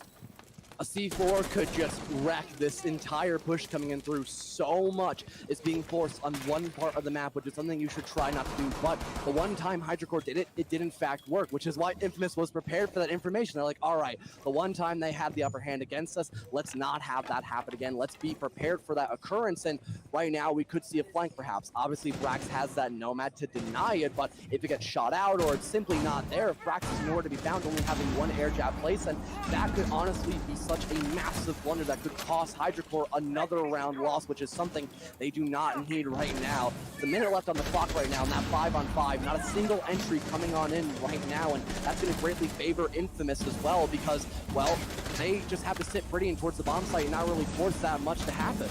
Yeah, typical position to be in. You've got to worry if you are Infamous because you haven't managed to kill anyone on HydroCore. Not a single death has happened. There's 55 seconds left and there are no men off the field. It means there's going to be 10 people rushing to site in the next few moments. It's all got to go down and it's going to determine how this half shakes up. Can Infamous make it that 5-1? Will HydroCore get themselves in a position to play it? Flixer finds a nice kill into Grievous, setting themselves up. It's now a 5-on-4. Braxy taking some damage from a crossfire shot. You see the rotation coming through. Scoop's actually planting. Braxy's got a kill. It's going to be traded back from Shrimp being killed by Cal. But Plant is going down. Long shot angle. They've got Plant, but 2 kills drop. Remix able to find Flixer. Uh-oh, Braxy's out for the count from Cal. A 2v3. The wrong way. Cal like 2 into Scoop. It's now Let's Go, and they're out for the count. It's going to go Infamous. They're taking this one, and half will go 5-1.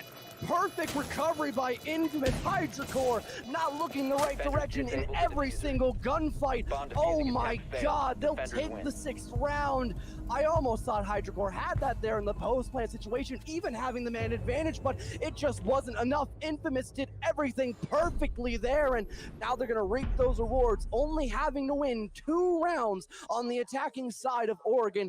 It's possible that this could be a narrow, basically clean sweep, but I don't think HydroCore is down for the count just yet. They're now on the defensive side. This could just change things up greatly for them. Now they could be in their own comfort zone, and wow, they're bringing out some amazing picks. The Ella, I have a feeling it might get 6 picked off of for maybe another intel gatherer perhaps. That seems to be the most accurate move, and that will be the case. Mute, in fact, an intel denier instead, but a great pick nonetheless. I think Braxy's been the main go-to for 6 picks for this side. I think almost every round Braxy has been the man to go. And like you said, this could be a narrow sweep for the problem where you only see HydroCore with 1 on the board. But anyone that's been watching this game and sees it and doesn't just see the scoreboard knows that HydroCore have put their money where their mouth is. I mean, it looks like Infamous is winning this by a landslide, but it has been narrow margins. They have had no right in some of these rounds. They have won it. It just comes down to them slightly outplaying and catching 1 or 2 of the players of HydroCore off guard when it comes to the end. That last end right there where the plant goes down, HydroCore planted a little bit too early in their strategy and didn't have an escape route. They weren't able to gain that safety net being meshed forward, and unfortunately, it got them killed. They couldn't step away. They had the ability to deny defuse from below, but they just couldn't get down back to that first floor and escape the infamous Attacker's objective is to defuse the bomb. pit of doom. Yeah, it's been a lot for them to worry about. At least they can brush that aside and now worry about the defensive side, which is a completely different beast to battle now. But I know that Infamous, they've been playing incredibly aggressive. That could greatly benefit them now on the attacking side, because when you have those entries, that gives you a bigger luxury to have. You can get those walls opened up a little bit easier and maybe not have to worry about that roam game as much as you would normally anticipate, and then just get in the bomb site a lot faster, just have that overwhelming and terrifying presence that you tend to see from time to time. So I hope that could possibly be what happens as well. But first minute just coming to an end, not too sure if that can happen just yet, but they'll finally get the hardest shots off. Just as I mentioned that, really nothing there to stop it as the Mute Jammer got destructed from underneath now. So this is a great setup so far. 2 grenades being wasted via that ADS, so now Remix cannot use them for the kill, but at least you can have those concussive blasts perhaps to be confirmed instead. But I think that might be a little bit of a waste. And oh, nice shot by Lesto as well. Your entry now favoring HydroCore, as this aggressive start has benefited Infamous in terms of the wall explosiveness, but that's really it. No kill being confirmed just yet.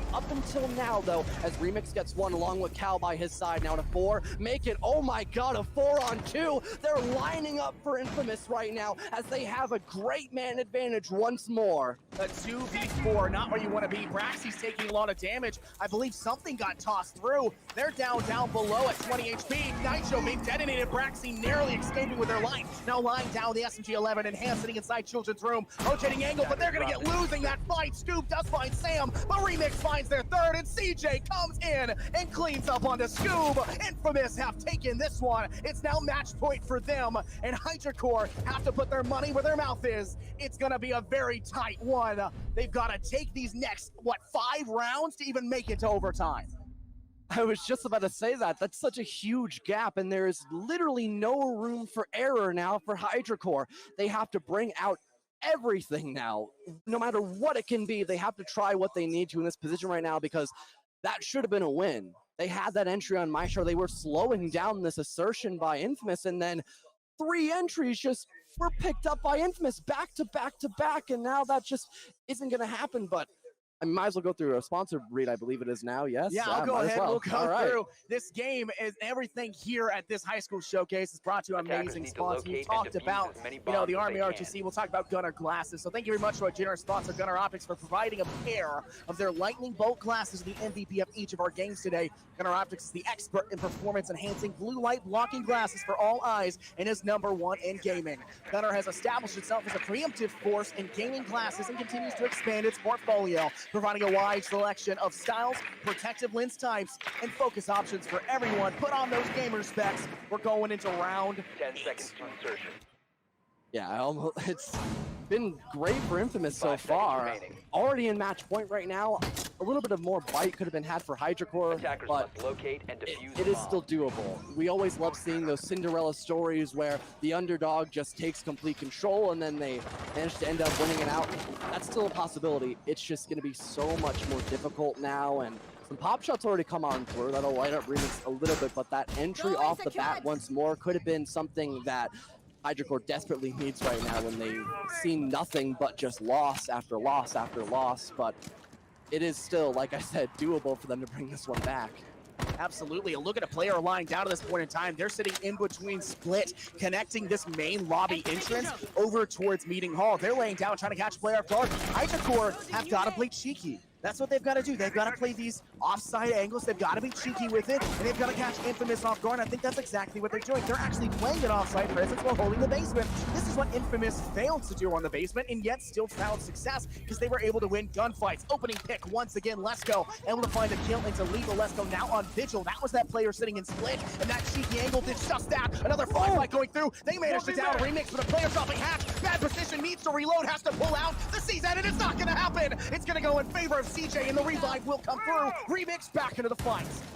Things evened on up now. That could have been massive for Lesko if he found all 3 right there. That would have completely halted Infamous dead in their tracks, but that's not going to happen in this timeline. Things evened on up now, 1.5 minutes as well. Plenty of time for Infamous just to sit down and work through this. Exara charges being detonated now on those hatches. More sight lines being gathered right now. They're not going to benefit Infamous whatsoever as Braxy picks up a refrag now on towards Remix, and HydroCore in a much better position now. Still plenty of time to stall for as well. It's a minute left. There can be another refrag occurring in here by Infamous, but with most of your players now anchoring, it's going to be so much more difficult and tedious to do exactly what I just mentioned. And there we have it. Flix picks up one on a CJ. A 4-on-2 now. The table's literally turning as Flix almost picks up another, but he'll narrowly miss that shot. He has another chance, though. Still plenty of time to do that. And he'll move around him towards Pillar. A smart move because they don't have the intel to gather that and spot him out from there and flush him in the process. Grievous is not even looking from that direction. He's in towards Laundry, going for a push of his own. These 2 separate funnels right now is not the play, and Flix works off that perfectly. Grievous now, all by his lonesome in a 1v4. He'll go for the potential timeout, essentially just waiting outside. That's the better option in this position personally for me, because you're still in match point. You may have given up 1 round, but that's completely fine because HydroCore still has to come back from 4 rounds, not just this. Well, we're seeing an Assassin's Creed gameplay here, I think. You know, maybe a tower jump to go through the eagle screen may happen. It's just a tactical 15 timeout. seconds This is a remaining. thing of Yeah, Siege. Siege view. Yeah, you get to have some time. It's a beautiful game. You play at a pretty nice quality. It can, in fact, be good. And we all know here at Helix, the computers here are absolutely gorgeous, Oh my especially with God, those they're nice great. 144 hertz screens. I mean, absolutely just beautiful. And there it is. They take the L, dropping all the way down at Grievous. Going to take a very egregious injury, but nonetheless, finally another round win. Their last round win being in round 2, and now taking round 8. Now it looks a little bit closer, just by 1. Now it still match point for Infamous, and it's going to be a very, very difficult time for HydraCore to try and surmount this comeback. HydraCore did not do that good on the last round in towards kids, but if they just don't overextend themselves for every gunfight, it shouldn't be as difficult because they found that entry. They were anticipating there would be a lot of aggression coming out by Infamous, and I don't blame them. T2, T3, just absolute gunners. It's a pub stab. Infamous is not a real team. It's just a bunch of people grouped up together that want to kind of set themselves up as put a name for themselves, and I think they've done just that. So HydraCore kind of anticipating that. Maybe they can try to change around their team composition just to try to fix that up, and I think that's exactly what they're doing. The Aruni, we talked about that, those Syria gates, it's going to force a little bit more utility to be used on up when getting those hard walls open, so you can't just walk right into the bomb site and just start gunning people down, which is the main issue that we saw from HydraCore when they were defending this top floor bomb site. So it won't be the exact same storyline. We're going to have Infamous force a little bit more of themselves when pushing this bomb site. So this could benefit HydraCore a Bomb lot located more by than attackers. anticipated. Yeah, we know that HydraCore knows how to push this. They won this objective in round 2. They know how to play it. Unfortunately, back in round 3, they managed to lose it again. So second floor has been a bit of a flip. 2 rounds have gone in Attackers favor are of heading Infamous, out to only defuse 1 have gone the in bomb. favor of HydraCore. So the odds are stacked against them, but so is this entire match. Infamous has players that are literally can go to semi-pro and play confidently, and in fact be some of the top players on those teams. And HydraCore has been their match. I mean, the score may not show it, but they have absolutely made Infamous sweat. And it's not just the stage lights. They can make that excuse all night. They're sweating. It's a difficult match for them, and HydraCore have put their money where their mouth is. Even if they don't manage to win this round and Infamous takes this match point, HydraCore, absolutely phenomenal game. Props to you. Coming up as far as they have now is something you should not be ashamed of right now. Obviously, winning this best of 1 would still be a lot more than anticipated, but better than nothing, I suppose. And that first entry, great stuff by Infamous already. That could honestly seal the deal because they're now getting that hard destruction. They're in a spectacular position, and Flix does not know if the player right next to Couches, I believe it is. He looks right around. They're literally touching, basically. They're on one side of another on that couch. C4 comes on out, and Sam steps up. Bomb located by 5v3 attackers. now. Infamous, they're looking to seal the deal right now on this 9th round. This could be all over for HydraCore if they don't stop this plant coming in through right now. Sam waiting for a kill to occur in towards Attic. He'll move around instead, but the plant is now down. Post situation, 40 seconds on the timer, and now HydraCore's in the attacking side at a massive disadvantage. Lesko dies to CJ now. It's a 2-on-4 as Sam gets eradicated by Scoob, but this is such a horrible position right now for HydraCore. They might not be able to recover. Remix gets rid of Shrimp now. Scoob in 1v4, and he will not win it out. Infamous take the 9th round and the grand finals flawlessly, not losing to a single team whatsoever. Amazing stuff by them, but a valiant effort indeed for HydraCore as well. HydraCore came out of nowhere, flew in from Texas, and gave a showcase here. Infamous, congratulations on your victory. Well deserved, undefeated, and now you've got this on your record books as well. You know, this last year has been very difficult for players and teams all around, not having to get this experience of playing LAN or even casting LAN like we are now. And Yeah. this has given them that opportunity. So once again, a big shout out here to this high school showcase. Stay plugged in, NECC, Helix, Olive, everyone that is responsible for helping this out. And once again, thank you very much. I'm sure everyone here appreciates. I know we do. We talked about it last night. It's a wonderful time. But this game, 2-8, HydraCore only taking 2 rounds. 1 on round 2 and 1 in round 8. They were only able to find victory on the 2nd floor and basement, despite getting close on both the tertiary objective of dining and kitchen, and of course twice back-to-back on basements. Yeah, it was a rough showing for Hydra after they had just a beautiful game last time. But like you and I both said, everything was against them here. And coming back from 0-2 on Saturday to winning flawlessly up until this game up against the literal best seeded team of Infamous, I think that's still something to not be sad about whatsoever. And now you might have a spot for yourself in T3 as a collegiate team. That's almost unheard of. You These high school literally players, never heard of that. Yeah, that is honestly amazing. But after all that being said, I think we'll go into a short little break, get ourselves ready for Valorant, which you and I are both doing for the grand finals as well. So I'm looking forward to that. Hope you all enjoy the short little break and stay tuned for some more esports here at Helix.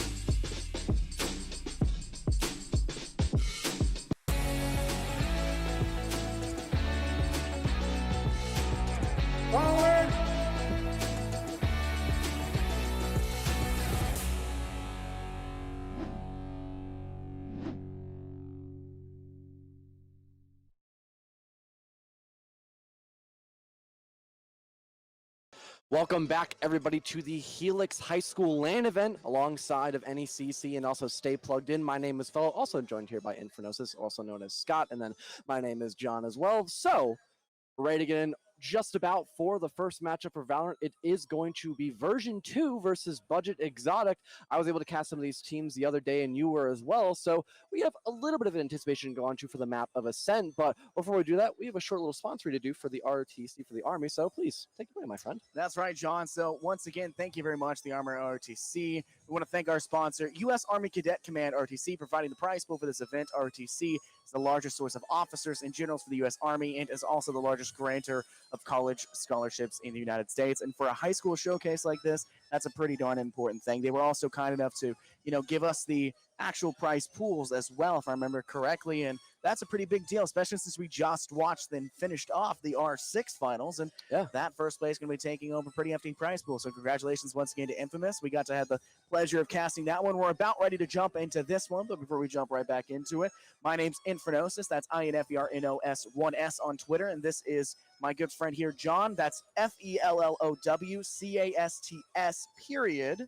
Right? That is my R6 name if you want to never play R6 because I don't play that game anymore. It's Fellow the Caster on Twitter, but it's spelled the exact same way for Fellow, so thank you for that. Fellow the Caster. So that's his Twitter. Make sure to check us out.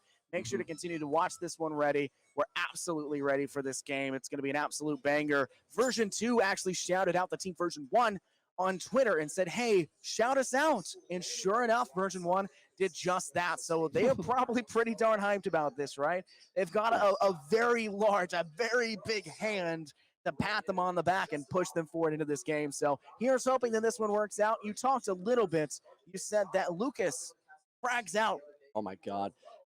He goes on the jet roll as duelist, and whether you give him a sheriff or you give him that operator, he hits his shots. It is honestly something spectacular to witness, and I hope he just brings that exact same energy and mechanical skill that he did last time moving into this matchup on Ascent, which is the best of one. So it'll be short unless we go to infinite overtime, of course, which is a pretty common thing on Valorant, and all the side picks are yours. That was actually pretty funny by the defending side of version 2. I thought it was hilarious, but we have Lucas slightly hovering over Jet, and everyone on the attacking side is already locked who they want to bring on the board. That's actually pretty surprising for Budget Exotic, but their lineup looks spot on, to be honest. Glad we're seeing the Asher pick, which has become a lot more prominent in the meta currently now that people are comfortable with playing her now, and the rest of these agents currently, they've been around since the beginning, and they're all amazing in their own aspect.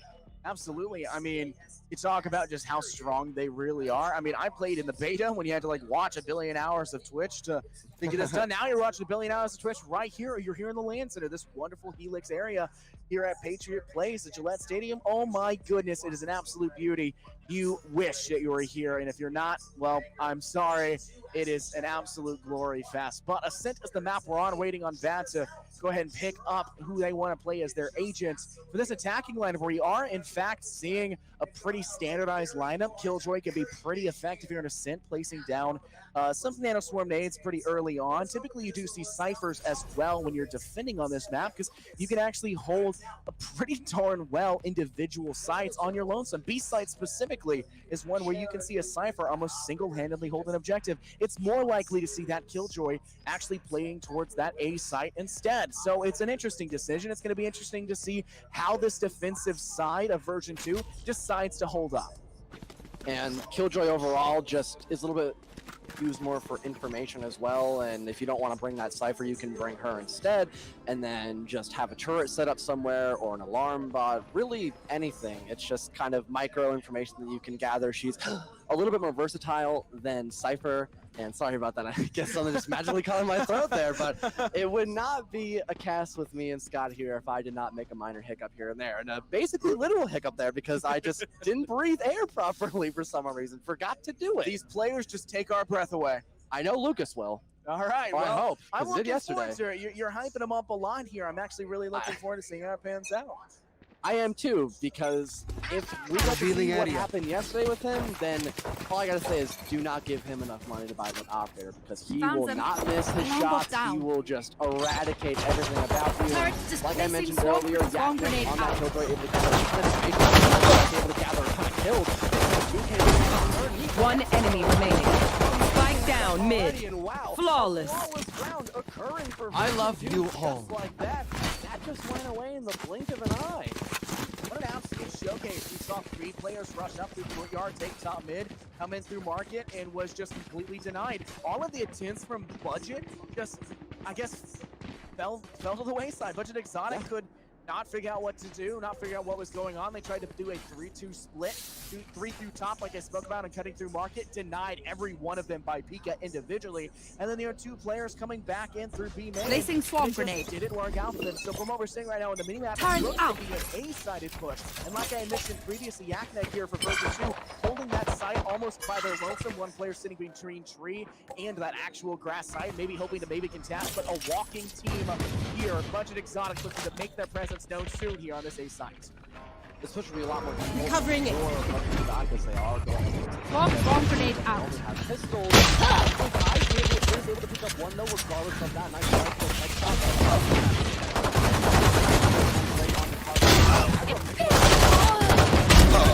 One enemy remaining.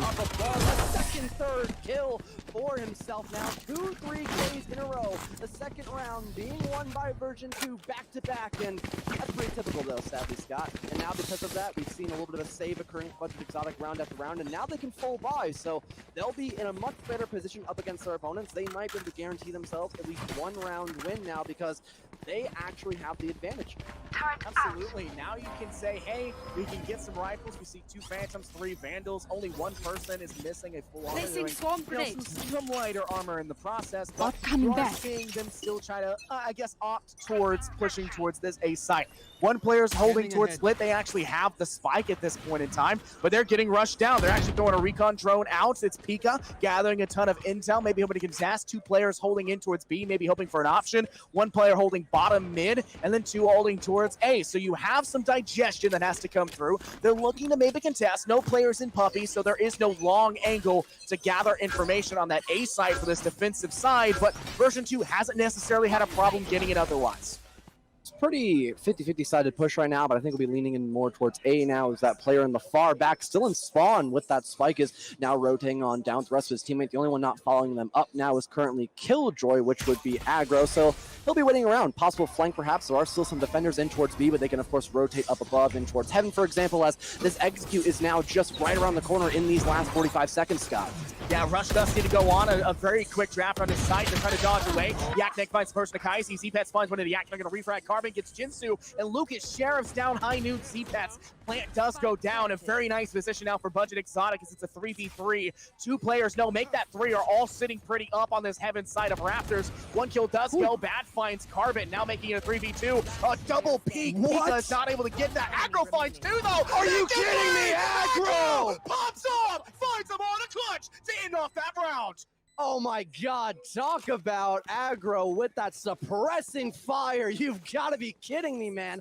Right when I thought that was going to be an upset round win for version 2, Budget Exotic had it in the last ditch effort there. Amazing stuff indeed, really bringing it out to the last second of that round, but so much did go well for both sides there. Version 2, sorry, a little bit stutter there. Version 2, they almost brought that back even though they were down on that weaponry deficit, and had a pretty good setup now. They almost had that diffuse down. And Scott, please stop laughing. You're gonna make me laugh now. I'm sorry. This was super serious. It was a minor Oh my stutter. goodness, a 5-stack now coming through this B main. Hunter's Fury does get dropped here by Pika, who's at 7 kills, 1 death, only dying in that last round.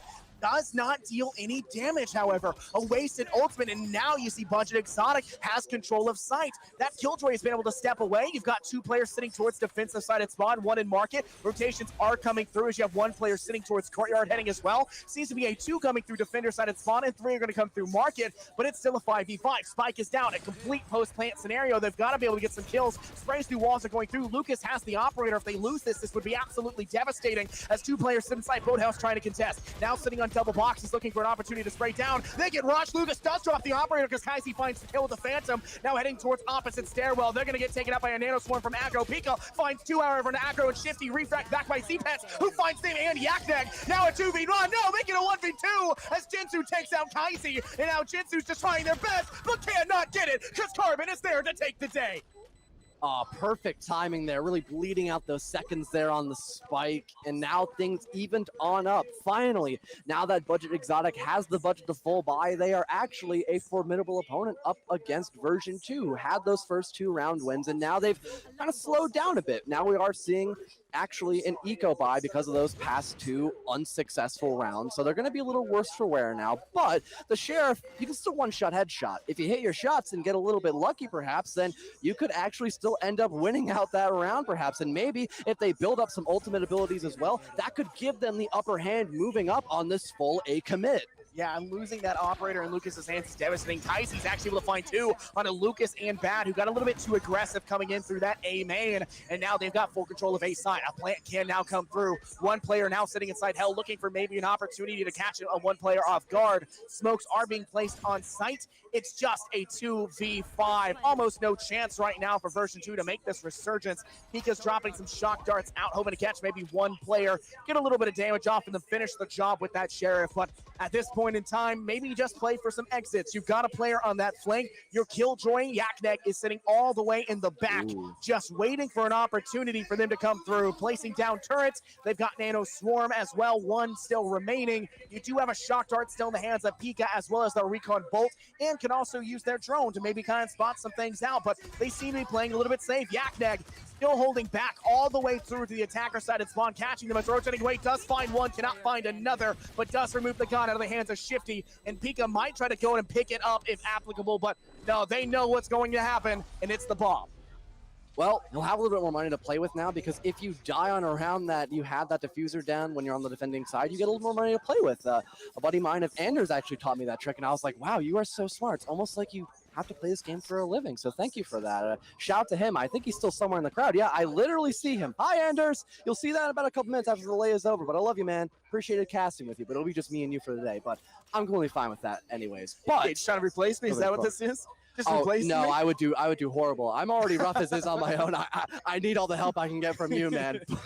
It's been a little bit of a rough, but still an amazing experience at the LAN. And now on this 6th round, things could be a little bit better, of course. We actually have a little bit more weaponry to play with on the actual defending side now, but it's still not working out for him right now because Pet finds that entry on Lucas, which is someone who I was hyping up so much early on, but now is not able to step up at all. You'll have to play bench for another minute or so, and this actually might be a slight rotation. It's a little bit of undecisiveness right now for Budget Exotic, but this could possibly throw off version 2, who are expecting an A-sided push. Yeah, you see that they get 1 kill and then they decide, hey, play slow. They still have one player teasing towards that A main. They're sitting in A lobby right now. 2 players are at bottom mid, and 2 players are now coming through towards that B lobby. So you're going to have a flank. Yaknek's about to be caught off from behind. Will they actually notice because they're in a tiny crook? Shifty's just going to walk by. They have no clue. Not a single idea. Shifty's up inside astral form, looking for maybe to drop down some nebulas, but it'll be Aggro who's actually able to pick up a kill, evening it out before getting refragged right back. That's Yaknek, but Shifty's also right there, spraying and praying, but it's CPATS who's there to clean up as they stepped in through courtyard. A full rush towards B. Carbon finds Jinsu from Market,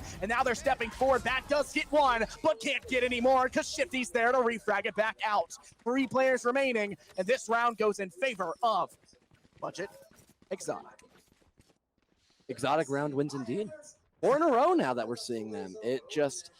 It hasn't been all that good for version 2 right now. Now having to go for a bunch of pistol rounds once more. It's been kind of back and forth. All right, we'll try to buy some rifles this round, and we die again. All right, back to pistols. Back to square one, I suppose, right now, because only the first 2 rounds have been won for version 2, and now they're kind of at just a writer's block, I suppose. They have a ton of ultimates. They got that lockdown and also the Blade Storm. On top of that, also a run it back, so they're in a really good position. However, there's also plenty of ultimate abilities as well on their opposing side as well. Another Blade Storm, Hunter's Fury, and that Astral Wall as well. It's going to be a pretty big bout between these 2 teams, especially right now because there's so much that they can play with right now. It's a very difficult position for both sides. Ultimates have been popped. They're trying to make good use of it and trying to act off of it. And his hacker killjoy will go off here from Aggro. They're going to lock down this B site. These defenders now, we got to step away, but they're not going to be able to do it very free. Aggro finds Pika in a second now to Yaknek, but a Blade Storm from Lucas finds Carbon and Yaknek. Nano swarms out Shifty, not able to escape from it. A 3v3 and play in the attacker killjoy has detained none, but it did do its job. Turret did spot 1 player out bad, sitting inside Market with a Sheriff. Catches 1! But Kaizi found 1 before they did. Jinsu's out for the count, shooting them from defender side at spawn. They're running it back. He's going to go forward. Bad is aware and has picked up a Phantom as well. Blinded, but he gets the shot. He blinded himself. Aggro's out for the count. Bad's alive. Flashing once again, but he's going to get taken out. The run it back, running out its time. It's a 2v1. Bad has a gun, but a spray fire from Z-Pets. Flies from outside Boathouse. Lucas now stepping up. This hallway at the top. This raptor step. Z-Pets is now taking a look at damage in the process. Wall does come down. He steps through it. He does not seem to care. He's not going to win the fight, though. My God. Bad is there. A 3K to his name, and they're going to get the defuse on top of it. Barely any time left. That's the minor miscalculation. 6 seconds. He had that under control there, but like I said, the ultimate abilities was the savior of version 2 on that round. They did not have the weaponry to counteract that full rifle, so you know what they do? Well, the Blade Storm allows a little bit more breathing room in that instance. Nice shots happening as well with that Sheriff on top of that, and the run it back. It gathered a frag and intel on the last player inside of Boat. I mean, that's everything you could ask for. They just had to push up together. It was perfect, but sadly, 1 player disconnecting. We are back to cameras now. Hi, guys. But, I mean, man, it's been close. I think since we are to land, Yaknek will return pretty much instantly, and oh yeah, he's already back. So we'll go back to the screen in just a little while, but in this tactical pause, we can talk a little bit as to what has been happening as of right now. So amazing stuff. Yeah, I mean, by all accounts here, John, I have it listed down right here. I take notes. It's kind of impressive, something you can do. What? Yeah, I know, it's crazy. We've had 4 3Ks. 2 of those 3Ks have been Pika in round 1 and round 2. We have Z-Pats in the last one with a 3K, and then, of course, Aggro has a 3K as well from a prior round. We're only, what, 7 rounds into this now? I think that was the 7th. We're only 7 rounds into this. Yeah. And it's been a slugfest through and through. Individual players are really showing up and telling us what it's all about. Taking a look in the top left corner here real fast while we're in this pause phase. It might change, but 5 players here for this budget exotic side are teasing, I guess you could say, this A site. And so you've got 1 player holding back inside of the attacker spawn. More than likely will watch one direction and then head over and try to contest Replicable, but version 2 keep getting caught off guard by an aggressive stance. If they win the gunfight outside A main, then we do see version 2 typically finding success, but it's just been budget exotic getting those kills.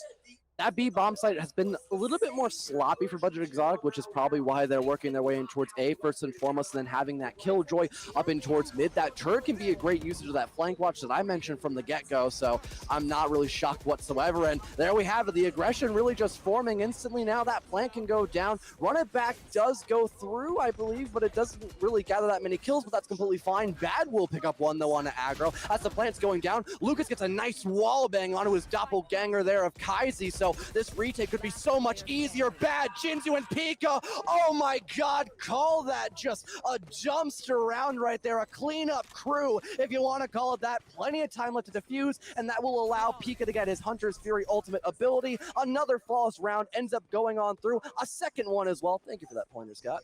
I know I broke the fourth wall though. You were like, no, here, just Yeah, I was giving you the points. I'm letting you use my notes. I'm giving you a cheat sheet. Yeah, second flawless round for this side. Yeah, version 2, 2 flawlesses. So they're coming through. And I promise you I'm not trying to rhyme it out. But if you take a look here, I mean, the economy is doing pretty okay here. Obviously, version 2 are looking really hot.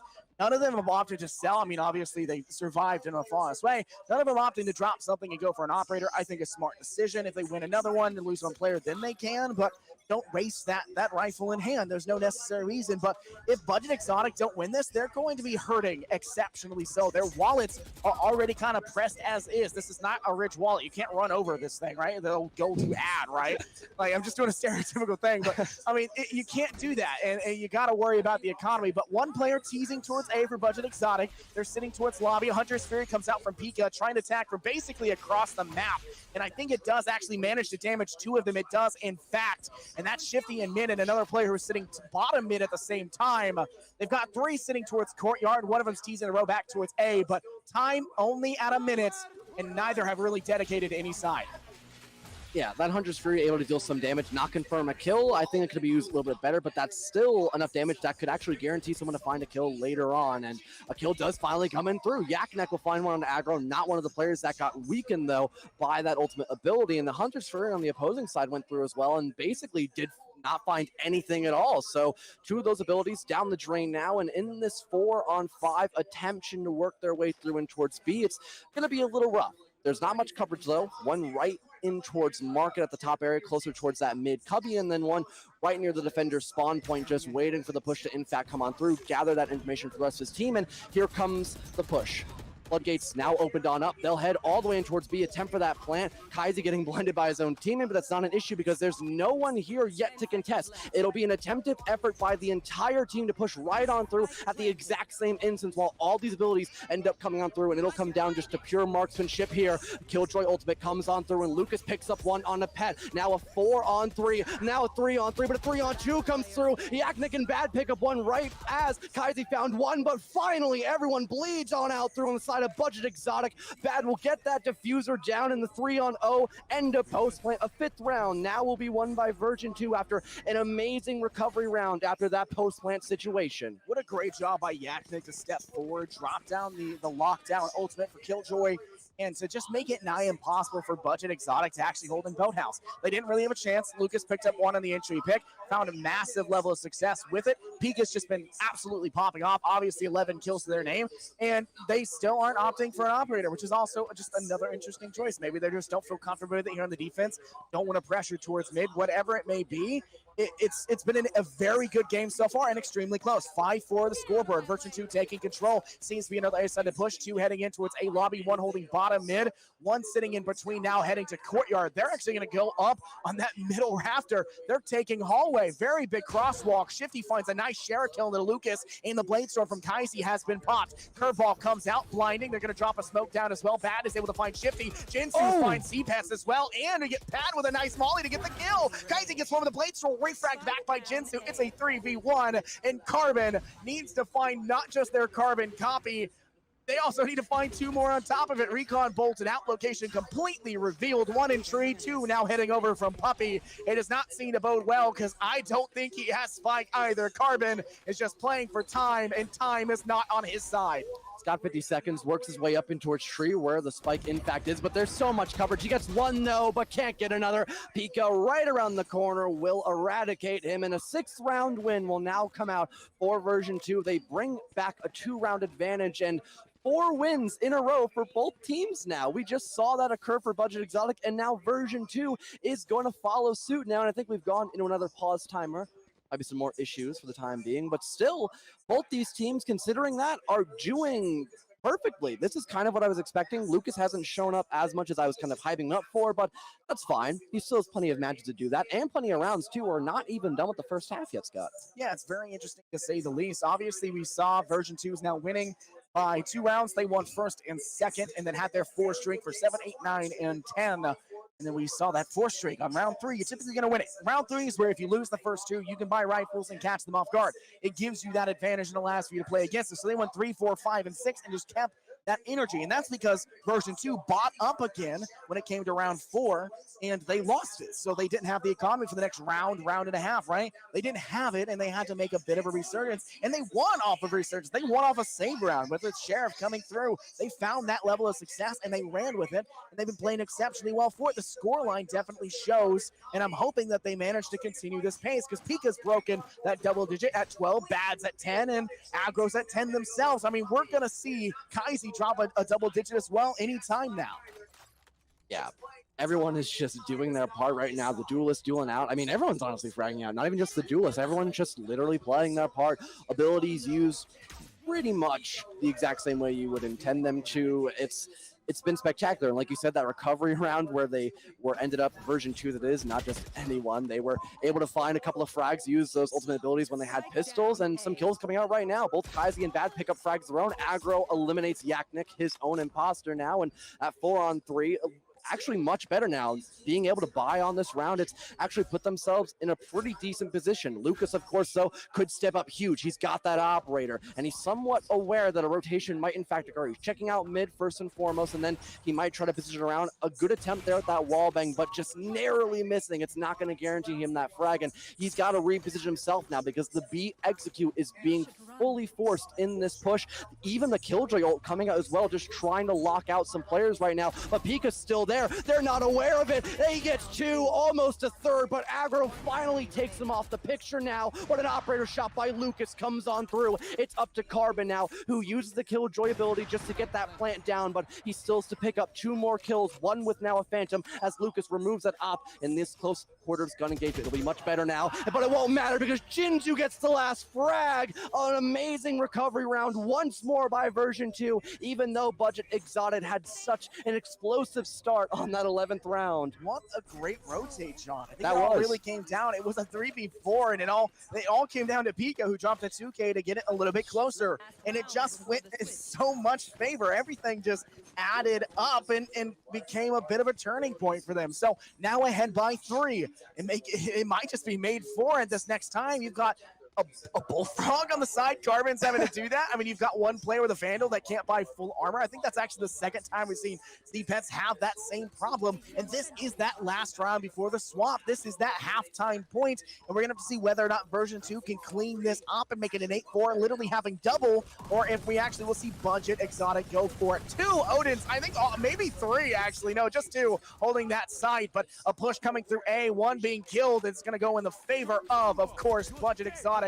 Hot hands coming through. Curveball out. CPS runs it back. Rushing forward now through tree. Hoping to find one. Does indeed find it. Gets shot from a player through window. CPets now has their second, I believe, in this round. And it's now a 3v5. A great chance here to get a nice execute down. They have 2 players here in this position that are a little bit higher up because, well, 5-on-3. So this defensive hold, it won't be as much of a stronghold as we've normally seen here. This execute could come in through, but look at this, Scott. Look at the Asher, where she's positioned. She might go for a B push, and they are none the wiser right now. This could be massive if they all commit to the A bomb site and no one's here on B. It's actually, that's going to be the case here because look at Killjoy all the way up above. She's watching for the rotation. Oh my God, this is absolute brilliancy, but they might have given themselves up just a little too early. Everyone else is now rotating around with them in towards B lobby now, but my God, this strategy is absolutely out of this world. Aggro with an amazing frag on a Yaknik. I think the jig is up, but the damage has already been done now in this 5-on-2.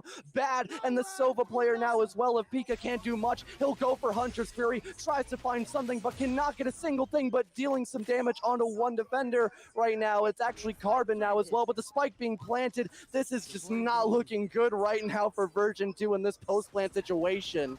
Owl drone out trying to gather information. Running back is in play here for Bat. They can't rush this, trying to find it. Nanoswarm is down. They know players in Boathouse. Now knows there's at least 2, but now it's a 1v5. Carbon is facing off against Pika. Has to rush through. Gets shock darted as well. One player holding towards that lobby. Isn't able to find the kill. There was also a flanking. Wow.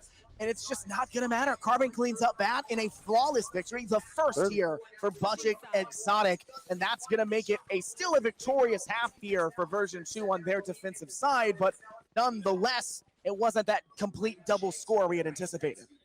I mean, speaking about flawless stuff, might as well shout out our sponsor now that we're in the second half of the round. Gunner Glasses, a generous sponsor indeed, also known as Gunner Optics as well. And we want to thank them for providing a pair of their lightning bolt glasses to the MVP of each of our games today. Any single matchup currently, and Gunner Optics is in fact the expert in performance glasses for enhancing anything, blue light blocking glasses for all eyes, and is also the #1 in gaming. I mean, I hate it when my eyes get too blurred out and glary and I can't see a dang thing. So maybe go check them out on their website. I would highly recommend it indeed. They are here to help establish themselves and also help out any gamers that just need that extra kick in when they're playing at any time of day or night.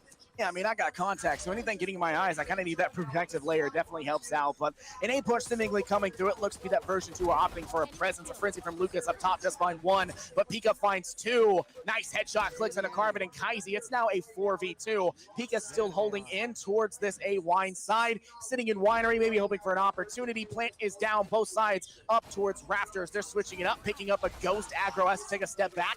Maybe worried about it as a Vortex does to come through. This gravity well does cause a lot of damage, but Pika finds the 3K and Lucas frenzies for the kill onto Aggro in a very, very spectacular round.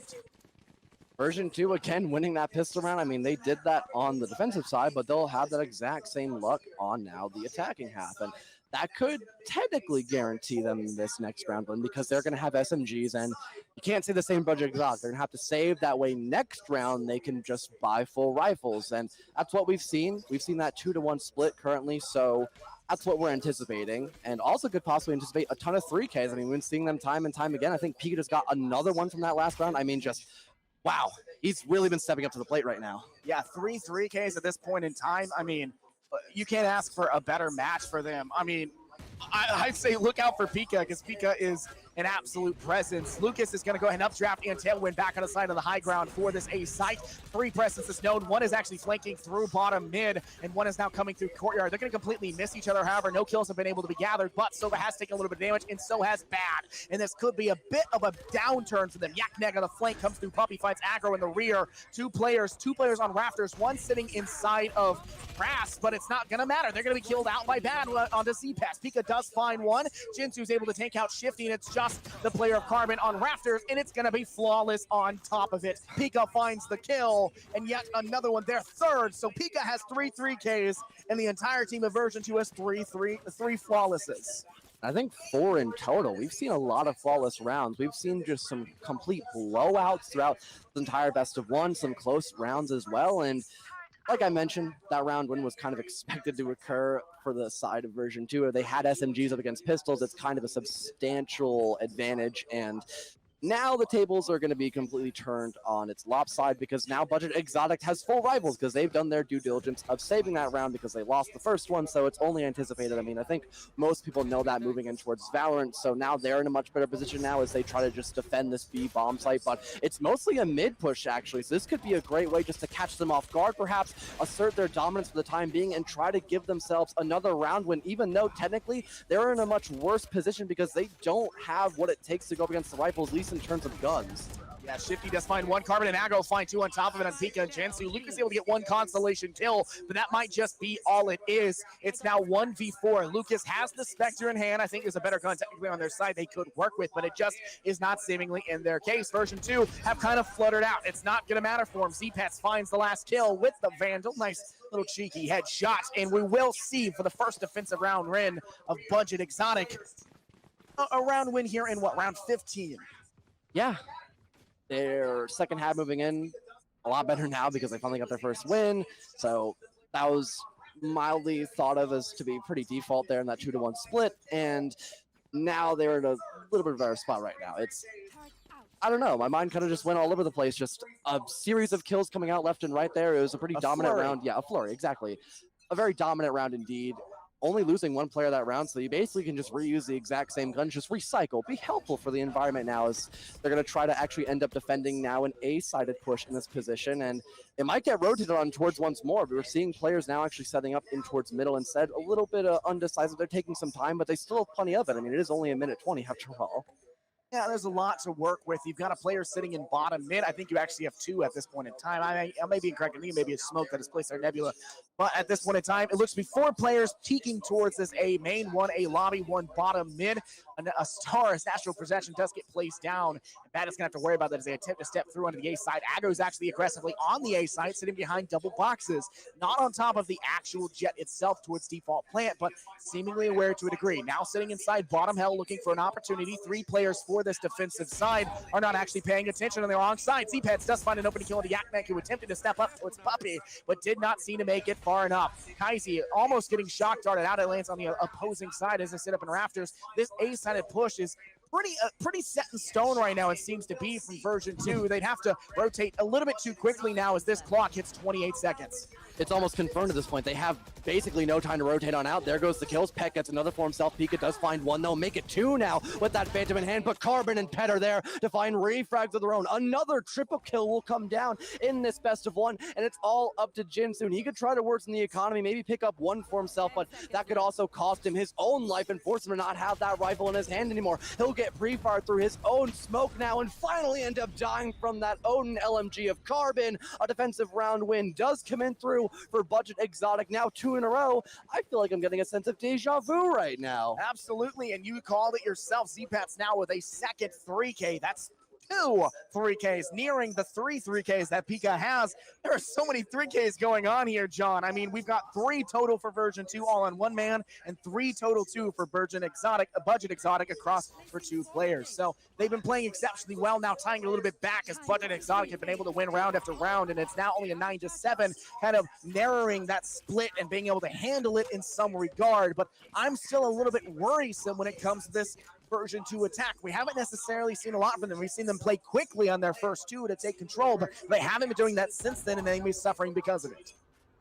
It's exactly been it's been a snail's pace now. It hasn't been just as good as it was a little while ago, so they're going to have to try to make up for it. Obviously, they still have that 2-round advantage right now, so they still have a little bit of time to recover, but it's better late than never. This round might not be it, though, because they are kind of saving for pistols, but then they have rifles and some ultims because Lucas finds an amazing shot coming on in through Shifty now. He's looking for another one, though, waiting up from the spawn side of things. Aggro picks up one that exact same instance, and Kaizi wins his 1, now in a 4-on-3, and the diffuser right now, or the execute, sorry, is still being denied quite well. It's now being forced in towards A as everyone on the side of B is just been obliterated now. Things are just going for the worse at the moment on this pistol buy so far for version 2. They can still try to have something now, though. If they find a kill, this could be massive, and Pika does just that now. They got to worry about Heaven once more, and that stun will allow Pet to find the frag, and the plant to be slowed down for a little while longer as Jinsu is now by his lonesome, as his teammate is behind him into the tree wall,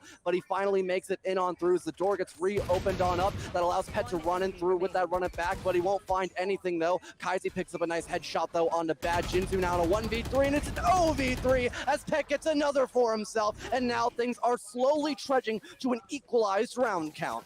What a great way to go about it as well here, John. They've done a great job of denying any of the chances. You see, they lost one, and they said, we don't want to lose anymore. Everyone rushed at the same time. No matter what angle they chose, they were going to die, and they made sure of that. Jinsu had almost no chance to go for it. It wasn't going to happen. Bad got cut off through that, switch door, and it got shut down on them. They had to clear that. That wasted time, and unfortunately, time you have to have on your side. You can't have that 6 man on the field ticking against you, and that's just typically what attackers have going for them. But take a look at the map. Looks to be one player heading towards Courtyard. They're going to be watching in from Split. We've got 4 of them waiting out in B lobby, hoping to step in through B main, and that's exactly what's happening. Operator hand for Kaizi, looking for maybe an opportunity. They peek C1 player, get them. Lucas out for the count. As you see Nebulas go up, hoping to deny Market, but it's not exactly placed in the right position. It's still easily gatherable. Bad steps down now across this catwalk, looking for maybe a chance to go for another kill. One in Boathouse, maybe not aware, but there is an Odin. They're spraying. They seemingly are aware. They do find the kill. Bad takes Carbon, throws down Hot Hands, looking for maybe an opportunity. Jinsu is planting. Shifty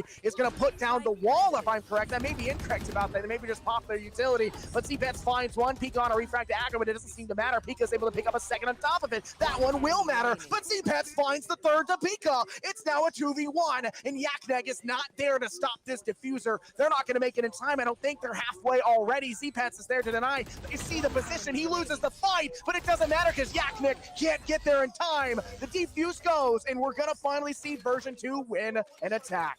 Or sorry, was it defense? Insult to Am I injury. insane? It was, what, version 2? No, they didn't win that round. They Yeah, lost. thank God. All right. Yeah, no. because there was no one there to deny that defuse. Budget Exotic won it out. Again, now they won 4 round wins of their own again. Wow. And now things are completely squared up now, 9-9. That was a great recovery once more. That lockdown really did force the hand coming in on through version 2. They broke it, but it cost them a lot of players to do that, which is not what you want to have happen. There are plenty of ultimate abilities, though, to be had now, and I think things are pretty dead in center for the time being, and there we have it. Another lockdown does in fact go through, and a Hunter's Fury. Everyone just trying to light up somebody just to get as much presence as early on as possible. Pika does that with a nice entry on towards aggro now, and the plant can now go in through. No one detained, though, by that lockdown, but that's okay, because now they have that bomb site completely in their grasp, except for Heaven, of course, but they still have plenty of stuff to work with through in this 5-on-4. Blade Storm as well now in the post-plant position here. They just have to sit pretty, wait for that 0-0 on the spike, and they can get just that. A refrag will come through. They'll make it 2 now as Kaizi and Pet pick up frags of their own. They're slowly stretching their way in towards the bomb site, but Bad and Yaknek respond instantly. Kaizi gets 1, but he'll get shut out, or not just yet. Pika gets 1 on a Carbon, and Bad finally wraps up Kaizi, like I mentioned. 2-0 now, 10-9, your new scoreline, as we finally see some success on the side of versions 2 executions. Their last round win was round 14 here, John. It's been a while for them. It's been a while. Another one of those resurgences. I want to point out to the last round, not that last round, but round 18. Zpet officially tied the 3K mark of Pika. Zpet has 3 3Ks. Aggro has 1, and the entire side of version 2 has 3 only on Pika. So it really has been Pika really carrying a large portion of injuring and frags, and that's a pretty impressive stat line. But Budget Exotic, which wasn't showing up as much at the beginning, is now completely, almost one-sidedly been walking on top of version 2. B-bomb site gonna be approached once more now. It didn't work out for Budget Exotic, or pardon, version 2 the first time around, don't get me wrong. A site actually was flawless for them, but they'll test their luck now. That Hunter's Fury, though, gonna be deadly. Almost picks up that frag, but narrowly missing. Carbon, though, will light up Lucas in the process, and now tries to go for those shock darts in the back of the bomb site. You won't get anything. Luckily, Yaknek, though, and Lucas will, and Aggro finds 1 as well. In this 4-on-3 position, the plant could, in fact, go down. Lucas finds a nice shot on towards Pet now. Things are looking horrendous right now for Budget Exotic. They're down on so many players. There might not be enough of a man count here to deny this plant from occurring. It already has gone down. I mean, getting that defuse is what they're actually worried about now, and instead they'll go for the save, which I don't blame them. They had an unsuccessful round last time, a little bit less money to play with now, so they gotta just get the scraps that they can. Ooh, an operator lined up, and Kaizi will shoot 1 down, finds Lucas. Now they're going to be wary of that operator. They're still rushing through defender spawn. They know that the player is sitting there, sitting pretty, trying to save this weapon. It doesn't seem to be that they're going to rush to try and take care of the weapon. They've already lost 1, not too worrisome, I guess, but it still is kind of slightly unfortunate. We will see version 2 find success now, 2 rounds back-to-back. They win out round 20, same as round 19. But the economy for this side of Budget Exotic is floundering. I mean, they need a stimmy right now. Carbon is 1,300. That's a stimmy right there. But I think they need a little bit more. They are struggling, and really they only have 2 weapons. Carbon has that Vandal, and then you've got the operator in the hands of your Jet players. So by all accounts, this round is probably going by the wayside. They'll probably just need to take it and kind of struggle. But they've got the Sheriffs, and they kind of have to pray. Budget Exotic is sporadic right now, and they need to just simply stabilize, and that's not how you do it. Lucas, oh my god, 2 massive frags. Finally, he has a nice name for himself in this next round. Jinsu gets the plant and a frag now. A 3rd for Lucas. He won't make it a 4th. There's a 3rd K for the books now. Aggro picks up 2 nice frags with the Vandal, but it's not going to be enough. We're going to match point, 12-9 now, with version at a nice lead of a 3-round advantage. They've been able to surmount this comeback, and it's been, we've seen this 4 rounds, 5 rounds, and then 1, 2, 4 rounds. Now this would be a 4th as well if we see version 2 just end off this match here. And that's exceptionally so. Lucas dropped a 3K in that round, so that's 4 3Ks. Now CPAT's 3 and Agro's 1 don't really throw off that margin, but still version 2 has been playing, I think, out of their minds. They've been doing exceptionally well. They just came on that downturn where they were getting clapped. There's no better way to put it than Budget Exotic clapping them. That's exactly what happened. But 2 players wanting to push in through courtyard. One's teasing A main sitting towards lobby, but a player in market of Kaisi could put a bit of a downturn on the bat who's rushing forward, and they'll be killed through wall, shot, and taken out for the count. 3 players, oh my goodness, spotted out. Carbon's now worried. 4 players sitting inside. That is actually now Kaisi is still in market after having taken down Bad, and it seems to be that version 2, not really sure what they need to do. 1 player's watching the flank. They're the one with Spike, maybe hoping for an opportunity. 1 player in Puppy. 2 players still for this defensive side of Budget Exotic on the wrong side of the map. A lockdown could be what they need, perhaps. It could force out some of the defending side. Yaknek can get one because of that, but Kaisi, oh my god, are you kidding me right now? A 3rd for himself as well. We've said that number so many times, but every round we've had 1 impactful player, and that's mostly it. A 4K now, making an ace! Oh my god, Kaisi going off on this next round. They'll stay alive for at least a little while longer, but they gotta win 2 more just like that if they want to go to overtime. Kaisi absolutely popped off, finding all 5, the first ace we've had in this matchup so far, and it's going right towards the end. We thought for sure version 2 was about to take that, sweeping out from under, but Kaisi said, no, not just yet, and finds all 5, and an absolute banger of a way to do it. CPAT, you may have had 3 3Ks, but you don't got the ace. Your stat sheet kind of slacking, my guy, but now they need to try and tie this one back up to head into that infinite overtime. I believe it's infinite overtime, just head into overtime at all. They just need to make it there. They've got to win the next 2. They have to. It's make it or break it, and this game is on the line. I'm glad if an overtime is not a thing in R6 for most leagues, because that would be brutal. This game, I think it's justified though, because matches like this are very common where it's so close down to the wire. 12-10. I mean, these 2 teams have really been fighting tooth and nail to get themselves this victory on the best of 1. Even a best of 1 is incredibly competitive for Valorant, but we've seen BO3s and BO5s go the exact same way. It's really just up to how the teams really want to play on certain positions right now, and it appears to be a mostly A-sided push, if not complete A push coming on in through for version 2, which I don't blame them for. They've had so much more success when attacking this bomb site, and just like that, they find plenty of it. That first entry via Yaknik will make things at 5-on-4, and they just rush right in through the garden defensive hold as they get into the bomb site. Jinsu gets that plant once and more, and now it's all up to the defensive hold in towards heaven to get that recovery. A lockdown is there. That could be great, but Yaknik wins his fight against Agro. That's huge now. It's a 5v3. Now 3-on-3, though, as Pat and Kaisi step up to the plate right now to make things completely even in this post-plant situation. They'll try to go on through now. Stun's coming out in the exact same time, and a wall will try to divide out the playing field, which forces Shifty to step up as well. He picks up 2 now. It's up to Jinsu. Oh my god, though. He could clutch it out. Are you kidding me? Jinsu with a massive 3K back to back to back. 13-10 will be the scoreline. You can try to clutch up once, but you will not clutch up twice in a row. Jinsu's an absolute monster, finds all 3, their first 3K, make it their 5th of the entire game. Oh my goodness, version 2, a well-deserved victory. Pika, an absolute mad lad, 26 kills, a 294 average combat rating, and a spectacular game all across. They managed to win so many rounds, and so many were lost, but they did not let Budget Exotic get down on them too hard. A spectacular game, and it all came down to 13-10 scoreline. Oh my goodness, they will advance now. Version 2 can go even further. We can see Pika, we can see Yaknek, Bad, Lucas, Jinsu, all of them go off and continue this dominant spree. I mean, I knew they could. Just took a little while, you know?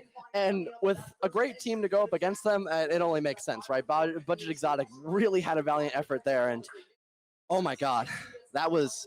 Hey, did we mention 3Ks, by the way? Dude, we mentioned a lot of 3Ks. A lot of 3Ks. We had a lot of those happen, yeah. Everyone just fight for both sides. Had their moment. Yeah, everyone kind of had their moment to frag out, and I think we saw plenty of action. But because of that, our throats are killing us, so we'll go into a short break and get ready for the next matchup. But hey, I can't wait for it, right? I hope Chad is also expecting it as well. I mean, much love to all you guys. Yeah. Make sure to follow us on Twitter. I'm at INFERNOS1S. He's that Fellow the Caster. Yeah. Make sure to follow us out, check us out. Make sure to continue to check out the NECC. Stay plugged in Helix. If you can't ever come to an event like this, make sure to do. But we'll be right back with some more Valorant action. Stay tuned.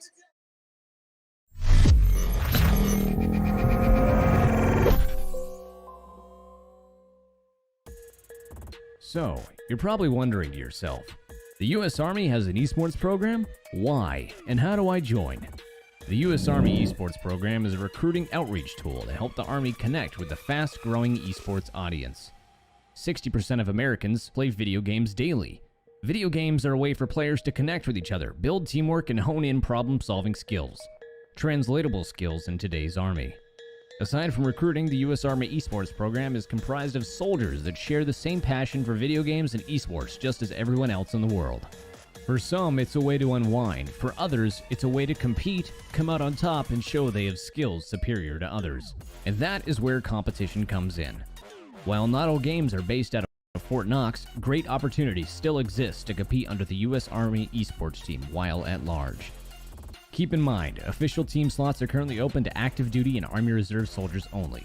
So, now that you got the rundown, do you have what it takes? Good luck.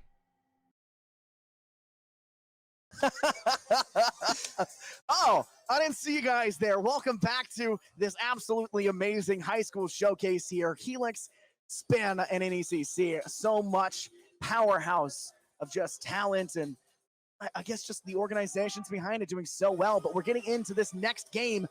You're going to recognize one of these teams, version 2, and also the Alien Squad, who have played so exceptionally. We had the pleasure of doing that yesterday, and now we get to see them again. And we're going to see how this one pans out. I'm expecting this one to go down pretty darn well.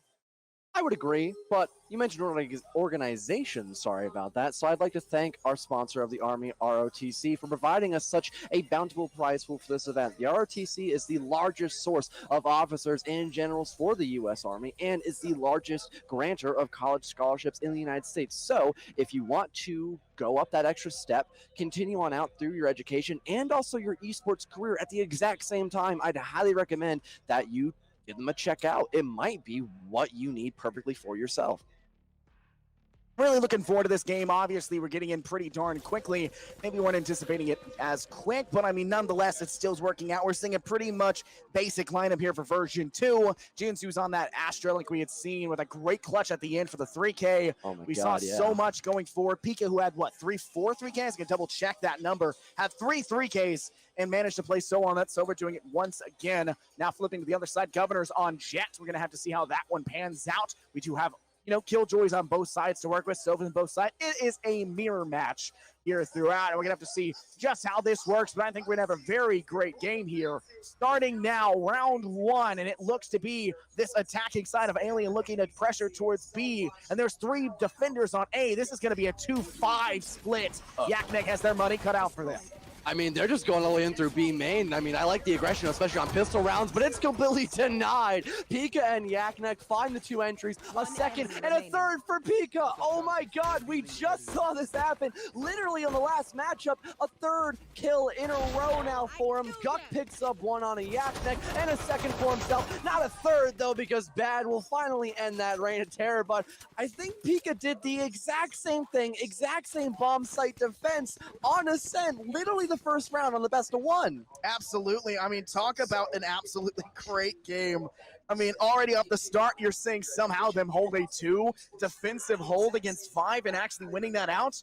Astronomical odds right there. They will hold up. A great use of placing down some of these absolutely just completely useful cloud bursts from Jet. You see that nano swarm come down and deal so much damage, and Yaknek was able to just clean up a couple right clicks, a couple left clicks to finish off the whole 1-2 combo along with that turret, and man, they found rapid success and just worked off of it. And right now it appears that Aliens are not going to go for the exact same thing. They'll head in towards the A-bomb site, leaving that spike right behind themselves. They got to end up picking that on up. That way they can probably get the plant down during that execute, but obviously they can just turn around 2 quick steps, pick that up. So not going to do it just yet. Finally they will though, but at that exact same time, Lucas and Bad find kills of their own. Luckily Second is there to find 1 trade, but Pika with the shock dart picks up 1 on a hijinks. Now to 2-on-4.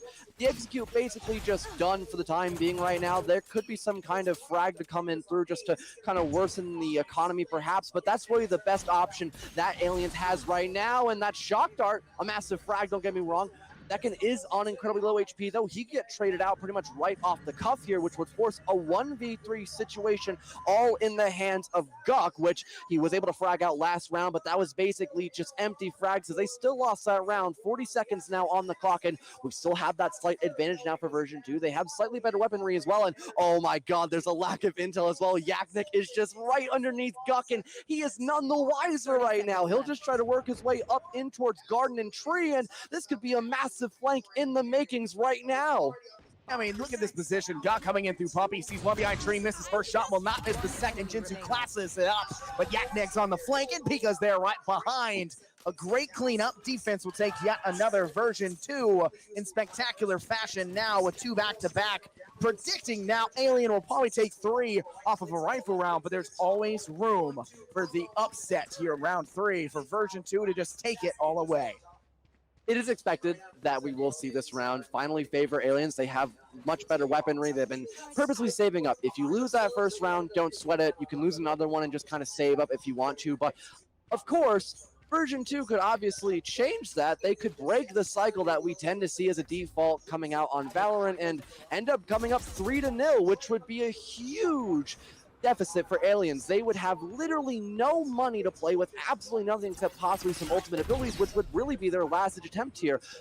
It being pushed though, this could be big. It actually will be there on that, but he won't get another. Frosty did in fact get blinded, and Yaknek marked it off of it pretty successfully, and Hijinks gets one as well. That man advantage now back in the hands of Aliens as they work their way into the B bomb site, and with this rotation coming out by version 2 a little bit too slowly, that can allow for the spike to actually be planted, but they don't have it in towards B. They're still pushing in from the lobby side of things, and finally that will happen, but in an exact same moment, Aliens is now right outside of that doorway. They're just waiting to push on through for that coordinated push coming in on out. Abilities being blasted through now as the spike goes down and is confirmed, and now the defending side now has to basically play attackers trying to work their way in towards the bomb site, which does not work out at all. Zekin, Guk, and then Zekin once more wrap it up. The first round win being won by Aliens, and it was only expected after all.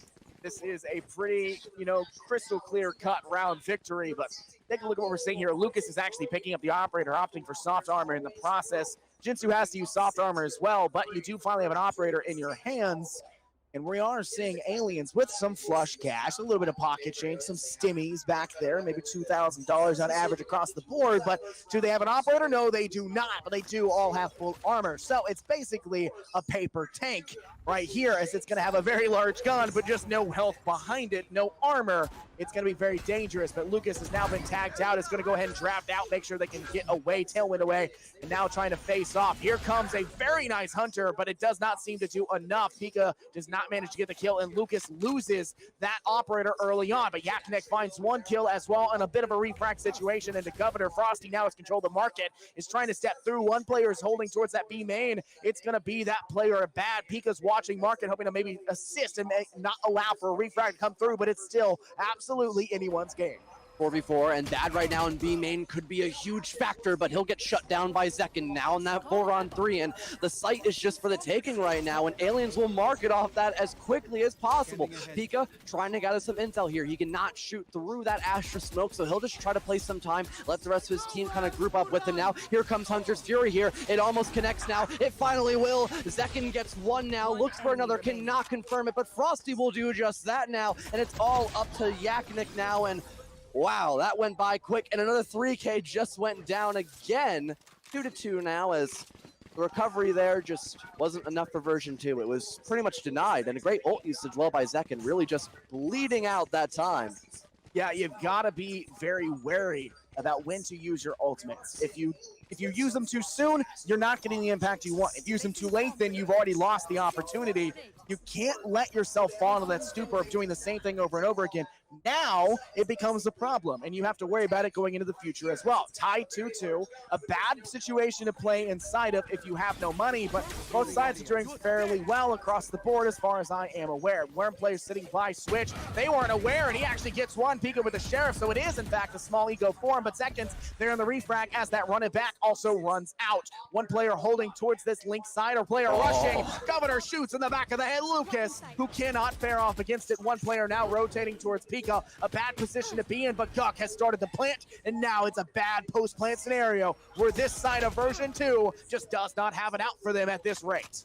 Even worse than last time, too. It's a 1v4 now as Zekin gets a third for himself now, and Yakinek's got a frenzy against a bunch of rifles right now. It's not anticipated for him to win, and he's not going to. Guk will wrap things up 3-2 now, so 3-round wins in a row. It kind of sounds like what I just said last matchup is once we saw those full rifle buys come out by Aliens, they just sprung alive like a trap, I suppose, waiting for that deer just to run right on into it, and it's been quite bountiful for them so far. And now they are just stacked all the way to the top of that garage where they keep all their fat stacks of money now. Just look at that. I mean, the lowest they have is 3.9K. They've got the ultimate, that Astro Wall as well, which can cut off sightlines, which honestly could be perfect for a plant and a post-plant situation. And I'm pretty sure that version 2 kind of anticipates just this assertion coming in through one of the 2 bomb sites. They're kind of spread a little thin. They got to go through both B and A. It was a very dominant start on that B bomb site, but now Aliens will try to work their way in towards A, and it just does not work out for them right now. Lucas finding a quick 2 with some great support. Now, finally, we're seeing some great hold from version 2. Bad's going to go ahead and drop down the shield and also lower down that door in the process after pressing switch, making sure that it's not going to be up for the attackers to use to their advantage. Guk sitting inside of this nebula, waiting for it to dissipate as Hijinks is coming up as well. Now stepping forward towards Tree, sitting in Puppy as of the moment. One player actually holding that direction through Tree. It's Jinsu, seemingly aware to a degree that a player may be there as these nebulas keep getting placed and keep getting utilized, hoping and praying that it will be enough. Guk finds one into Lucas, denying any chance of a 3K as they had found 2. Guk's going to continue to place down some of these constellations and hope that it will be enough, but with only 40 seconds left, I think they need to decide to kind of switch it up. Jinsu's going back to pick up the spike, and it looks like they will decide to stick with this A site instead, which I think is a poor decision. 4 defenders are still there, John, and Hijinks might just die in this next engagement. Oh my god, they're so close. Hijink wins the first. Spike has a couple more to deal with though on the top and bottom, and Pika will get that frag. 1v3 all up to Guk now with Spike in his hand, and he cannot even find that kill on the Bad, so evening things up 3-3 now. A much better position now for version 2, and Aliens, they may have had a great start when attacking that B bomb site, but when it comes to A, they were just shut out almost entirely by version 2.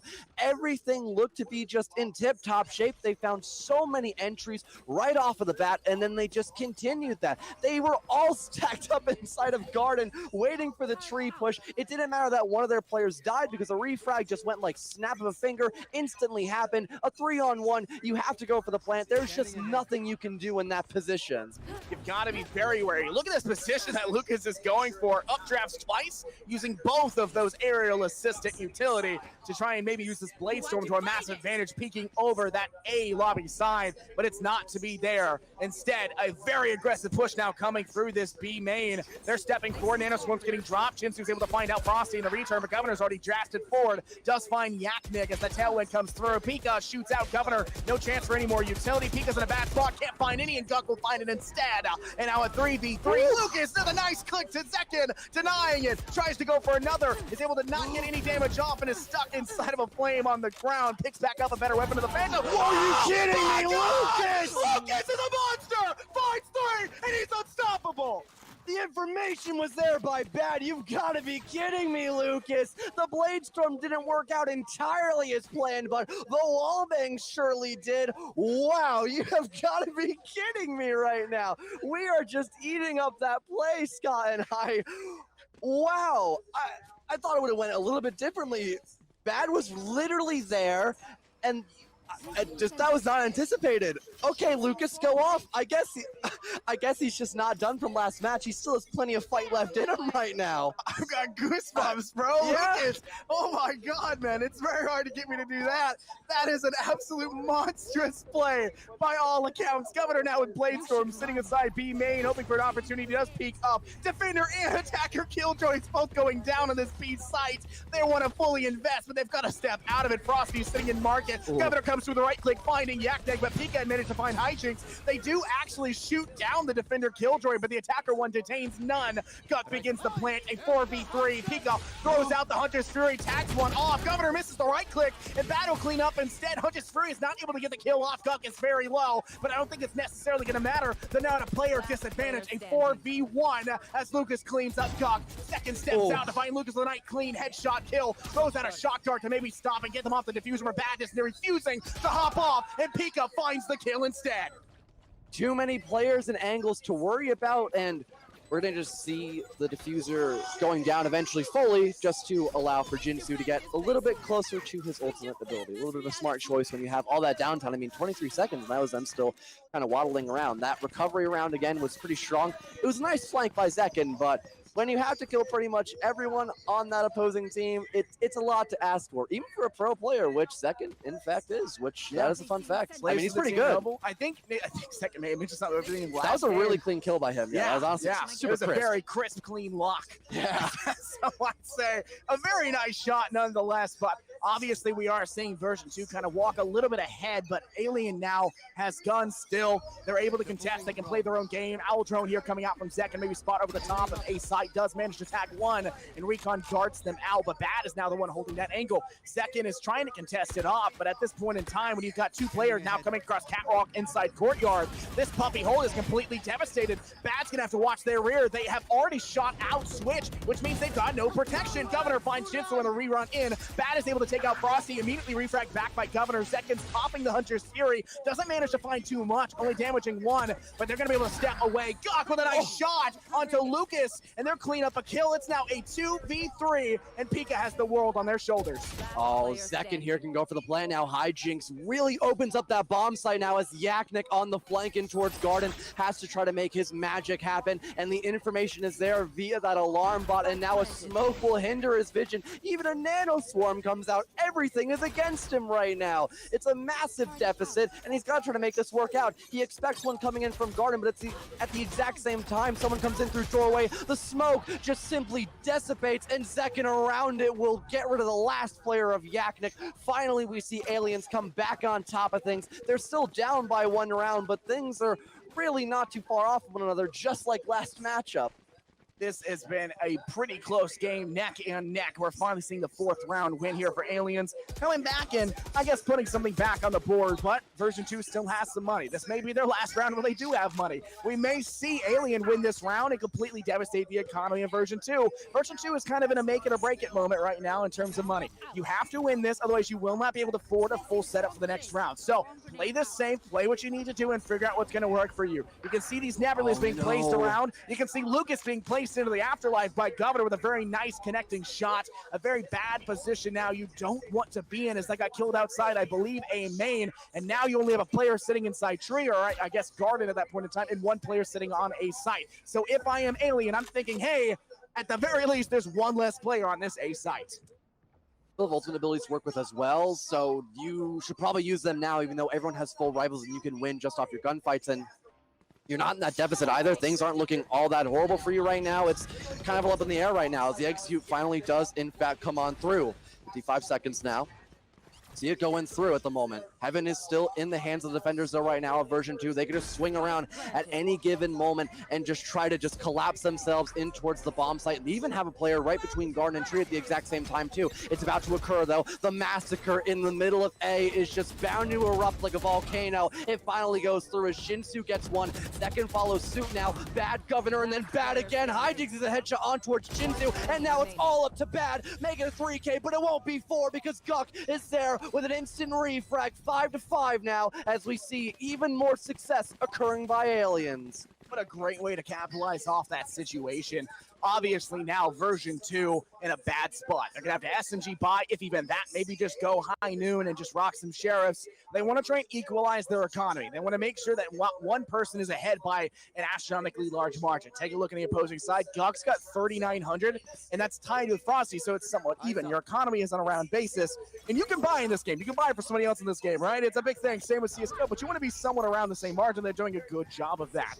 So Lucas going to go ahead and pop the ultimate. They're looking for a chance to rush forward. for them. Maybe another reason why they're opting to do a lower level arsenal. Turret does go through. SMG does actually work. Yaknek finds Governor as they tend to rush towards this B site. All four rushing through, but there's players flanking. Pay attention now as version 2 is coming up in the rear. Lucas finds Frosty, refrag back by Guk, but they still have a man advantage. Pika holding strong with a share, but kill does go through as Hijinks finds bad, but Yaknik finds second. Another kill, second for them. Could be a third. They're spraying through corner, almost in a chance to go for it. Hijinks is low. Yaknik will not get the third as Guk capitalizes, but Pika finds the kill. Pika, are you kidding me right now? Easy win, and they're gonna take that one. Version 2 shut down this alien attack. Pika performing his best McCready cosplay. You have got to be kidding me. You know he's hitting up the Kovacs for sure, which is a perfect segment for our sponsor right now. Thank you to Kovacs as well for adding up some extra dollars here for anyone who wants to win their prize pool. If any of you, like I just said, want to possibly snag up some extra scholarship dollars, perhaps go check them out. They're here at their own station right now at the LAN event. You can compete with students nationwide with a chance to win up to $7,500, and that's a large sum of money right there. That's something that you did not have a couple of moments ago before you hit up the Kovacs, and that might be something you desperately need when moving up to that second level of education. Yeah, absolutely. Scholarships are absolutely everything. Get them writing papers, get them playing in esports.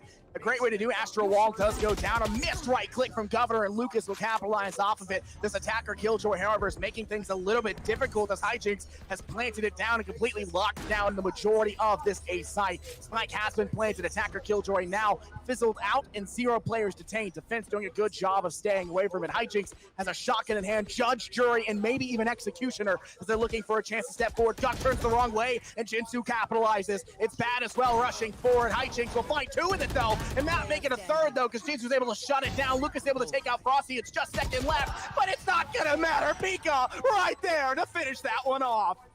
Just like that time, but just not as much pizzazz with that sheriff. But a round win, nonetheless, is a round win. And there goes the first half, 7-5, slightly favoring version 2 as they'll now be on the attacking side. But we've seen everything pretty 50-50 sided as of right now. So who knows? Maybe we'll have them end up winning their pistol round once more. But now they're taking a much more assertive role, a forward-facing one, if you want to call it that, because now they have to approach the aliens at their own game in this defensive hold. And because these two lineups are mirrored to the exact same thing, you can probably anticipate pretty much the exact same setups coming out by both sides, even though that does seem a little bit odd, as both these two playstyles have been a little bit different. Yeah, they're playing their own game, I guess, just so to say. Exactly. I mean, you can obviously tell that both Sovas have been popping off. 13 kills for Pika, 13 for Zekin, very tight across the board. Only difference being in deaths, I guess, so to say. Zekin, I think, has 1 more. But honestly, it's not a massive difference. Yaknek, though, kind of taking a big L at the very beginning, but it will in fact be a kill going and favoring Lucas. So version 2 finds the opening pick, setting themselves up for success, taking the jet player on the opposing side of Governor out for the count. And Governor was a massive fragger we had seen earlier, so losing that early on is just astronomically poor. You can't lose that player. It does not bode well, and Frosty singing Winery can absolutely devastate this A main push.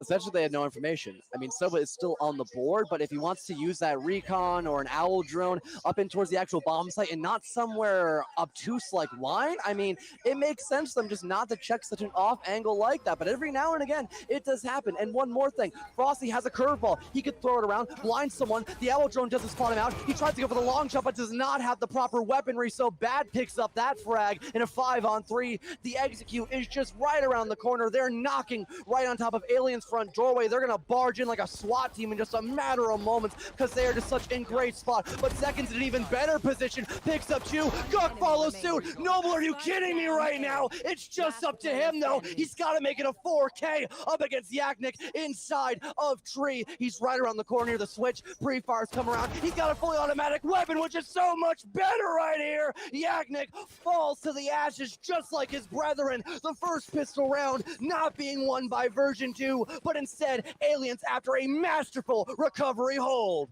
A 4K there for Zekin. That's actually the first 4K we've had in these last 2 games today. Yeah, we've seen it's an all ace. been 3Ks. Yeah, we've seen Jinsu drop an ace and like 12 3Ks to the game. And finally we see a 4K come through. I think honestly 4K seem to be more difficult than the ace with the odds that we had. But obviously Zekin did not like the fact they were tied with Pika, stepping away by a larger margin now. 3 kills difference. And now it's going to be a bit more difficult for this version 2 squad squad to step forward because these SMGs that should be in the hands of Alien are going to be a lot stronger and a bigger force to be reckoned with. Lucas getting Owl droned out, Recon Bolt to the leg, needing to wait that one out, and it does buy them a little bit of extra time as Governor sprays and maybe even prays towards Link, but it does seem to be an entirely, I guess, aggressive stance towards B as they're now stepping into B main.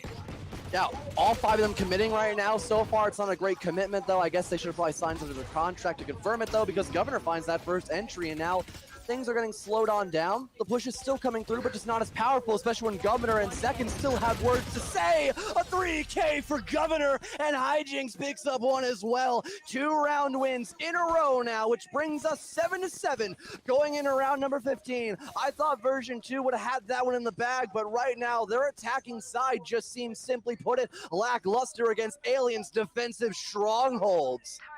It's not boding well, but now you get to see some rifles in the hand of version 2.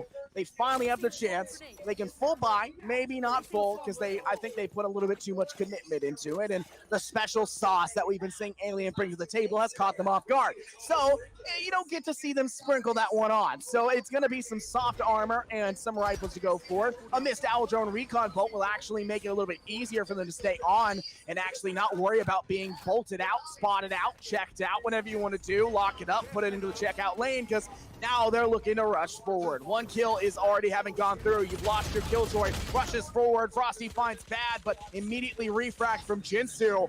Version 2 has stepped on and has control of side, but this Rafters push is not going to go well.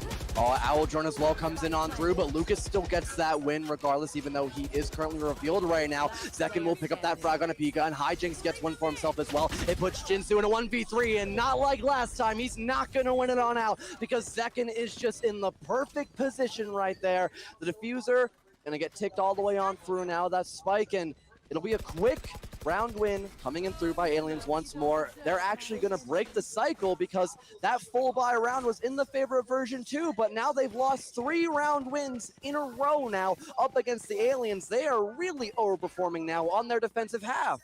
Overperforming, and I don't want to say it, but version 2 on this half for their attempted attacks, it's been a little underwhelming.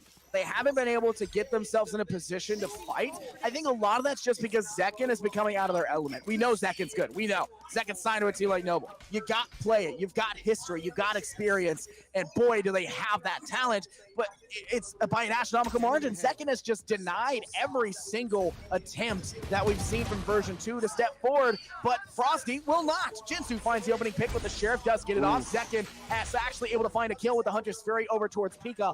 Their doppelganger Sova, and it's time to get back up, but Guk finds 2! Bad, and Lucas cannot last for long as they attempt to step up across that middle catwalk, and it's not going to matter as they get down inside Puppy.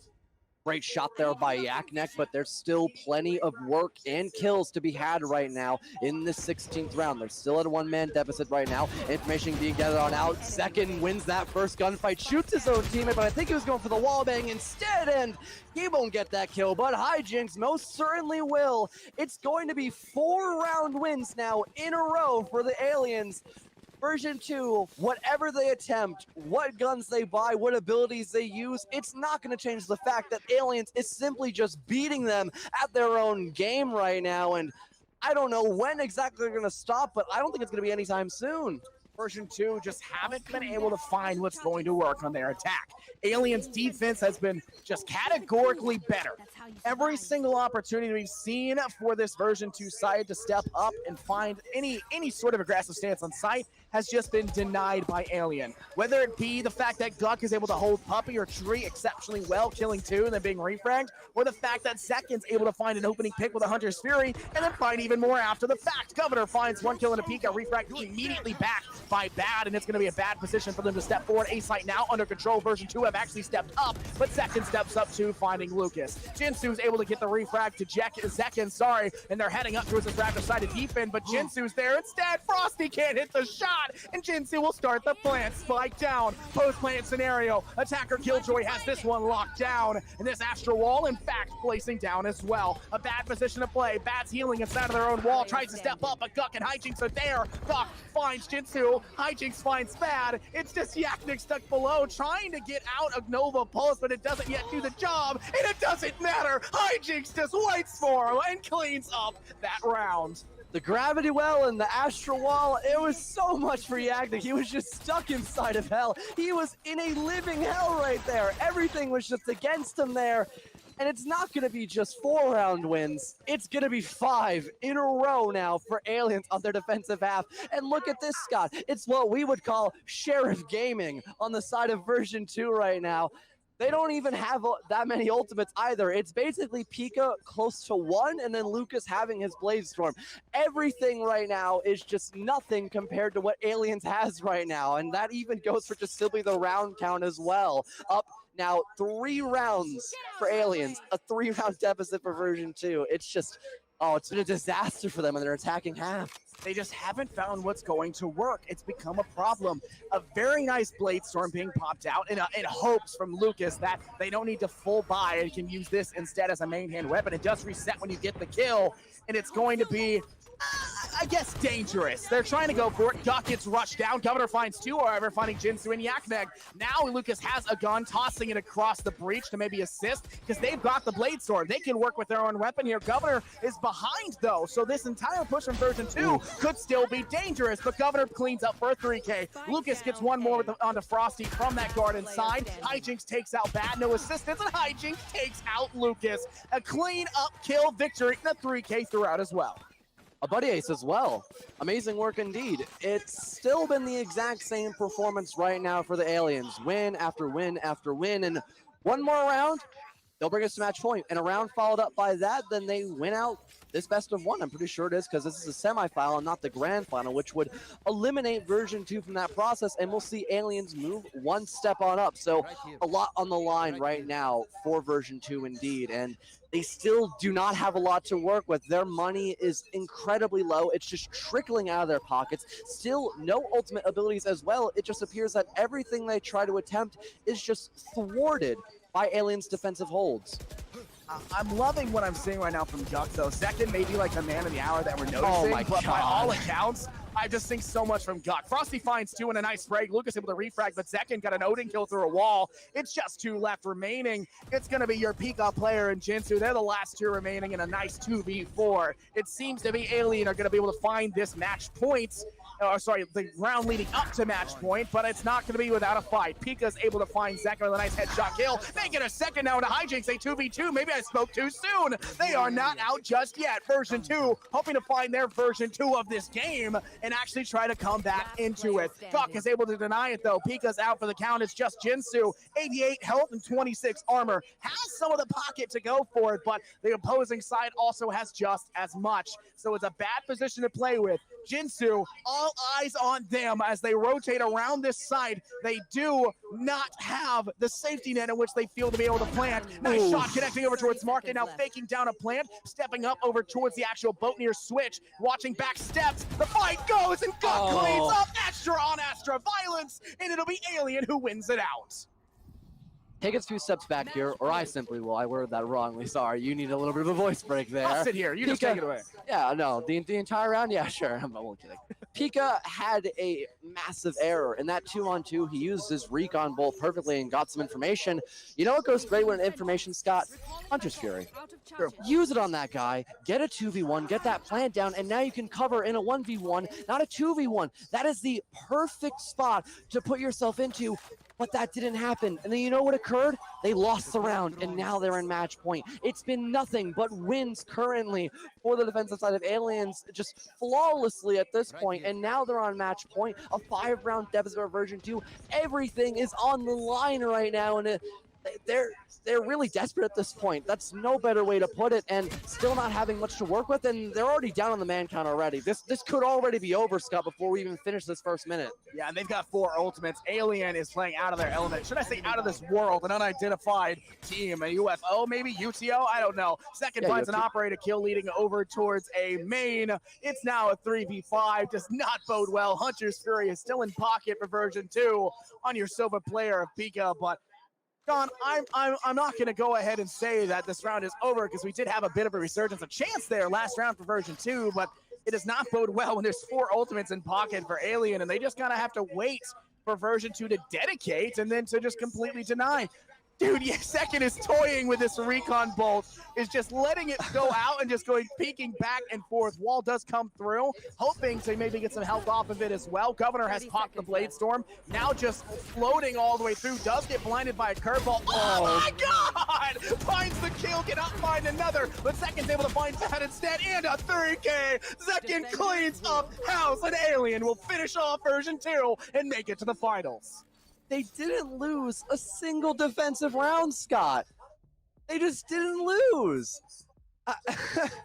It was 7-5, and now we're at 7-13 with a loss. They were at a 2-round advantage at one point, and now they just lost, and they're not going to grand finals anymore. Aliens just knocked them out. I had a really funny UFT punchline, but I forgot it because I was just so caught up in the game. Unidentified. Unidentified, flawless team. That was it. Yeah, it would have been a better one-liner if A, I didn't forget it, and B, I didn't forget how to spell the first word there. But you know what? It happens, right? It's been a long weekend for us. Yeah, it has been. Yeah, I'll tell you what though, I know how to spell. It's INFERNOS1S on Twitter, and also Fellow FELLOWTHECASTER, Fellow the Caster on Twitter. So make sure to check us out. An absolutely great game by all accounts. An absolute pleasure to be here. Like we said, defense, Aliens on the defense did not let a single round drop, and version 2 just could not find the resurgence to bring it back. So unfortunately for them, they'll take the L here, but they still played spectacular leading up to this point, having felled their team just prior in the last game, and a pretty good margin for that budget exotic squad. Aliens make it to the final. We'll have to see how that one goes down. Me and John will be there, so be there or be square. Unidentified. Said it right. All right, we're good. We'll see you guys. Bye-bye. Let's get ready, ladies and gentlemen, at your home, wherever you may be. And of course, those of you still with us here at the wonderful High School Showcase here, hosted in Helix, at a great place here at Gillette Stadium. With some great support here from Stay Plugged In the NECC, and of course, from other people across the board. John, Fellow, my good friend, sitting here with me, Infernosis. What other group can we have to thank for this? Most certainly Army and RRTC for sure, because they've given us a great sponsorship. Hey, Braxy, we're live right now, so you have to go. But you did an amazing job today. Yeah, you said hi to Chet, though. But yeah, hey, take care, brother. But like I said, Army RTC, and shout out to Braxy as well. Braxy, although you just popped in unbeknownst to us, we still love you because you're an amazing player for Rainbow Six. Hope we see you in T3 very soon. But I'm prolonging the inevitable. I need to talk about Army RTC right now like we have beforehand. Really want to thank them for allowing us to have an amazing prize pool for this matchup, so everyone on these top 2 sides of the grand finals can go away with some type of prize pool. And also, it has the largest source of officers and generals for the U.S. Army the RTC has, and is the largest grantor of college scholarships in the United States. So you should definitely check them out 110%. I think they're still here. I think they'll be with us throughout the rest of the LAN event for everything today. Yeah. I think they might just be. I mean, it's a pretty important thing going on right now. And of course, we're looking forward to this final that's coming through here. It is the make it or break it right now. This is the end all be all. First place will take 750 big buckaroos, and the second place will make 250. And it's going to be a wonderful matchup between the Knights and the Aliens. And the Knights with that squad, an absolute excitement. They've got Jack, they've got Xanax, they've got Jax, Eccentric, and Dory. And then for the Alien side, Governor, Zekin, Frosty, Guck, and Hijinks. We've already seen them before, just from the last match where they absolutely dominated, not give up a single defensive half round. And now we're going to see if they can manage to do the same thing here on a new map, Haven. And We may not be going to Ascent, which Aliens had a dominant side on the defensive half. I don't blame them for trying to go there first and foremost. And I'm just looking back at the recap now, Braxton being live. It's still cracking me up, brother. But Aliens on the defensive side, they won flawlessly 6 rounds, and even more than 6 rounds in a row, actually. They were just mopping the floor up against their last opposers right now. And the Knights, it might be a slightly different story, don't get me wrong, but they are still defending first. I think the one big difference here between Haven and Ascent, obviously there's 3 separate bomb sites, and typically you'll see that B bomb site attacked on the first round for the pistols coming in on through, so might anticipate that amount of action just in the dead center middle area of that map. But let's look at the actual agent lineups that we did not discuss a little while ago, and appears to be Jet, Phoenix, a Cypher, Sova, and Astra, so some slight differences moving on forward, and also a Sky as well on the opposing side for the Knights. That's quite impressive. I think she's a jack of all trades, which is why she hasn't played all the time, but that doesn't mean she isn't bad at all the things she can do. There's just sometimes better agents that can step up in one specific role, but now she can do a little bit of everything.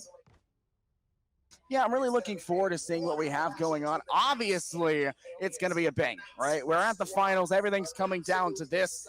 Apologize to everybody, as there has been something that's been brought up on screen in front of you guys, so you guys are missing out on a little bit of what's happening. I don't know how long that's going to get changed, but apologies for it. But round 1 officially getting underway. You can see that the Knights starting off the attack, already having damaged out Frosty as they sat short A, maybe looking for an opportunity to capitalize off of it. They're just waiting. They're just waiting right now. All 5 still sitting somewhere near their spawn, maybe looking for an opportunity to step through a lobby down long A, maybe short A as well.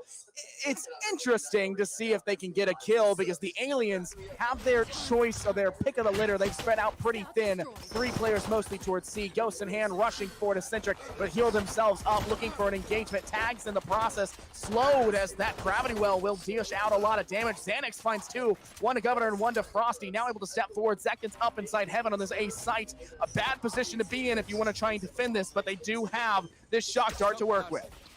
Jack saying that plant almost confirmed, gets off at just the last second, but they still have a massive man advantage, and they're completely just stalling out this retake. That Sage Wall as well proving to be a nuisance, and Smoke's now coming out. Zekin cannot do a single thing right now, and Zach picks up one of his teammates as well. Now Guck gets a trade, but there goes the Hawk, completely blinding Guck in the process. That allows Dory to step up and get rid of him. Now it's all up to Zekin, up above in towards Tower/Heaven. He'll work his way now lower.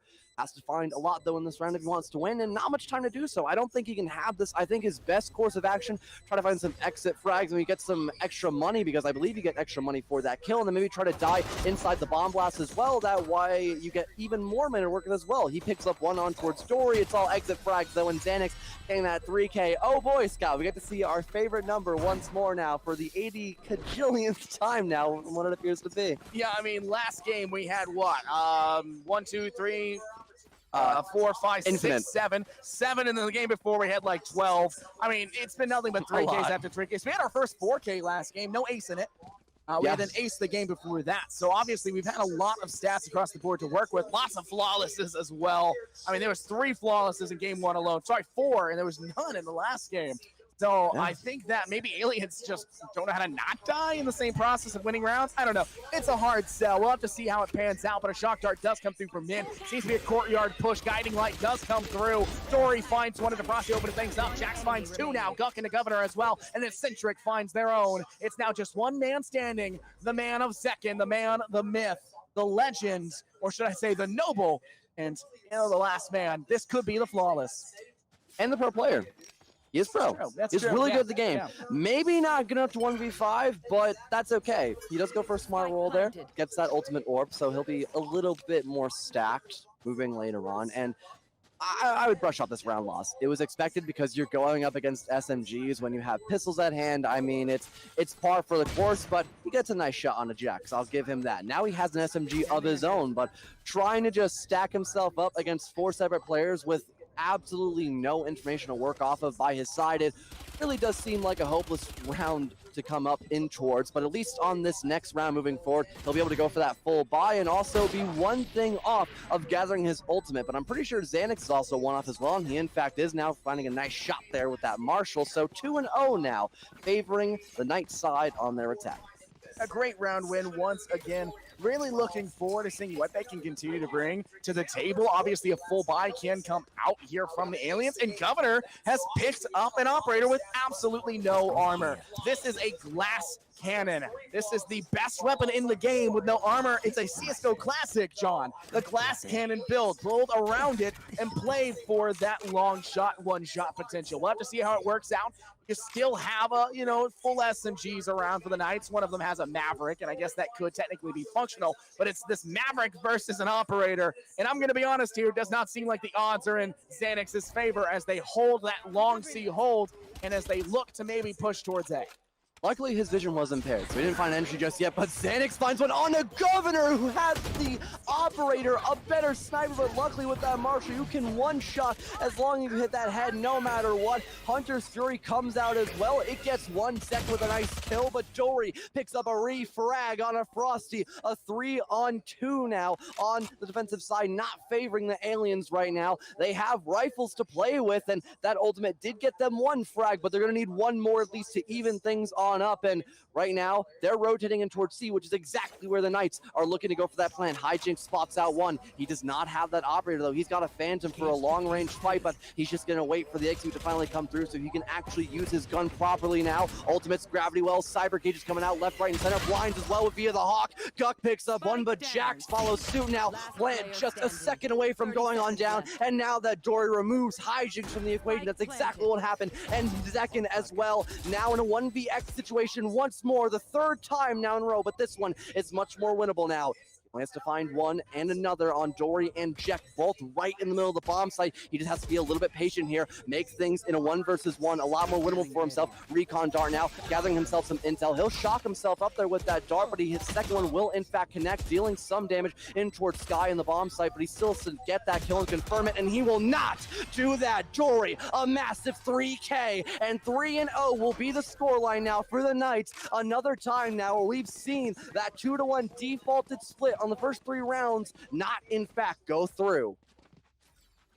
An absolute banger of a round, actually managing to bring back that potential. They've got the opportunity now because this team, their opposing side of the Aliens, is going to have no money and no problems, right? That's not where you want to be. It's a bad position, and they have to get out of it. They've dug their grave, and it looks like the Knights are just putting them back into it. The Knights of the Round Table, or should I say the Knights of Haven, because they're absolutely winning this one off the start. Second with a nice long shot, does find Jack over from C main. Actually also gets the gun off of it, if I am correct here, which I do believe I may just be, which puts them in a bad position. You've now got 1 person and the best person on that Alien side with a very phenomenal weapon to work with. Right now, the Knights are just playing in the middle, the literal middle right now, even more towards spawn. They're taking their time, a little bit of recon work being done as Dory is just in the middle of B right now. I don't think that the defensive side of Aliens actually knows that, and Guck might just meet his maker in just a couple seconds. He's not that far away from Dory, but right now, action is happening somewhere else now as well. Frosty going up for the lineup here, and this could be massive, but there's 50 seconds left right now, and there's still plenty of action to be had. A bad position to be in. Frosty finds with a nice headshot. Guck able to capitalize as well with a nice Spectre kill into Dory, cleaning things up. The Knights have managed to fall under sunder as Guck cleans up yet another into a Centric. It's just Xanax left standing. They have the opportunity to plant Spike. They've made their way over to the C site. Not much time remains. Only 30 seconds on the clock. That 6th player on the field working against them. Father Time and Hijinx will take it. Not only is it a thrifty round, but it is a flawless one at that. I think 1 word to describe that possibly would be bazinga. There, you happy now? We said the word, Scott. It was really funny. But finally, some luck will actually flip its side on towards Aliens. They finally pick up a round win after I thought that would not happen for a little while longer, but I was wrong. Go figure, right? Fellow being wrong. Never heard of that one before, but it's still a 2-round advantage, favoring up the Knights right now, and they're still at a full buy right now. However, they don't have an operator, and Governor, in fact, has exactly that. He may not have a lot of armor, but peeking that operator is a gamble, needless to say, because anywhere from the chest higher up, it can one-shot you, and then you're dead, and you have to think about your thoughts that you just made, like, wow, I really just beat that guy with the operator who does nothing but just hits his shots.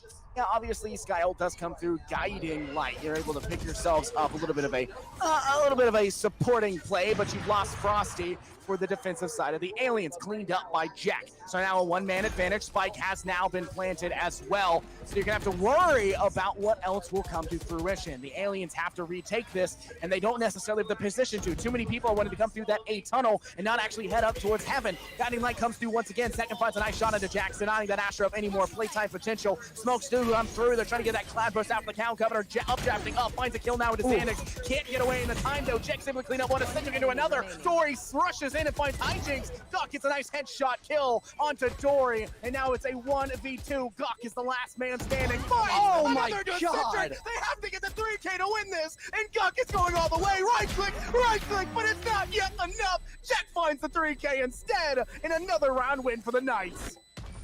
4-1 now after we saw one great win coming out by the Knights and then immediately followed with a devastating loss in that 1 versus 1, having to leave yourself resulted to that pistol, and then Jack just sitting in the back, lined up a 3K of his own, denying it from happening in Guk's hands.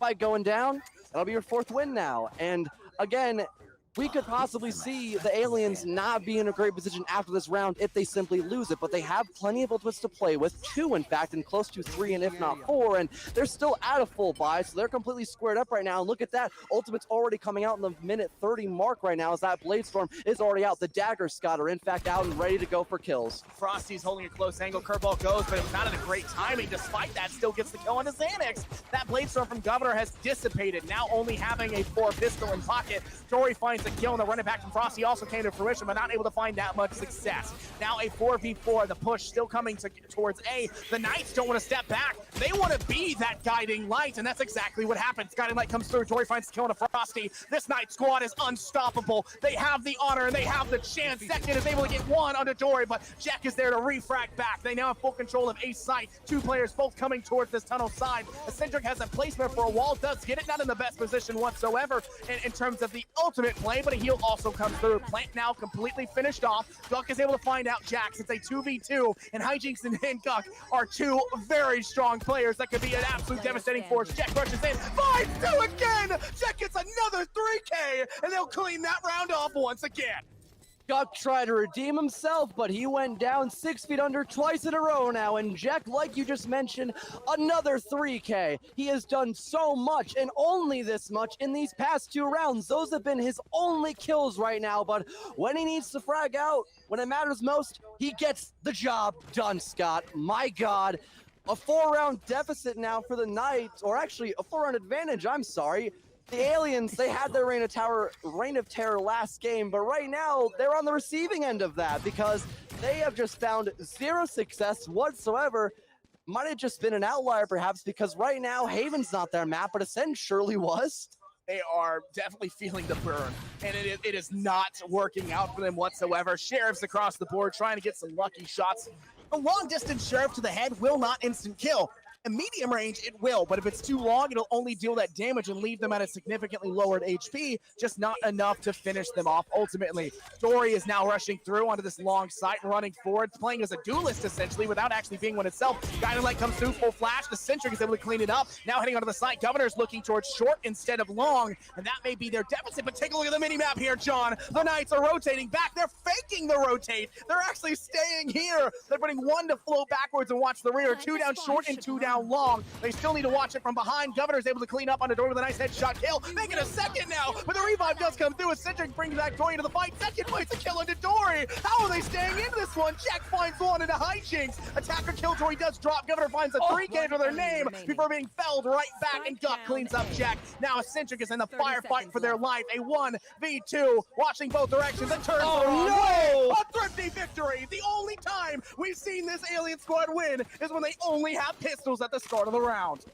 Oh, looking the wrong way. He had to worry about his front and back and turned away at just the wrong time, but luckily the Aliens will mark it off of that just fine, seeing a little bit of hope just glimmer right in front of their eyes. But it's got to be more than just these 2 honeymoon rounds, Scott, if they want to actually go the distance and win this best-of-1 grand final. It was a tiresome match last game, so I don't blame them for losing some steam right now, but that has got to cut out right now if they want to have a fighting chance moving forward in that second half, because if you have yourself in just such a great position and just too many rounds to kind of move off of, it's just like Rainbow Six, 7-1, or pardon, 6-1 match point. There is basically no recovery from that unless you just play every single round perfectly.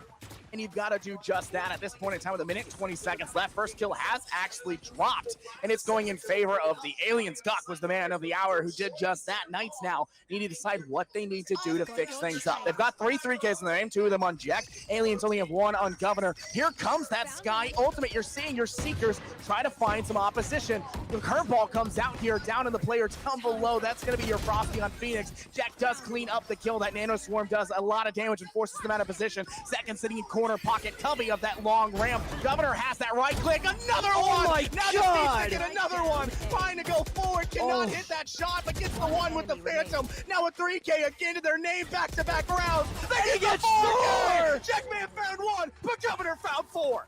Governor, you've got to be kidding me right now. Unstoppable on the jet.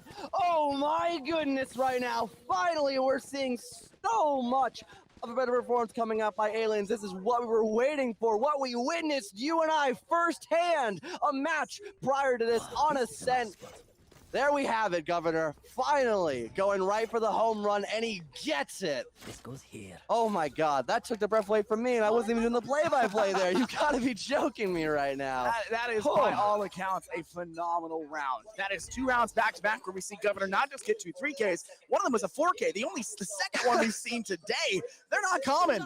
They're not common at all, but now aces are actually less common. We finally have beaten that margin. Aces have shown up less than 4Ks, but honestly, I think if Governor was given the option, if Guk hadn't stolen at the beginning, then absolutely it would have gone to Governor in the waysides. Shots go through as Jack steps into that Cypher tripwire, and they'll be able to clean up that kill. Governor finds a second now into Dory. It's a 3v5, and this Knight squad, their armor's looking a little rusty. They have to find some level of success, but time is wearing thin, and time tells all wounds.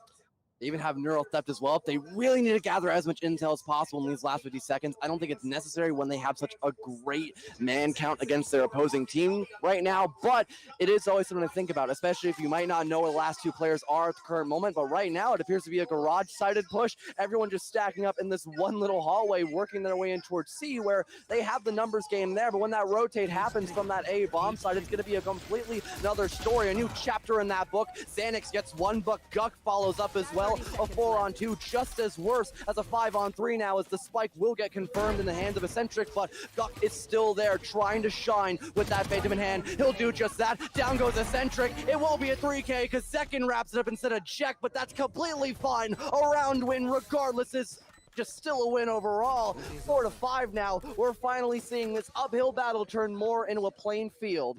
We're seeing right there at the end, Hijinks was actually killed out, which is a smart play, getting at least 1. You remove that weapon from them, and it puts you at a little bit better. It stops the bleeding just slightly. You can think of these last few rounds as an open wound. It has been an astronomical showmanship from them, and they are just bleeding. It is not working out. They've got to find some sort of change, and if they don't, then they are going to be in a world of hurt. Wrap this wound, bandage it up, maybe even just a Hello Kitty Band-Aid. Find something to stop and plug that wound, because you are bleeding out, and this alien squad is not going to let that stop. There's only 3 more rounds left until we go into the second half, but oh, look at this. Hunter's Fury, perfect timing as well. He gets 1 shot on towards Zedek, but he aims far too high. He'll only deal a slight amount of damage, but luckily Frosty is there to find an entry on the Jax, but not through an ultimate, instead just his mechanical skill. Instead, Trailblazer comes out. It'll gather some information on both Frosty and Governor now right in towards a lobby, but it doesn't matter because Dory loses the fight. That's huge! A 3K for Frosty, almost a 4th, but Jack finally stops it from going on further as Eccentric gets 1 as well. A 3-on-2 now. As in a last-ditch attempt, we might still see that A-sided push as both Jack and Eccentric are now heading in towards A lobby and now A long, fully committing to this push, which at the time it could work out. They only have to worry about Zegan, but once he hears that sound cue, his rest of his team will rally to his position and try to stop this from going on down. They are seemingly baiting out. They wanted that ult orb, which is not a bad get a decision. revive now. You can now get that revive, and they'll do just that. There we Dory go. is up, and they now have that assistance to work with. It's going to be a smart position to play with because Dory, even if they take damage, they can heal themselves in the process, so it works out. Second sitting up top, and Heaven has shot darts and recon bolts ready. Attacker Killjoy does go down to the A side. Second now is giving that call out to their team, and now they have to wait inside the defender spawn. Take a look in the top left corner. We're taking a look right now. Second finds a kill now into a Centric. That Sage out for the count. Refrag back as Jet gets a long shot kill with the Phantom. 0 players may have been detained by that Killjoy ultimate, but it did buy them time to plant down that spike. The spike post-plant scenario, 2-on-2. They're stepping forward. Hijinks plays from underneath Hell. Steps forward, finds the kill, but Jack's there with a 3K to be able to refrag it back up. Yeah, it's Guk versus Jack. We've seen this 3 times now. No joke in this match. Astro stepping forward, playing with that, but Jack, he's not to be outdone. Finds all 4, and it's going to be another night victory. Oh, every single time, Jack does not lose his one-on-one confrontations there. We've seen the exact same end every single time when Jack is putting these 1v1s. I mean, you might need to put him on the duelist because right now he's top fragging his Killjoy right now. Maybe you should put him on the Jet instead of Xanax, but I mean, when it comes down to the gunfights, I mean, I guess it's any agent that can frag out, so that's okay, I suppose, but mobility might be a little bit better on that Jet play instead. Anyways, I'm getting a little bit too carried away, Scott.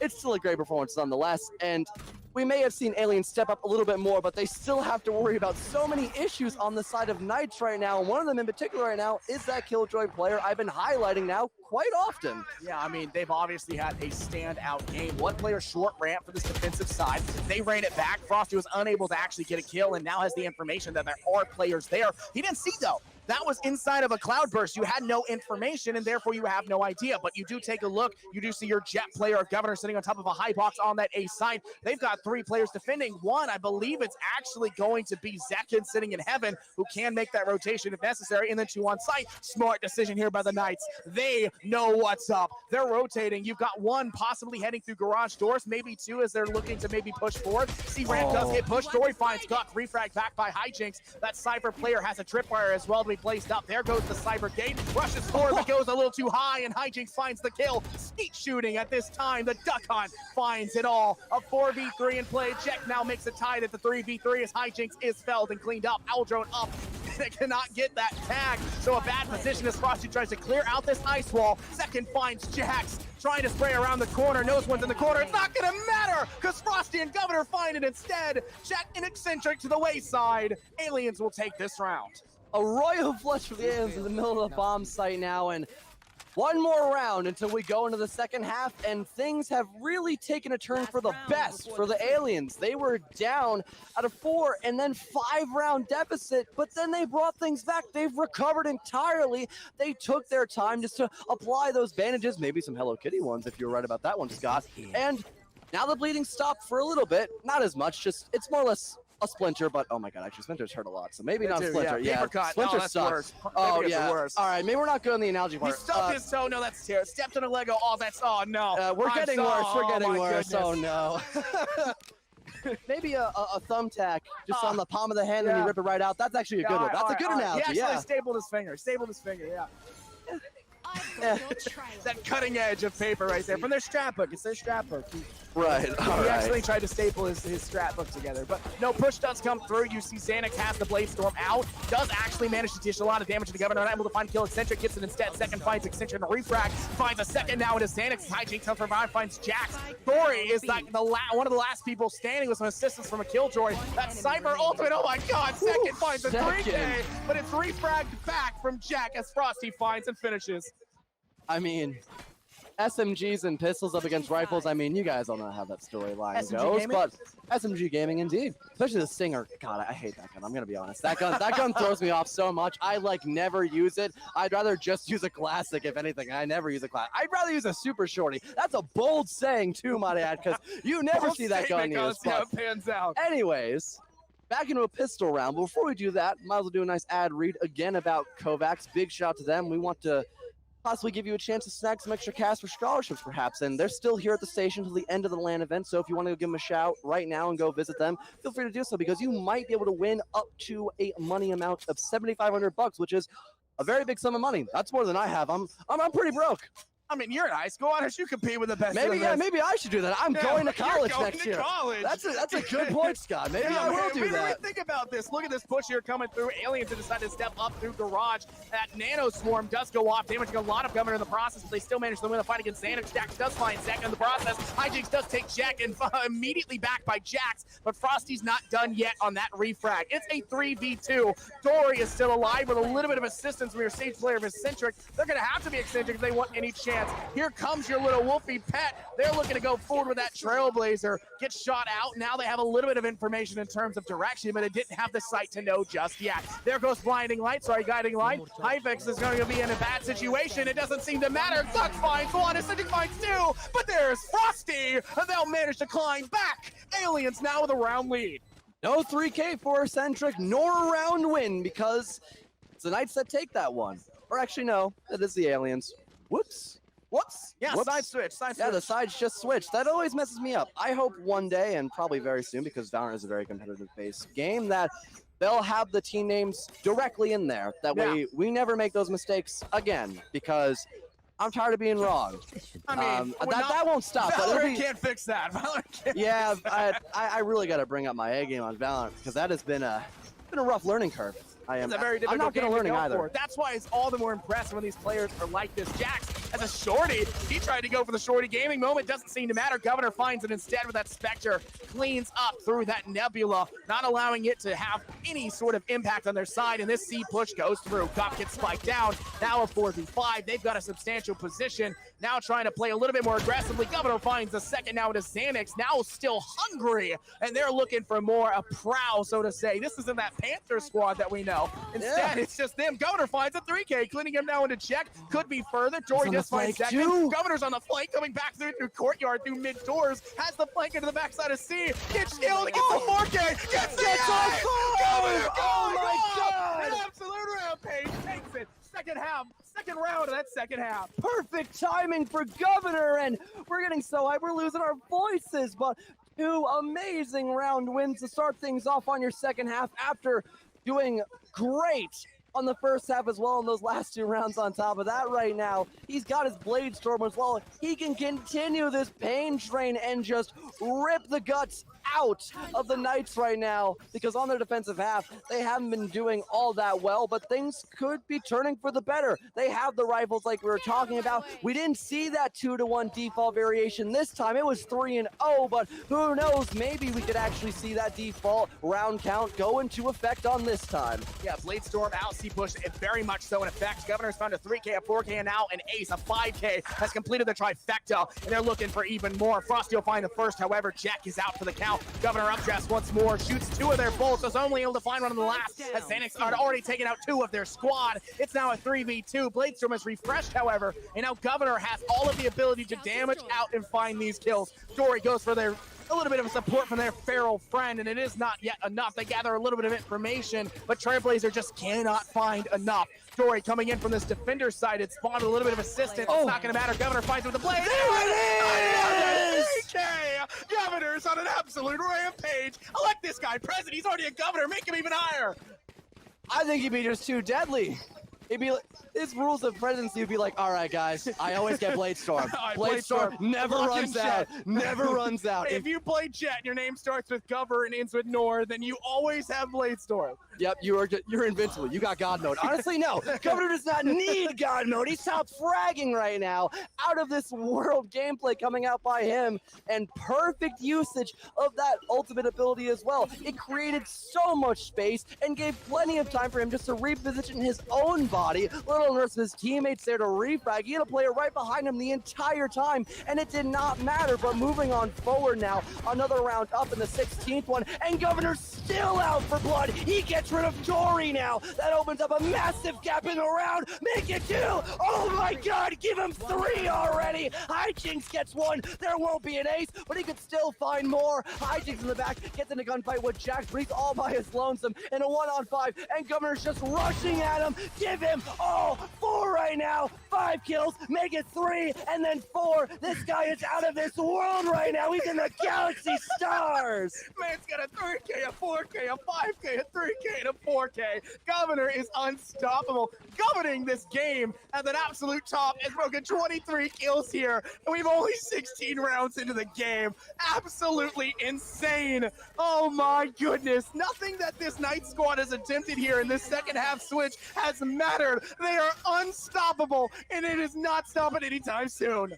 I hope not, because Governor is putting on a performance right now. Xanax steps up, though. He gets one on towards Frosty. He is agitated. He's livid out of his mind right now, and has a great gun to just channel that aggression into just hitting those shots right now. But he's got to go against Governor, and that fight is just not going to be winnable, because he is on a rampage, and he's still looking for more in the post-plant situation. 4 versus 4 in the middle of B. Perfect coverage as well. The Astra Wall's there on top of that. A Sentry gets a revive on his Xanax. The operator is there once more, but there is no way to see through that smoke grenade. You might as well just whip out the classic and pray to God that you find some success. Guk will do that, though, on a check now. There is nothing they can do anymore. 4 versus 3 as Second finds a wallbang headshot. Dory finds one, but Second still fragging out, along with Governor at his side, but Dory almost wins it, but no, Governor! You've got to be kidding me! 4 rounds in a row where you are doing everything, carry after carry after carry. They want to win this match, and they want the prize pool of $750. There's nothing stopping it, man. Oh my God. Governor is on an absolute slide. I'm running in a room with my notes. I have so much space. I never expected one dude to find so many kills. 3, 4, 5, 3, 4, 3. Oh my goodness. And that just overshadows Dory found a 3K there too. But no one noticed that, now did they? Because Governor has stolen this show. This isn't a high school showcase. This is a Governor showcase. Oh my God, that's the best way to put it too. He's been a showstopper, and he's out for even more. He doesn't spot Dory behind him though. He'll get refragged, but finally Governor is out for the count right now. He'll have some time to just cool up, maybe grab a drink of water, the way he can get ready for the next couple of rounds. But a 4-on-3, soon to be post-plant. That Hunter's Fury did a massive amount of damage, but it didn't find any frags whatsoever. Luckily, Eccentric will, though, with that Spectre in hand. That even things up now in a 3-on-3 as the retake is slowly coming into effect, but information being gathered with that recon bolt, if not an Owl drone. It's going to be far too much as Second picks up one now onto Eccentric. 2-on-3 now. You're down in that deficit once more, and Jack only has a Spectre and a Dream, as now Jax is off the board too, and Second wraps it up. Already match point, 12-6. We have to see 6 round wins in a row for the Knights right now if they want to go to overtime, Scott, let alone win this best of 1 and the 750 pool. You want to know something funny here, John? The last time we saw them go on any winning spree, it was a 6th round in a row winning spree. They took first, second, third, 5, 6, sorry, not a complete 6, but they did complete a full trifecta with 2 right after the bat. But now they have no leeway. They can't lose a map 4 or round 4 like that. They've got to go all the way. It's a best of 1 final. It's not going to happen at this point in time if they don't change something up. They had a massive spree. The aliens were on the downturn, and now the aliens are just running in. They've got 6 rounds of wiggle room. They can play around and have a little bit of fun. Like we like to say, do a little trolling, and that's exactly what we're seeing. They're rushing forward. Frosty has a very aggressive stance on site. The run it back now dissipating. The team has managed to fill that gap. However, Governor's up on the high ground, short box near long ramp. Second is planting the bomb. These nebulas are devastating. Should I say crippling towards this Knight side, as the aliens have just made such an impact with it. Trailblazer out. This wolf, this feral animal, trying so much to help and assist their team. A nice kill goes through as Governor is able to find Jack, but Xanax does win the kill against Hijinks, and now some support has to go through.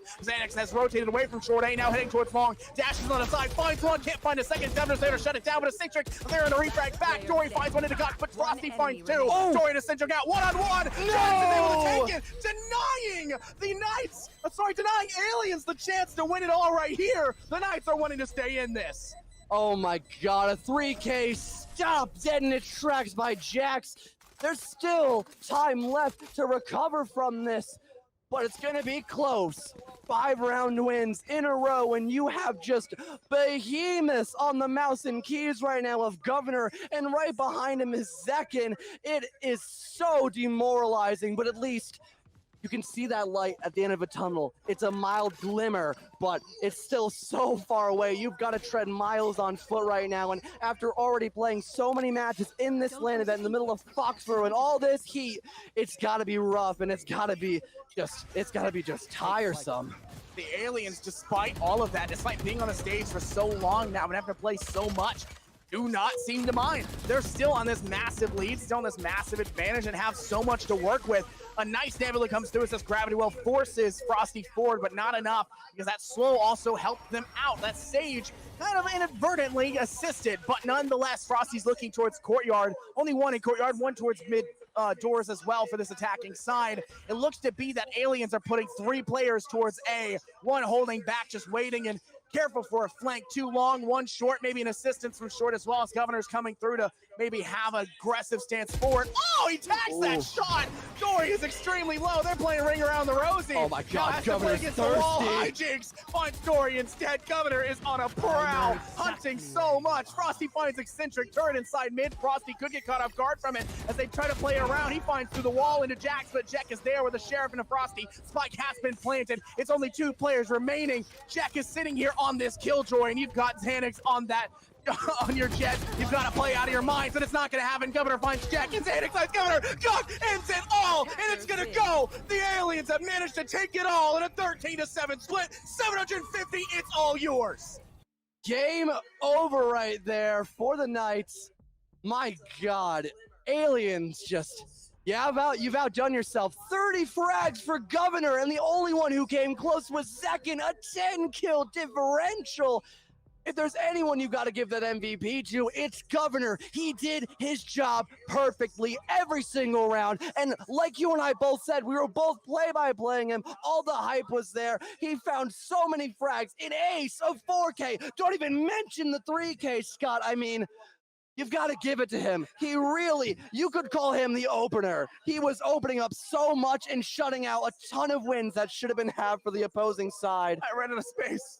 I don't know if you can see this. I ran out of space on the notes. It's just a tiny little thing. I ran out of space. I didn't expect Governor. I don't think anyone expected Governor to drop 1, 2, 3, 4, 5, 6, I think 7 total 3K pluses. An astronomical margin by all accounts. It is an insane stat. Welcome, Aliens, to being a victor here at this high school showcase, hosted here by Helix and helped by the NECC. Oh my goodness. Knights, congratulations on making it this far and playing so well. You get your 250, you get second place, you played your heart out. Czech had a 2 3Ks and a 4K played out of their minds, but they just couldn't match it. There was 2 flawless rounds for Aliens, if I remember correctly, and 1 ace, 1 flawless. Separated. Yeah, there was a lot. It was 2 thrifties. It was 2 thrifties. I mean, Aliens just were winning rounds they shouldn't have won. They stopped and shut down plays that they shouldn't have shut down. But nonetheless, this has been us at this high school showcase held here at Helix with some great support from, Stay Plugged In, casters here at the NECC. Make sure to check everybody out. My name is Infernosis, INFERNOS 1S on Twitter. Your name is? Fellow the Caster, spelled perfectly like that, like fellow if you know anything about English literature from Britain, which, God, I hope you don't. That is a horrible class to take. I cannot wait to graduate from high school and never have to read about that until college. Oh, God, I got to read about that in college now, too. All right, but nonetheless, the cycle continues. Nonetheless, thank you guys very much. We're hoping for more events just like this one, but make sure to congratulate all the victors on Twitter, on Discord, and we have all of that information available. I absolutely love you guys, and we'll see you guys whenever the next one comes.